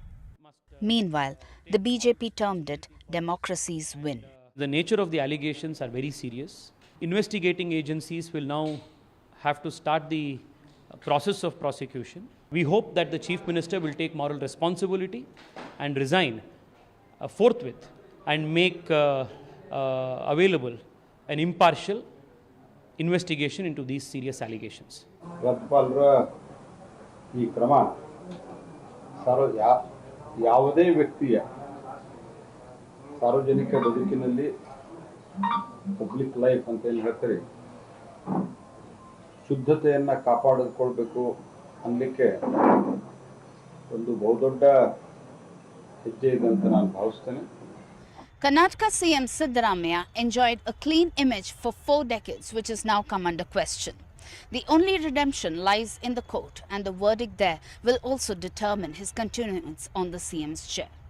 With camera person Govind, Pratibha Raman in Bengaluru for NDTV. Now, while the CBI is under pressure to deliver results on the probe into the brutal rape and murder of a postgraduate student of the Arjikar Medical College in Kolkata, the Kolkata police are probing a larger conspiracy behind the vandalism at the medical college and hospital during the Reclaim the Night protest. Meanwhile, West Bengal government has issued guidelines to all government hospitals to ensure safety of women working on night shift. The CBI at the Arjikar Medical College and Hospital as it probes the brutal rape and murder of a second-year postgraduate student.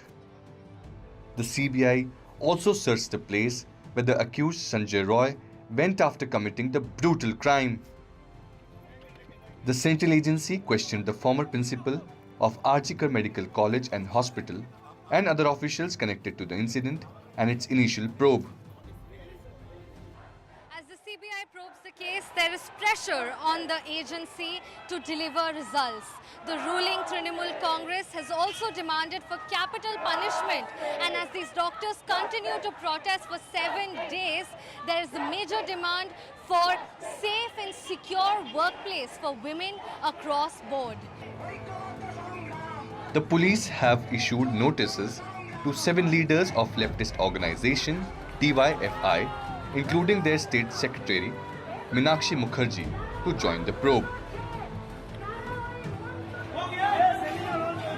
The Kolkata police say they are looking at the larger conspiracy behind the vandalism as the mob attacked the hospital with the clear intention of destroying the scene of crime.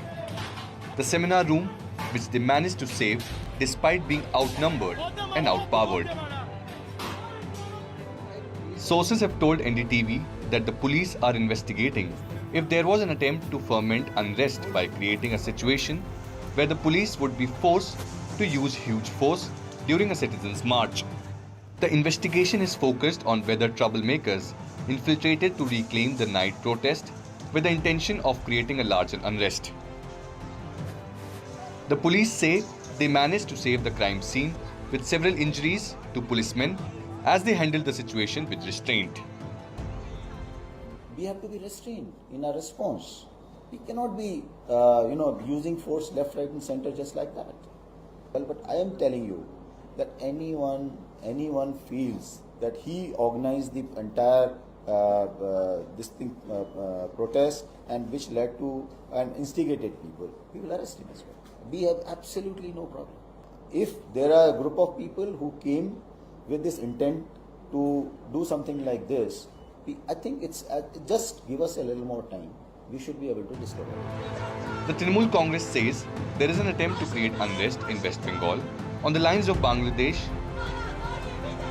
while the BJP hit back, saying Mamata is responsible for the situation in West Bengal. Bangladesh-like situation, if it is created or being created, the entire responsibility is on the Chief Minister Mamata Banerjee. For her vote bank, she always has been creating or inviting the Rohingyas and the infiltrators. Now you are afraid seeing Sheikh Hasina. Now you are afraid seeing the situation in Bangladesh. While the CBI is under pressure to deliver and show progress in the investigation of the rape and murder of a second-year postgraduate student at the RG Kar Medical College and Hospital, after the case was handed over to the CBI by the High Court, with the ruling Trinamool Congress demanding that the case be investigated within 7 days and death penalty be given to the accused rapist, the Kolkata police is also under pressure to unravel the conspiracy behind the attack on the emergency building of the RG Kar Medical College and Hospital, after admitting that there was an assessment failure on their part. With camera person Ashwini Mehra and Aniruddha Tripathi, with Tanushka Datta, in Kolkata, Saurabh Gupta, NDTV. Time now for a quick break. On the show coming up, an exclusive interview with IMF's Deputy MD Gita Gopinath. That and a lot more. Stay tuned.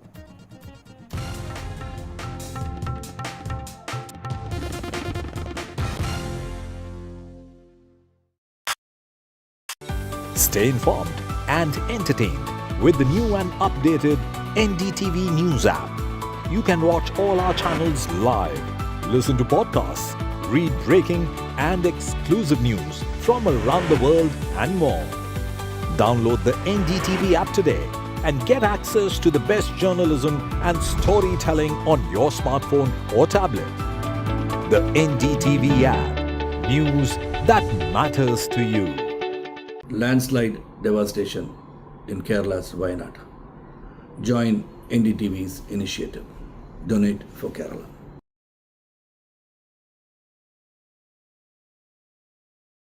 Hi, I'm Shreya Saran. Kerala's Wayanad area is hit by devastating landslides, resulting in loss of lives and livelihood. Kerala needs your help right now. Let's join NDTV initiative. Come, donate, let's rebuild Wayanad.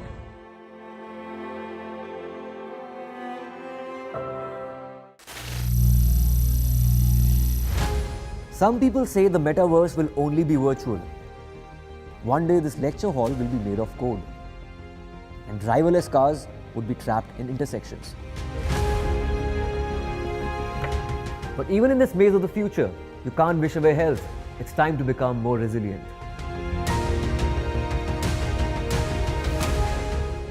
"10 years of Banega Swasth India, we have grown and achieved so many milestones.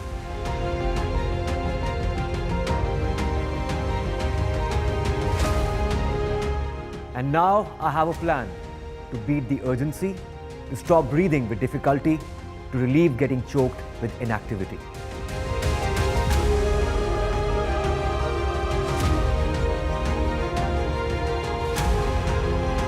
energize our government, our environment, our society, and ourselves. Everyone, everywhere, every day.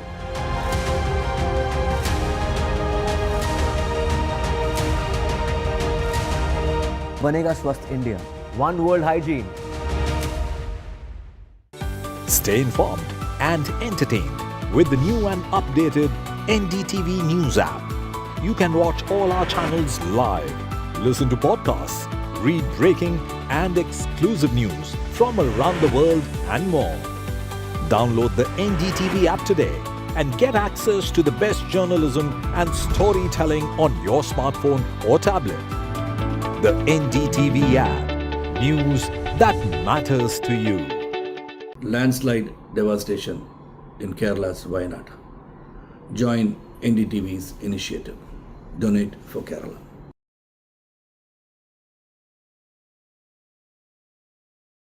Hi, I'm Shreya Saran. Kerala's Wayanad area is hit by devastating landslides, resulting in loss of lives and livelihood. Kerala needs your help right now. Let's join NDTV initiative.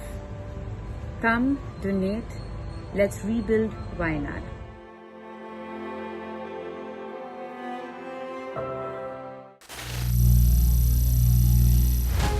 Some people say the metaverse will only be virtual. One day this lecture hall will be made of code, and driverless cars would be trapped in intersections. But even in this maze of the future, you can't wish away health. It's time to become more resilient.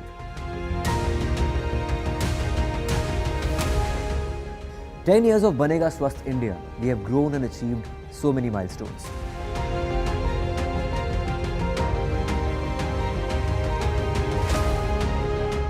And now I have a plan to beat the urgency, to stop breathing with difficulty, to relieve getting choked with inactivity.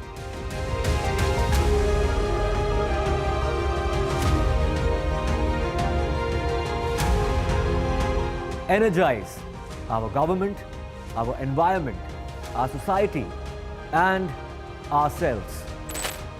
Everyone, everywhere, every day.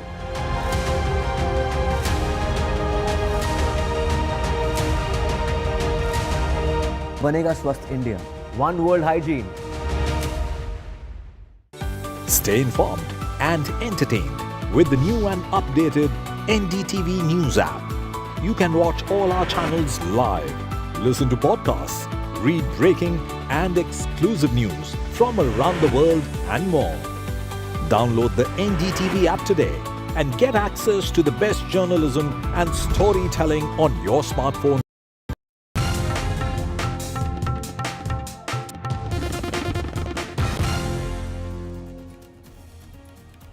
Welcome back. Climate change is a downside risk to India's economic growth, says the first ever IMF Deputy MD Gita Gopinath in an interview with NDTV's Vishnu Som. She says that a lot of action is needed by India to tackle climate change. She also speaks on job creation in India, the challenge of AI and global economic growth. Take a look. As we talk about the state of the overall global economy, we really need to look at it through various prisms. One of the key prisms is, of course, the challenges which exist now. There are conflicts which are on. This has been a persistent problem. But perhaps the global economy, from a positive standpoint, has gotten out of the nightmare of COVID. There are new opportunities and perhaps new challenges when it comes to artificial intelligence.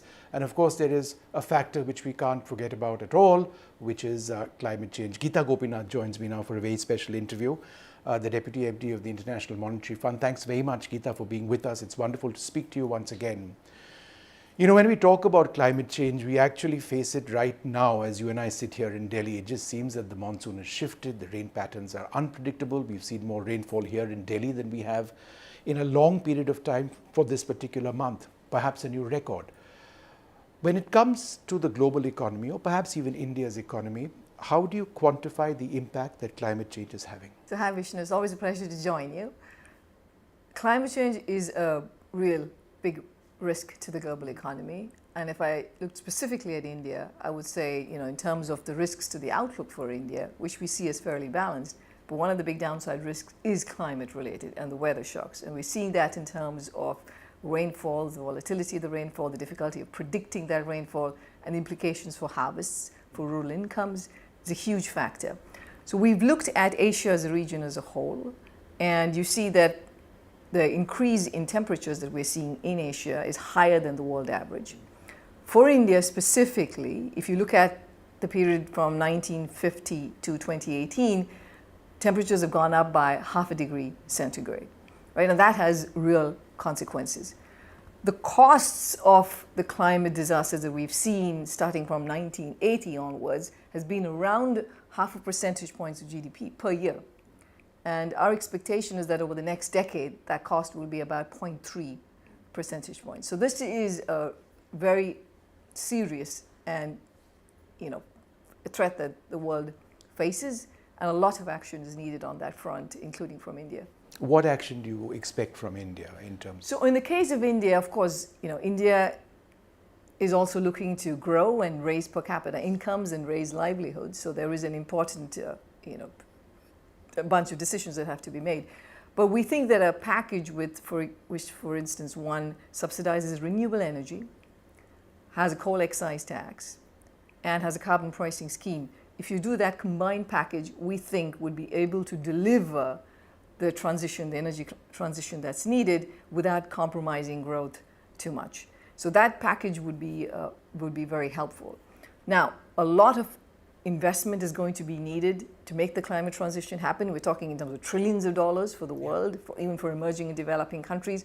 The public sector is not going to be able to do that. Like 90% of that has to come from private investment. And therefore, having the right climate policies in place to be able to signal to the private sector that this is the direction of travel, and also the public infrastructure that goes along with it, is going to be very helpful to bring in that private sector investment. It's a time-honored question, but it really needs to be asked once again. Who pays for the technology transfers that you're talking about? When we spoke in Marrakesh, we spoke about this as well. We spoke about the restructuring of international banks, particularly when it came to giving funds to countries which needed to help move them towards climate change technologies. Are we any closer now in deciding, who pays? Because a lot of this is very expensive. Green hydrogen, for example. Yeah. Now, all of this is very expensive. And again, to be super clear, countries are going to have to rely on private investments. They're also going to have to rely on their domestic resources for the vast majority of that investment. The aid or the support that's coming from international institutions will play a part. It'll play an important part, but it is not going to be the big part of the story. We are seeing more measures being taken now in terms of helping with risk sharing between the private sector and the public sector. So you have a bit of, the government provides some sort of base support, some collateral support right at low levels, so that you can have more private sector investment. So anything that can be done to catalyze more private sector investment would help. The multinational development banks are certainly helping in that regard. The IMF is helping countries by providing budgetary support for investing in many aspects, including on their climate mitigation and adaptation strategies. This is a whole new facility that we created a few years ago. It's called the Resilience and Sustainability Trust. Right now we are lending money to about 20 countries, a total of around close to $10 billion. We have another 30 countries that are in the pipeline. This, we hope, will catalyze other kinds of investment, but it is absolutely critical to get the private sector to invest in climate change. Before we look at other issues, I just wanted to ask you another quick question on India. We have huge ambitions of becoming a developed nation. But it's not just GDP growth alone which is going to ensure that that happens. That GDP growth has to be fueled by jobs and job creation. How does that remain a key concern? And are there any numbers which you feel India needs to do in terms of job generation annually? So India has done extremely well in terms of the headline growth numbers. At 7% growth that we have for this year, it makes it the fastest growing major economy in the world. And if you look at the last couple of decades of growth, the last decade of growth, I would say, growth has averaged around 6.6%. But if you look at employment growth, it's been lower than 2%, which is a bit of a different story from most other countries that you track in the G20. So certainly India's growth has been much more capital intensive. There's been improvements in productivity, but much less in terms of hiring a lot more workers and creating a lot more jobs. So the question is, what will it take to change that? There are some things that have to be done in the near term, some that will require acting on now but will pay out later. So in terms of the near term, I think firstly it's very helpful to improve the ease of doing business. We see that in states in India, like Gujarat and Tamil Nadu. We see that there is much more interest in investment there. That's the way you get private investment up. It's tied to the business climate. Foreign direct investment is more attracted to these states. For the labor market, implementing the labor market codes that were passed by the parliament, very helpful to get more labor market flexibility. Removing trade restrictions going to play a very important role. Public infrastructure investment, which is already happening, more of that will absolutely help. But to make this a medium long-term growth story requires more investment in human capital and in skilling of workers. If you just look at India's workforce in terms of the number of years of education, it's much lower than compared to its peers. So investing in raising the skill level of the country is going to be absolutely critical. Also then in terms of the agricultural sector, raising productivity of the agricultural sector, very important to be able to move workers out of agriculture. So it's going to take a multi-pronged approach. The numbers are large. You're looking at the need to create between now and 2030, between 60 and 148 million jobs. You can't do that by just targeting a few areas. It's going to require broad-based job creation across manufacturing and services. When you talk about skilling, that's obviously very important. But then there's the challenge of AI. Now, I use the word challenge, others might use the word opportunity, but in a country like ours, large agrarian population, where manual labor is so important in so many regards, if we're talking about job creation, doesn't AI represent a huge threat? So AI has both its challenges and presents opportunities, right? From the threat perspective or from the challenge perspective, I think what is important to keep in mind is that we had this wave of automation in manufacturing that then reduced the labor intensity of manufacturing. And now generative AI, the new generation of it, is making services more automated, which then of course also has its implications for jobs. So I think that is a real risk, not just for India, for the world as a whole. Now, for India specifically, given that the vast majority of its workforce is still in agriculture, the impact in a sense is going to be lower. So our estimate is that about 24% of India's labor force is exposed to AI, of which 10 percentage points is basically, we're at risk of displacement from AI. So these are smaller numbers. I think the question is, what are we going to see globally around the world once you have AI adoption happening, and whether we are at a risk of having more polarization in the world? I think, what we have to recognize is that different countries' preparedness for adopting AI is at a very different level.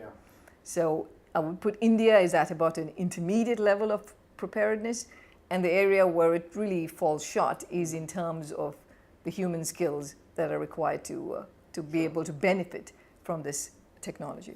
We've spoken about the India story, which obviously is relevant for us as an Indian broadcaster, but the Indian economy falls well within the world economy, which faces so many challenges, not least of all because of the conflicts which one faces. The Russia-Ukraine war continues. We have a rail crisis in West Asia. In terms of the overall global growth story, how do those continue to remain fundamental concerns? Yeah, they are fundamental. They are absolutely some of the biggest risks that we face to the global economy right now, which is what's going to come from escalation of conflict. An escalation of conflicts in the Middle East will raise oil prices, and that has inflationary consequences for all countries, and also in terms of the cost of living. That's very damaging. We're already seeing effects in terms of shipping costs. For example, India's exports are now being rerouted away from the Red Sea to going around the Cape of Good Hope. That is raising shipping costs, and that is contained at this point. But if there's any escalation, that could be much more costly. But more generally, we are in an environment where political tensions are higher. There is a reassessment of the benefits of economic integration of the kind that we've had for the last 3 decades. there is an increase in trade protectionism, and all of that tends to increase the cost of living, reduces productivity, makes it harder for emerging and developing countries also to continue to grow and raise per capita incomes. In fact, that was my final question. Protectionism and trade protectionism. How does that? I mean, it's at one level been a fairly positive growth story globally, but then trade protectionism is something which keeps coming up as an area of concern. Where does the world stand, in that regard, and what are some of the trends and patterns that you see? We are certainly in an environment where protectionism is growing relative to in the past. So if you look at the number of new trade restricting measures that have been put in place in 2022, that was 3,000, 2023 another 3,000, 2019 that number was 1,000. So we've seen a threefold increase in the number of restricted trade policies. Now, it is understandable to some extent, given the pandemic, given the wars we've seen, that countries are saying, well, we don't want to be just focused on efficiency and buying from the cheapest source, but we want to look at resilience too. And so there is some of those considerations that are playing a role in terms of trade policies in countries. But that said, the problem is this is a slippery slope. We are used to having lived in a world where countries worked together multilaterally, following a rules-based trading system, that was the WTO. And now it seems like many more countries are going on their own and coming up with their own independent approaches to trade policy. So again, I think a plea from the IMF is that we return to the table so that we can have a multilateral rules-based approach. That will require, thinking through how do we deal with national security issues, how do we deal with, uneven playing fields and the fact that some countries have provided industrial support for a longer time and so on. So there are, I think, relevant grievances, but it's best addressed in a multilateral framework. Gita Gopinath, wonderful speaking to you. Thank you so much for spending some time with us. Thanks very much. Thanks, Vinesh. Thank you. Great. Some political news now. Jammu and Kashmir will go to the polls after a decade. A day after the polls were announced in J&K, National Conference leader Omar Abdullah told NDTV that his party wants full statehood restored and the door is not shut on alliance with Congress. I'm joined by Mr. Omar Abdullah, and the big question about Omar Abdullah is, will he contest this election? Omar Saab, will you? Because there has been a lot of back and forth. There has been, and it continues. In all honesty, it continues. I've been inundated with messages, emails, phone calls. There's been a lot of conversation within the party. Let's see. I'm not in a position to look. Ultimately, the party will decide. The party president will decide. Let him come back from Jammu. Let's see. Dr. Saab has said he will contest elections. Then once the statehood is restored, he will resign and then you will come. Is that the plan or no? It can change. बैठेंगे doctor साहब से बात करेंगे ना. So you have said, in a union territory status, the chief minister has literally no powers, as recently the central government has given the sweeping powers to the lieutenant governor. So you have even said during the interviews that for a peon, you have to go to the lieutenant governor. Is that the impediment or there's something larger than that? No, obviously there's a larger fight and that is important. But I think it's also important to understand that an elected government will at least be able to push back against the dictatorial rule of the lieutenant governor. Today, the lieutenant governor is the unqualified and unquestioned ruler of Jammu and Kashmir. Even with the powers that the lieutenant governor will have, he or she will not be able to exercise them as freely once you have an elected government and a strong chief minister. So while a union territory is not an ideal situation, and I believe that one of the main jobs of the elected chief minister will be to ensure that statehood and full statehood is restored to Jammu and Kashmir at the earliest, because it's only as a state that we will be able to start to undo some of the damage that has been done to Jammu and Kashmir after 2019. So should we say, from categorical no of Omar Abdullah just a few weeks back, there is a chance that Omar Abdullah may contest this election? Depends on the party. I'm still where I am, but I would be lying if I said that there is no pressure on me and that the party and others are quietly willing to accept what I have said. Let's wait and see. Okay. So it's not no now. Okay. So you talked about statehood. During verdict of the Article 370 by the Constitution Bench of the Supreme Court gave two directions. One was to the Election Commission of India to hold elections before September 30, and second to the central government to restore statehood as soon as possible. And Prime Minister, during his visit to Srinagar recently in June, has reiterated that both things are happening. Are you expecting that soon after elections there would be restoration of statehood, or you may have to fight for that? I believe it is going to be a fight. Nothing will come to us easily. Even these elections didn't come to us easily. What was actually a right of the people of Jammu and Kashmir to elect their own government came to us only on account of the fight that we took to the Supreme Court. I am a firm believer that if we had not gone to the Supreme Court on the matter of 370, even these elections would not have taken place. If you look at the timeline, these elections have been fitted in to the time frame that had been announced by the Supreme Court of 30th September. So that in itself tells you that without the Supreme Court's directive, these elections would not have happened. And Supreme Court has stopped Unfortunately, the Supreme Court, while talking about restoration of statehood, has not put a timeline on it, as they did on the elections. Okay. I would have preferred if the Supreme Court had said, yes, restore statehood immediately after elections, or within 3 months of elections. But the Supreme Court has said, as soon as possible. Now, as soon as possible, that should have been even before elections. But it was vague. Now, because it's vague, I believe that this is a fight that we will have to wage. It might even be a fight that will take us back to the Supreme Court. Okay. Because if we can't get the central government to willingly give us what we deserve, then quite possibly we'll have to knock on the door of the Supreme Court and the Chief Justice and remind them that this is what we were promised in the Supreme Court, and we expect the Supreme Court to now deliver on it. What this election means to you personally and as a former Chief Minister of Jammu and Kashmir and the leader of the largest party,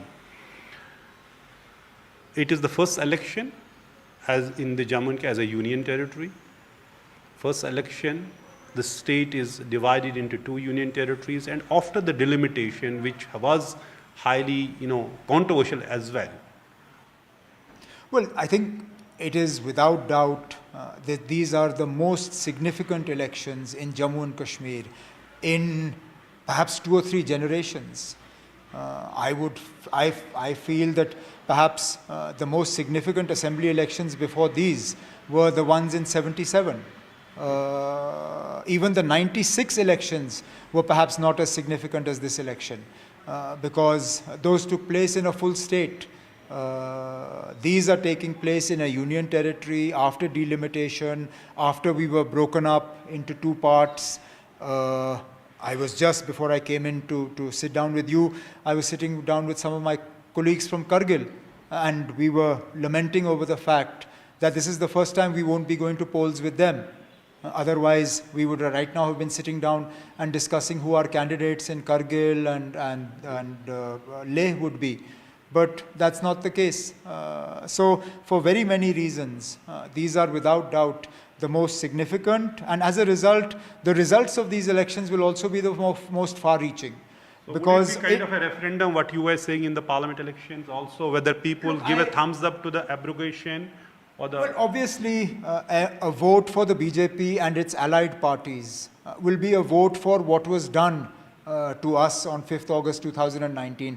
But I'm very reluctant to use the word referendum because it gets misused very often. This is an opportunity for the people to choose an assembly that will register its unhappiness with what was done on the 5th of August 2019. I believe the first order of business of the elected assembly of Jammu and Kashmir should be to make it known to not just the rest of India, but to the world at large, that the people of Jammu and Kashmir do not agree with what happened to us on the 5th of August 2019, and then we start undoing what was done to us. So you are saying there will be a resolution in the assembly? I believe that should be the first order of business of the elected assembly of Jammu and Kashmir. Okay. Now the question is the real politics. You fought these parliament elections with the Congress as an alliance, and you got 41.4% votes as an alliance. Dr. Abdullah talked about a couple of times that the National Conference will go solo. You have kept the door ajar. What is the real sense? Are you going? Are there talks with the Congress? Is there We've had one preliminary round of discussions.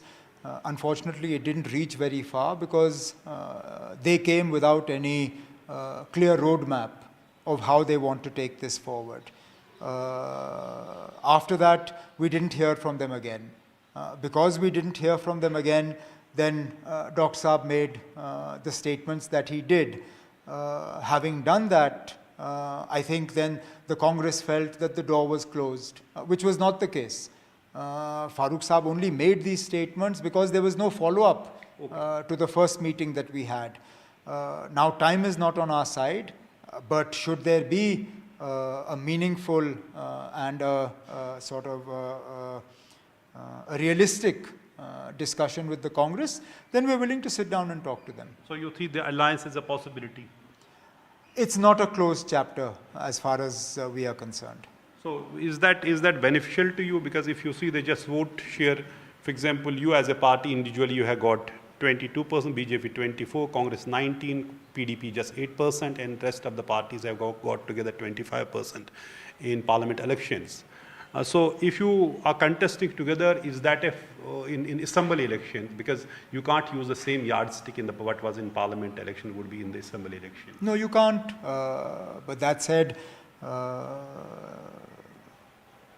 seat sharing brings its own challenges. Because obviously I have 90 people who have prepared themselves to contest. Then I have those who, while not being considered by the party, also believe that they should be candidates. So I have constituencies where I have 3, 4, 5 claimants to a mandate. So keeping that in mind, a seat sharing arrangement comes with its own difficulties. So you say there's problem of plenty within the party? Definitely. In most constituencies, I have a problem of plenty. But that said, the numbers speak for themselves. And I believe we must give the people of Jammu and Kashmir the most realistic chance to express their anger about what has happened in the last 5-6 years to us. And I think if we are able to sort of work out a good arrangement with the Congress, then we perhaps give the voters that opportunity. I don't expect it to be smooth sailing. As I said, seat sharing is always difficult. But I'd like to think that it's something that we can at least sit down and talk about. So I'll just put one more question, because I had said earlier last question, which is, this assembly, it would be a first experiment in the union territory, and as we know, Lieutenant Governor has sweeping powers, including appointing 5 nominated members, and who may also have vote.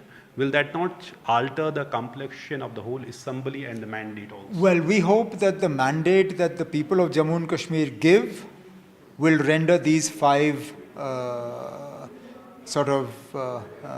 their vote will be rendered sort of inconsequential. We hope that these 5 will not be able to alter the balance, because otherwise, again, this will be a fight that will end up in the. Are you expecting like the mandate you had like in 2001? I don't want to, because I'm just come off the back of an election that I lost, and I'd expected to win it. So I've learned not to talk about expectations. I'll talk about hopes, and I definitely hope that the people of Jammu and Kashmir, realizing what mischief the LG can do, will ensure that the mandate is such that even with the nominations by the LG, they will not be able to alter the balance of power in Jammu and Kashmir. Thank you so much. So, Umar Abdullah's chance of contesting elections are there. It's not a closed chapter, and so is the alliance with the Congress. But big news is that once the new assembly is formed in Jammu and Kashmir, Umar Abdullah says the first thing would be to pass a resolution that the people of Jammu and Kashmir and this assembly doesn't accept decisions made on August 5, 2019. Well, the interesting thing is that Omar Abdullah says door is not shut on an alliance with Congress. Congress has also reacted to that interview, saying that their aim is to defeat the divisive forces. Listen in.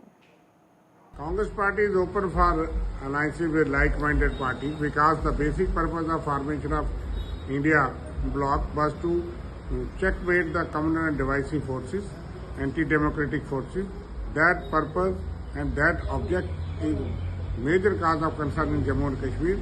To defeat and checkmate the communal and divisive forces, it is necessary that we should have alliances and we don't divide our votes between the secular parties.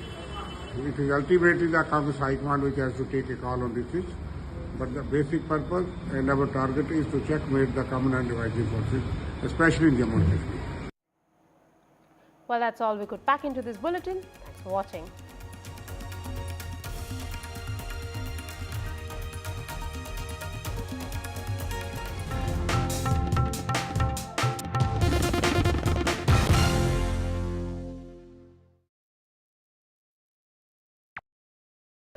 Landslide devastation in Kerala's Wayanad.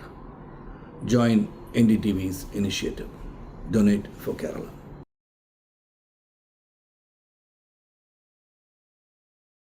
Hi, I'm Shreya Saran.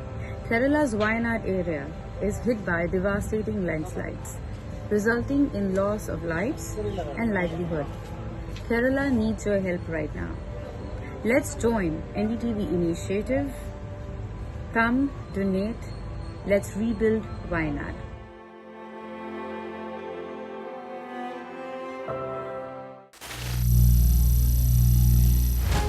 Some people say the metaverse will only be virtual. One day this lecture hall will be made of code, and driverless cars would be trapped in intersections. But even in this maze of the future, you can't wish away health. It's time to become more resilient.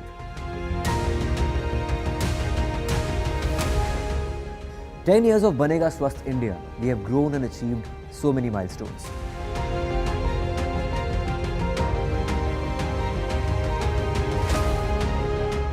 And now I have a plan to beat the urgency, to stop breathing with difficulty, to relieve getting choked with inactivity.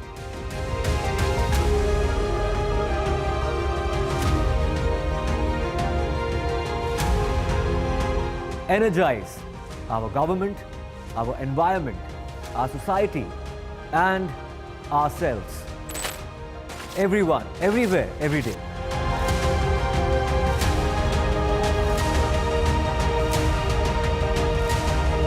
Banega Swasth India. One world hygiene. Stay informed and entertained with the new and updated NDTV News.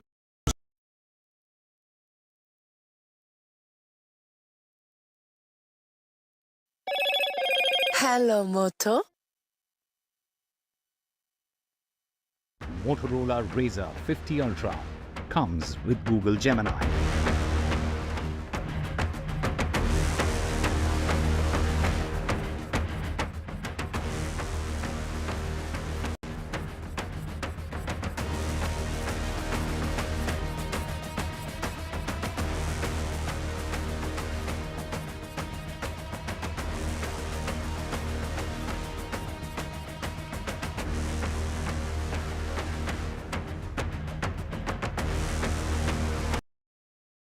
Landslide devastation in Kerala's Wayanad. Join NDTV's initiative. Donate for Kerala.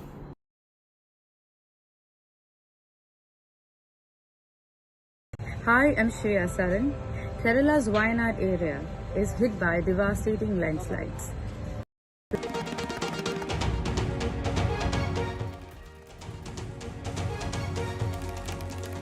Hello everyone, you're watching The Left, Right and Centre with me, Maria Shakil. This Saturday, our headlines this hour.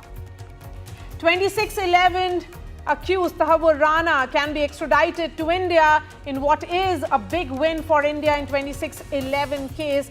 US court has said that the treaty permits Tahawwur Rana's extradition.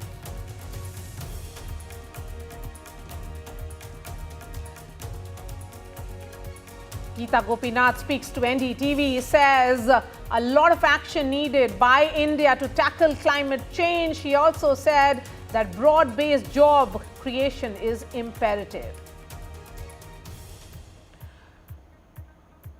Former Jammu and Kashmir Chief Minister Omar Abdullah speaks to NDTV, says will pass resolution against what happened on August 5th, 2019, and he has also demanded full statehood. Doors are open for the Congress alliance. It's not shut. That's his words. Karnataka governor sanctions prosecution for Chief Minister Siddaramaiah.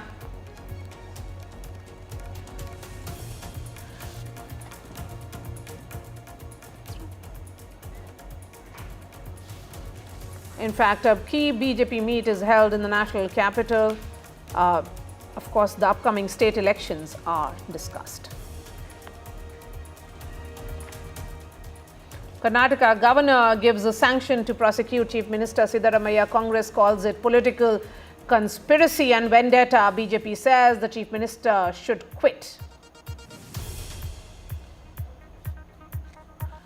Doctors hold 24-hour nationwide strike. IMA seeks Prime Minister Modi's intervention. Health Ministry sets up a panel to look at doctor security.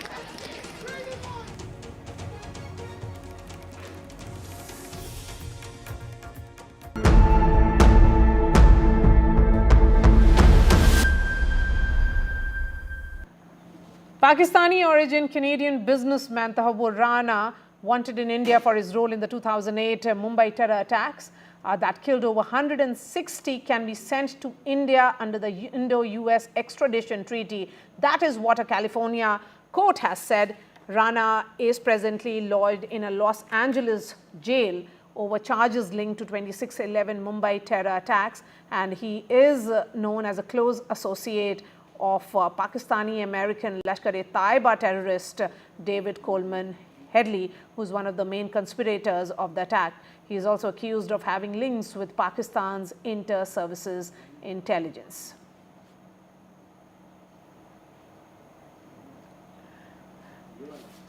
Radhika Ramaswamy is joining me on the phone line. Radhika, India has much reasons to feel, see this as a shot in the arm for all the legal case that has been built against Tahawwur Rana. But overall, what are you picking up from the survivors of 26/11? Certainly, this is a big victory for India in the 26/11 probe. Tahawwur Rana on the brink of extradition. U.S. court saying India has provided sufficient evidence to establish his role in the 26/11 attack. Of course, he might file an appeal, and now that the ruling is out, of course, he had filed a habeas corpus petition, which was earlier rejected. Now, once again, a setback for Tahawwur Rana and a big win for Indian agencies. They've been trying to get him extradited from the U.S. To try him in this case. David Headley, who was instrumental in conspiring the attacks, convicted in the case, had taken his name during cross-examination. Headley and Rana were friends. In fact, Rana moved to Canada, where he set up immigration services, which had a branch in Mumbai as well. And therefore, he provided logistical support to David Headley by giving him cover to identify targets. He gave multiple entry business visa also to David Headley. And of course, a supplemental charge sheet was also filed last year by Mumbai Crime Branch, which once again emphasized Rana's role, the fact that he stayed in a hotel in Mumbai just ahead of 26/11. And Mumbai police, of course, time and again saying that they have multiple documents, communication, evidence and records to show that he was also part of conspiracy and he was instrumental in guiding David Headley as far as the recce and the conspiracy in itself is concerned. His extradition, of course, will help India unearth the conspiracy, understand the logistical and financial support he may have provided. And as far as survivors are concerned, of course, this has been a wait for so many years. More than 160 people have died. Several still, not healed from the wounds of 26/11. They feel that this extradition has taken a long time. We know for a fact that Abu Jindal is being tried, but his trial has been put on hold. So perhaps Tahawwur Rana's extradition may help understand the role of Abu Jindal more, role of Pakistan also more, and other conspirators also perhaps who were instrumental in carrying out the bloody attacks of 26/11. So yes, certainly a big victory for India and some sort of hope for justice as far as victims of 26/11 are concerned. Right, Radhika, thank you so much for joining us. We have Kapil Sankla, lawyer of the Supreme Court, joining us. We also have Surendra Kanodia, who's a 26/11 survivor, and Amrita Raichand. Kapil Sankla, looking at what has been seen as a long legal battle for India, to ensure that all those who have conspired against India in 26/11 actually, face the law. Do you think this is the step in the right direction, and how soon will this extradition come through? Maria, it makes me very proud in 25 years as a lawyer on the defense side, and when I see how relevant India is becoming in the international scenario, it makes me extremely proud. This extradition wasn't easy, considering the fact that this fellow had been acquitted by the American courts. And after that, we sought extradition. We brought in fresh documents, fresh material. So there was a huge roadblock as far as this extradition was considered under law, which was one, that the offense is such that he would be given death penalty. There was politics involved. And the third, most importantly, is the law of double jeopardy, where once he was acquitted and a co-accused was also given protection by the American court, we still managed to bring in relevant documents before the concerned court in America.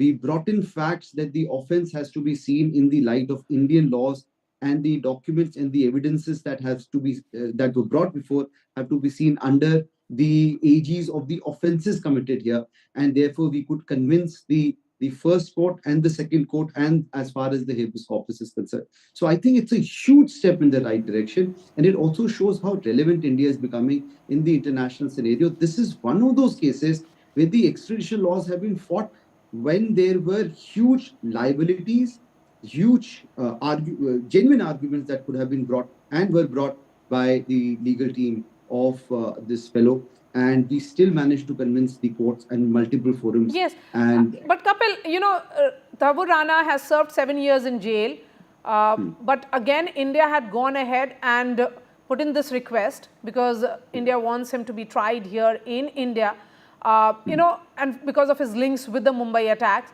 His, of course, argument was that he has served the jail term, but he is someone who provided that material which was used for the terror attack, and the jury has convicted him of giving that material support to a terrorist organization which is Lashkar-e-Taiba, and for conspiring to provide that material support to really carry out that terrorist attack. You're right. But he was subsequently acquitted of charges directly relating to the Mumbai attacks. He was found guilty for another offense as well, which was supporting the plot to attack a Danish newspaper. So there were three things that happened. He was acquitted of first charge, not on the second charge, but found guilty of another offense as well. So the extradition, as far as our arguments were concerned, is that you have to look at the offense so committed in India and in the light of Indian laws. And this was taken into consideration by the Superior Court, who did hold two important facets. One, that the offenses in India are different from the acquittal made in America. That is one. And he cannot draw benefit of the co-accused, which is Hadley's case. So these two were, as I said, huge roadblocks as far as his extradition were concerned. And these were successfully fought on by the Indian government. And therefore, we do see that though he still has some rights of going to the Superior Court and also lobbying, which is also permitted in America. But I do see that, considering these two very important facets, I think it's a huge push in the right direction. We're also being joined by Amrita Raichand now. Remember, she was at the Taj Hotel during the 26/11 attacks in 2008, and she was among those guests who were trapped in that hotel for hours. Amrita Raichand, thank you so much for speaking to NDTV. A step in the right direction, certainly. It also shows that the government of India has been relentlessly pursuing the case. Yes, indeed. And I'm always, the patriotic chef, always rooting for my country and always celebrating the small successes. It's taken too long, 16 years, a bit too long, but like I said, it's in the right direction, and one always appreciates the small victories. Yes, and Amrita, every time you hear about a development in the case, in this particular case, that he can be extradited, of course, there are appeals at his disposal, so he will be going in for appeals. Are you hopeful that all those who conspire and the manner in which this conspiracy was hatched on the foreign soil and implemented in India, in Mumbai, will be finally punished for what they did? That's the hope. That's really the hope. And rest, what we can do is just, wait and pray. And, I hope that the solution to this happens sooner rather than later. At least the direction is, we are moving in the right direction. But I hope this doesn't take too long. And all your, I'm sure all the survivors, how often do you all meet, and is there some get together or meetings to discuss how the case has been progressing or overall about the well-beings? I have many survivors in my own family. We were 4 of us that were stuck together. My son, who was 1 year old, who's 16 years old right now. We're actually in the car, and this all happened so suddenly. So I'm sorry if you can see the hazy me and you can't hear me properly, and I'm trying to just hold this phone in the right way. And then there was a family friend of ours who lives in Delhi. So whenever we meet, we always speak. Unfortunately, a couple of other very, very dear friends of mine who lost, one of my friends lost her father, this other friend of mine lost his sister. So somehow I never really talk about these things to them because they did not survive, But yes, amongst us, we speak a lot. My son, like I mentioned earlier also when we were speaking at 5, he still, gets very jittery when we have this conversation, and he says, Mom, I want to talk about it. But we do appreciate the fact things have been slow, but at least, they have moved in the right direction. And we appreciate whatever is happening. Talking about the overall investigation and the charges which have been framed, how do you think this Tahawwur Rana case has panned out so far, Kapil?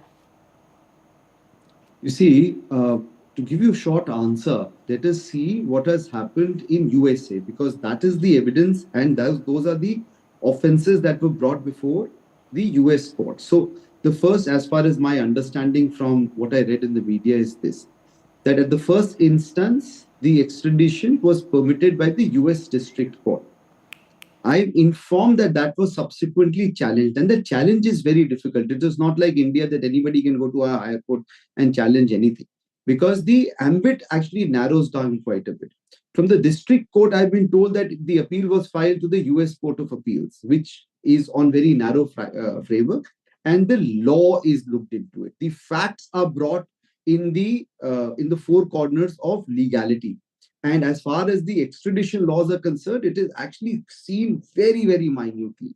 And the three judges in the US Court of Appeal has upheld the extradition in favor of the Indian government.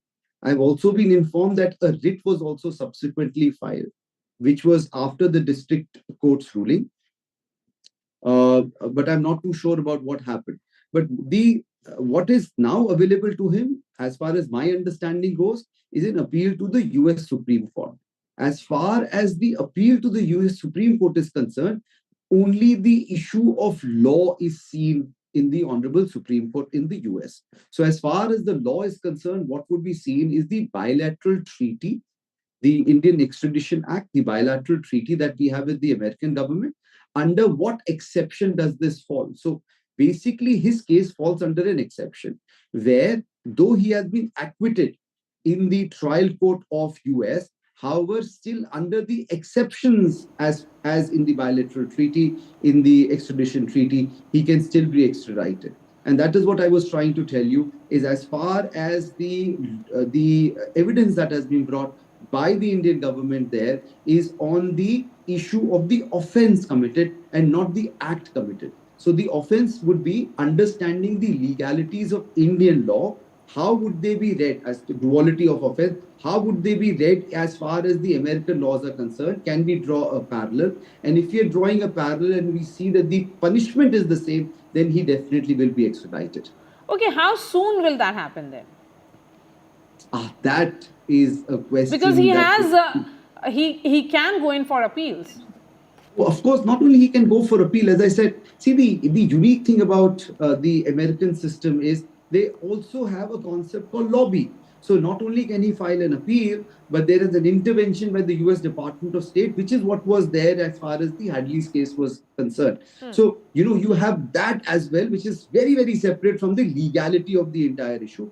And then there are diplomatic negotiations, which is, which is also called lobby, but which is not permitted in India. That is a totally separate thing. So I don't see it happening immediately, but we should not lose the fact that a huge order of extradition has been received by the Indian government, despite there being very strong legal arguments by the legal team of this terrorist. Okay, I have just enough time for Ms. Raichand. Please go ahead and share your thoughts.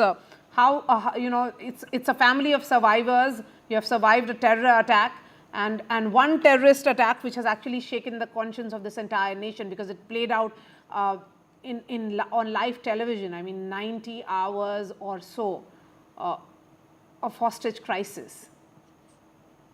Yeah, and we were there. It stuck throughout. It happens to be my birthday on 26/11, and we reached the hotel, the Taj, at 9:30, and we were booked for dinner there. And fortunately, our table got delayed, and we ended up going to our family friend's suite, which was just above the Wasabi. And then once all the so-called fireworks started, it never ended. And we came out, I remember, at 7:30 the next morning through the, with the help of a ladder, which these very, very brave and very amazing, the fire extinguishers, they were there, and there was a lot of police, there were a lot of people, but they actually climbed up, broke our windows, because we were not able to come out. And they literally held each one of us and brought us down. We sat in an ambulance and I came home to my 1-year-old baby, who I really never thought I'll be able to see again. And like I was mentioning earlier, every year, the whole memory comes right back. And every time there's a little bit of victory in the right direction, one feels very, it is very heartwarming and it is very hopeful, because at the end of the day, the final goal and the final motive of our country should be that no terrorist should ever be able to attack us again. And which is why all these little victories are very important, and we must celebrate and we must hope that they really see the light of day. Thank you so much for sharing your thoughts, Amrita. And thank you to Kapil Sankla as well. Shifting focus to another story now. The CBI is under pressure to deliver results on the probe into the brutal rape and murder of a postgraduate student of RG Kar Medical College and Hospital. The Kolkata police are probing a larger conspiracy behind the vandalism which happened at the hospital during that Reclaim the Night protest. Meanwhile, West Bengal government has issued guidelines to all government hospitals to ensure safety of women working at night. The CBI at the RG Kar Medical College and Hospital as it probes the brutal rape and murder of a second-year postgraduate student. The CBI also searched the place where the accused Sanjay Roy went after committing the brutal crime.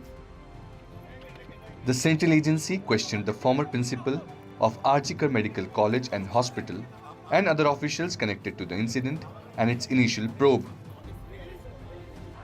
As the CBI probes the case, there is pressure on the agency to deliver results.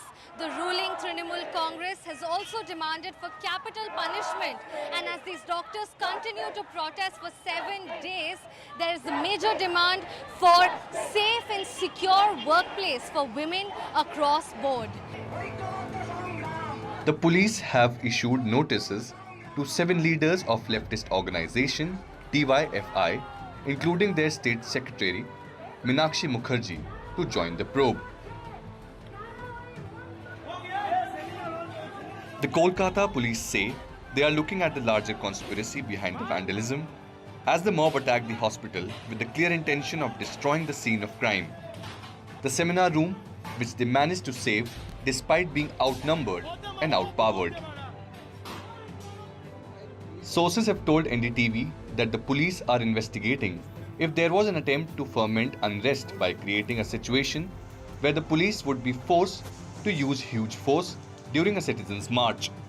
The investigation is focused on whether troublemakers infiltrated to reclaim the night protest with the intention of creating a larger unrest.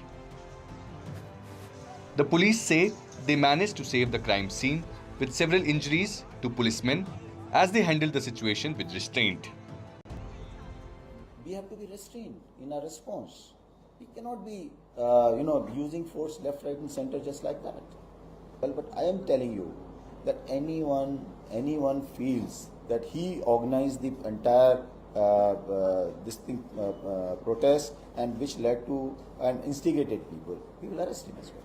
We have absolutely no problem. If there are a group of people who came with this intent to do something like this, I think it's just give us a little more time. We should be able to discover it. The Trinamool Congress says there is an attempt to create unrest in West Bengal on the lines of Bangladesh, while the BJP hit back, saying Mamta is responsible for the situation in West Bengal. Bangladesh-like situation, if it is created or being created, the entire responsibility is on the Chief Minister Mamta Banerjee. For her vote bank, she always has been creating or inviting the Rohingyas and the infiltrators. Now you are afraid seeing Sheikh Hasina. Now you are afraid seeing the situation in Bangladesh. CPM BJP আপনারা রাজনীতি করছেন, ভাবছেন বাংলাদেশে একটা ঘটনা ঘটে গেছে, আমরা সেটাকে টেনে এনে যদি ক্ষমতা দখল করতে পারি। আমি বলি আমি ক্ষমতার মায়া করি না, আমি মনে করি যতদিন বাঁচবো মানুষের সেবা করে যাব। While the CBI is under pressure to deliver and show progress in the investigation of the rape and murder of a second-year postgraduate student at the Hygiene Medical College and Hospital, after the case was handed over to the CBI by the High Court, with the ruling Trinamool Congress demanding that the case be investigated within 7 days and death penalty be given to the accused rapist, the Kolkata police is also under pressure to unravel the conspiracy behind the attack on the emergency building of the Hygiene Medical College and Hospital, after admitting that there was an assessment failure on their part. With camera person Ashwini Mehra and Aniruddha Tripathi, with Tanushka Datta in Kolkata, Saurabh Gupta, NDTV. We are slipping into a short break. After the break, we will be going across to Bengaluru. The power corridors in Karnataka are all buzzing. Here is the prosecution which has been sanctioned against the Chief Minister by the Governor. What next for the Chief Minister and also for the government of the Congress party in the state? We'll be asking that to our guests who will be joining me shortly. Stay with us.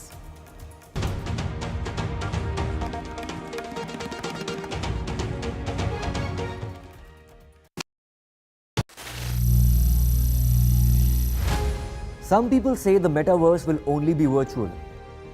One day this lecture hall will be made of code, and driverless cars would be trapped in intersections. But even in this maze of the future, you can't wish away health. It's time to become more resilient.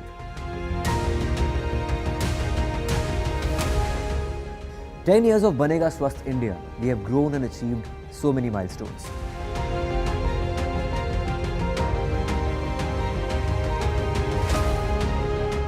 And now I have a plan to beat the urgency, to stop breathing with difficulty, to relieve getting choked with inactivity.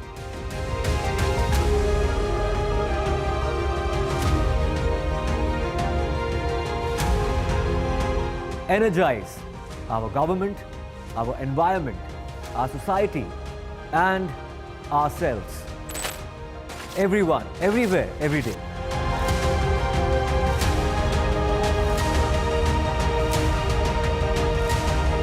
Banega Swasth India.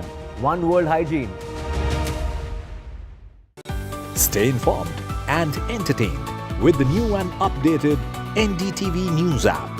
You can watch all our channels live, listen to podcasts, read breaking and exclusive news from around the world and more. Download the NDTV app today and get access to the best journalism and storytelling on your smartphone or tablet. The NDTV app. News that matters to you. Landslide devastation in Kerala's Wayanad. Join NDTV's initiative. Donate for Kerala.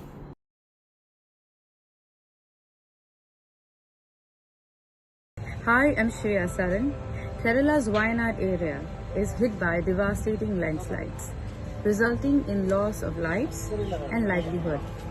Kerala needs your help right now. Let's join NDTV initiative. Come, donate. Let's rebuild Wayanad.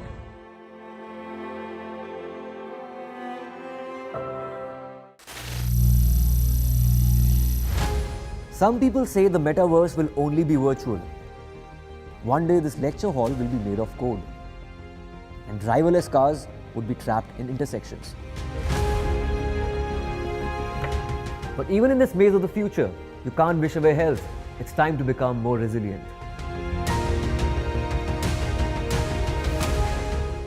"10 years of Banega Swasth India, we have grown and achieved so many milestones.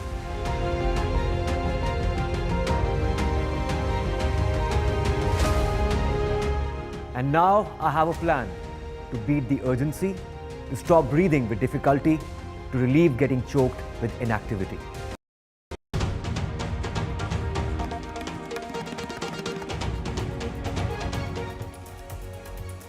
Welcome back. Trouble mounts for Karnataka Chief Minister Siddaramaiah as the governor has issued permission for prosecution based on complaints filed in the Muda scam.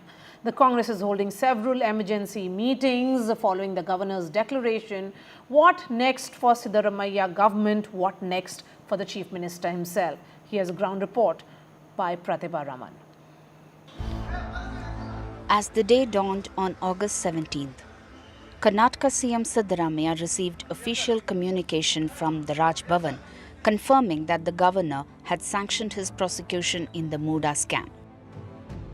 The order said that based on complaints filed by Pradeep Kumar SP, TJ Abraham and Snehamai Krishna, the governor has gone on to accord sanction against the CM under Section 17A of the Prevention of Corruption Act and Section 218 of the BNS. The entire cabinet is with me. The government is with me. All MLAs are with me. Senior Congress leaders soon huddled into a meeting at the Chief Minister's residence to discuss the party's counter-strategy. Accusing the governor of playing by the BJP's book and standing firm against Siddaramaiah's resignation. We will fight in the court of law. So will this lead to Mr. Siddaramaiah's resignation as well? No question of resigning. So the governor right now is playing to the script of Mr. Modi and Mr. Shah. The complainant, who first approached the governor, is all set to face Siddaramaiah at the court. I have taken up a legal stand, and that legal stand will continue. I have never said this about Mr. S.M. Krishna or Dharam Singh or Mr. Kumar Swamy, Mr. Yediyurappa, none of them. I have never said they should resign because that's their decision here. For me, I'll have to pursue the matter legally and I'll do it. Meanwhile, the BJP termed it democracy's win.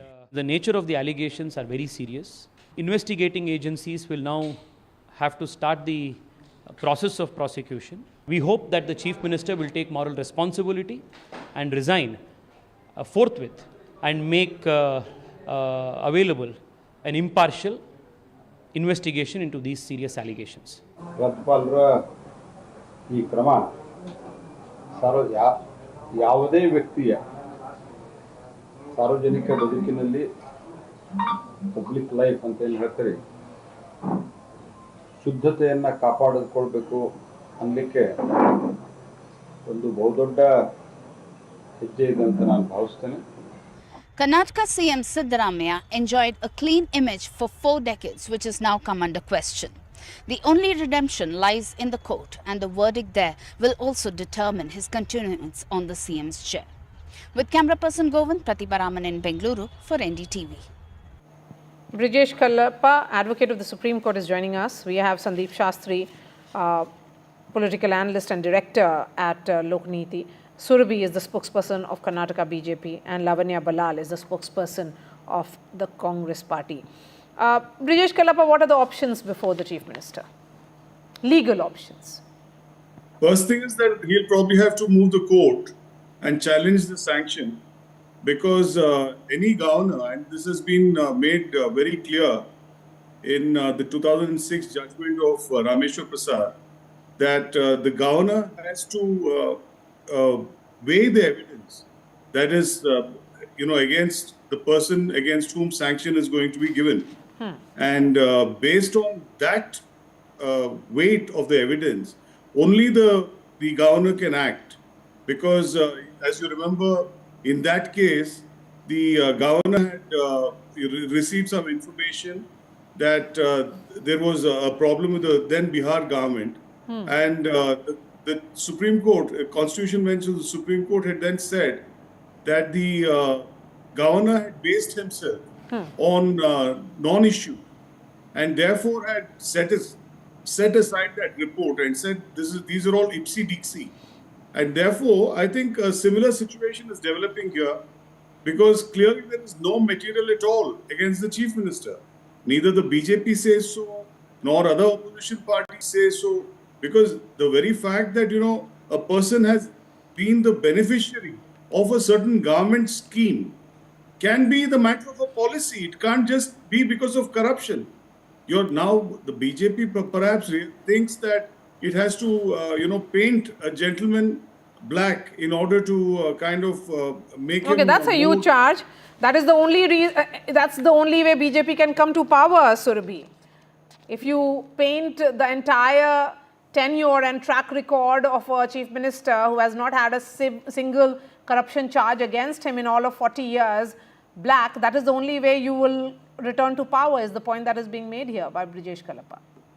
I appreciate Mr. Kallappa's legal acumen and his legal insight, but I don't think that his political views are being masked over here, because the question here is not about whether the BJP is going to come to power or not. The question here is that there has been a case of alleged irregularities, and that needs to be investigated. I don't understand why that ties to Mr. Siddaramaiah's clean image or not. It's definitely very disappointing that for somebody who claims to have had a no corruption track record for 40 years has a very prima facie clear case of misuse of their position of power. There was a 50-50 scheme. The scheme allowed for compensation, but however, the compensation was given in a very upmarket locality. Why was that? There is also a lot of questions on how the property came into the being of the Chief Minister and his family. The fact that the Chief Minister did not clear this in his affidavit in 2013. There are a lot of legal as well as political questions that needs to be answered. Let me tell you the political point, Maria, which is that this is a chief minister occupying a constitutional post. He has always been in some constitutional post or the other, leader of opposition, deputy chief minister, finance minister. Why do you think that he is above question? This is a matter of prosecuting somebody, getting to the answers. And in order for that to be done fairly and in a transparent manner, he must resign. That is both the legal argument as well as the political argument. And this is coming not just from the BJP, mind you. These are also activists, let alone activists from elsewhere, activists from Mysore. Lavanya, will you respond to this, that why should a chief minister's office be seen as above, the scope of investigation? If he hasn't done anything wrong, then he'll come clean. Good evening, Maria.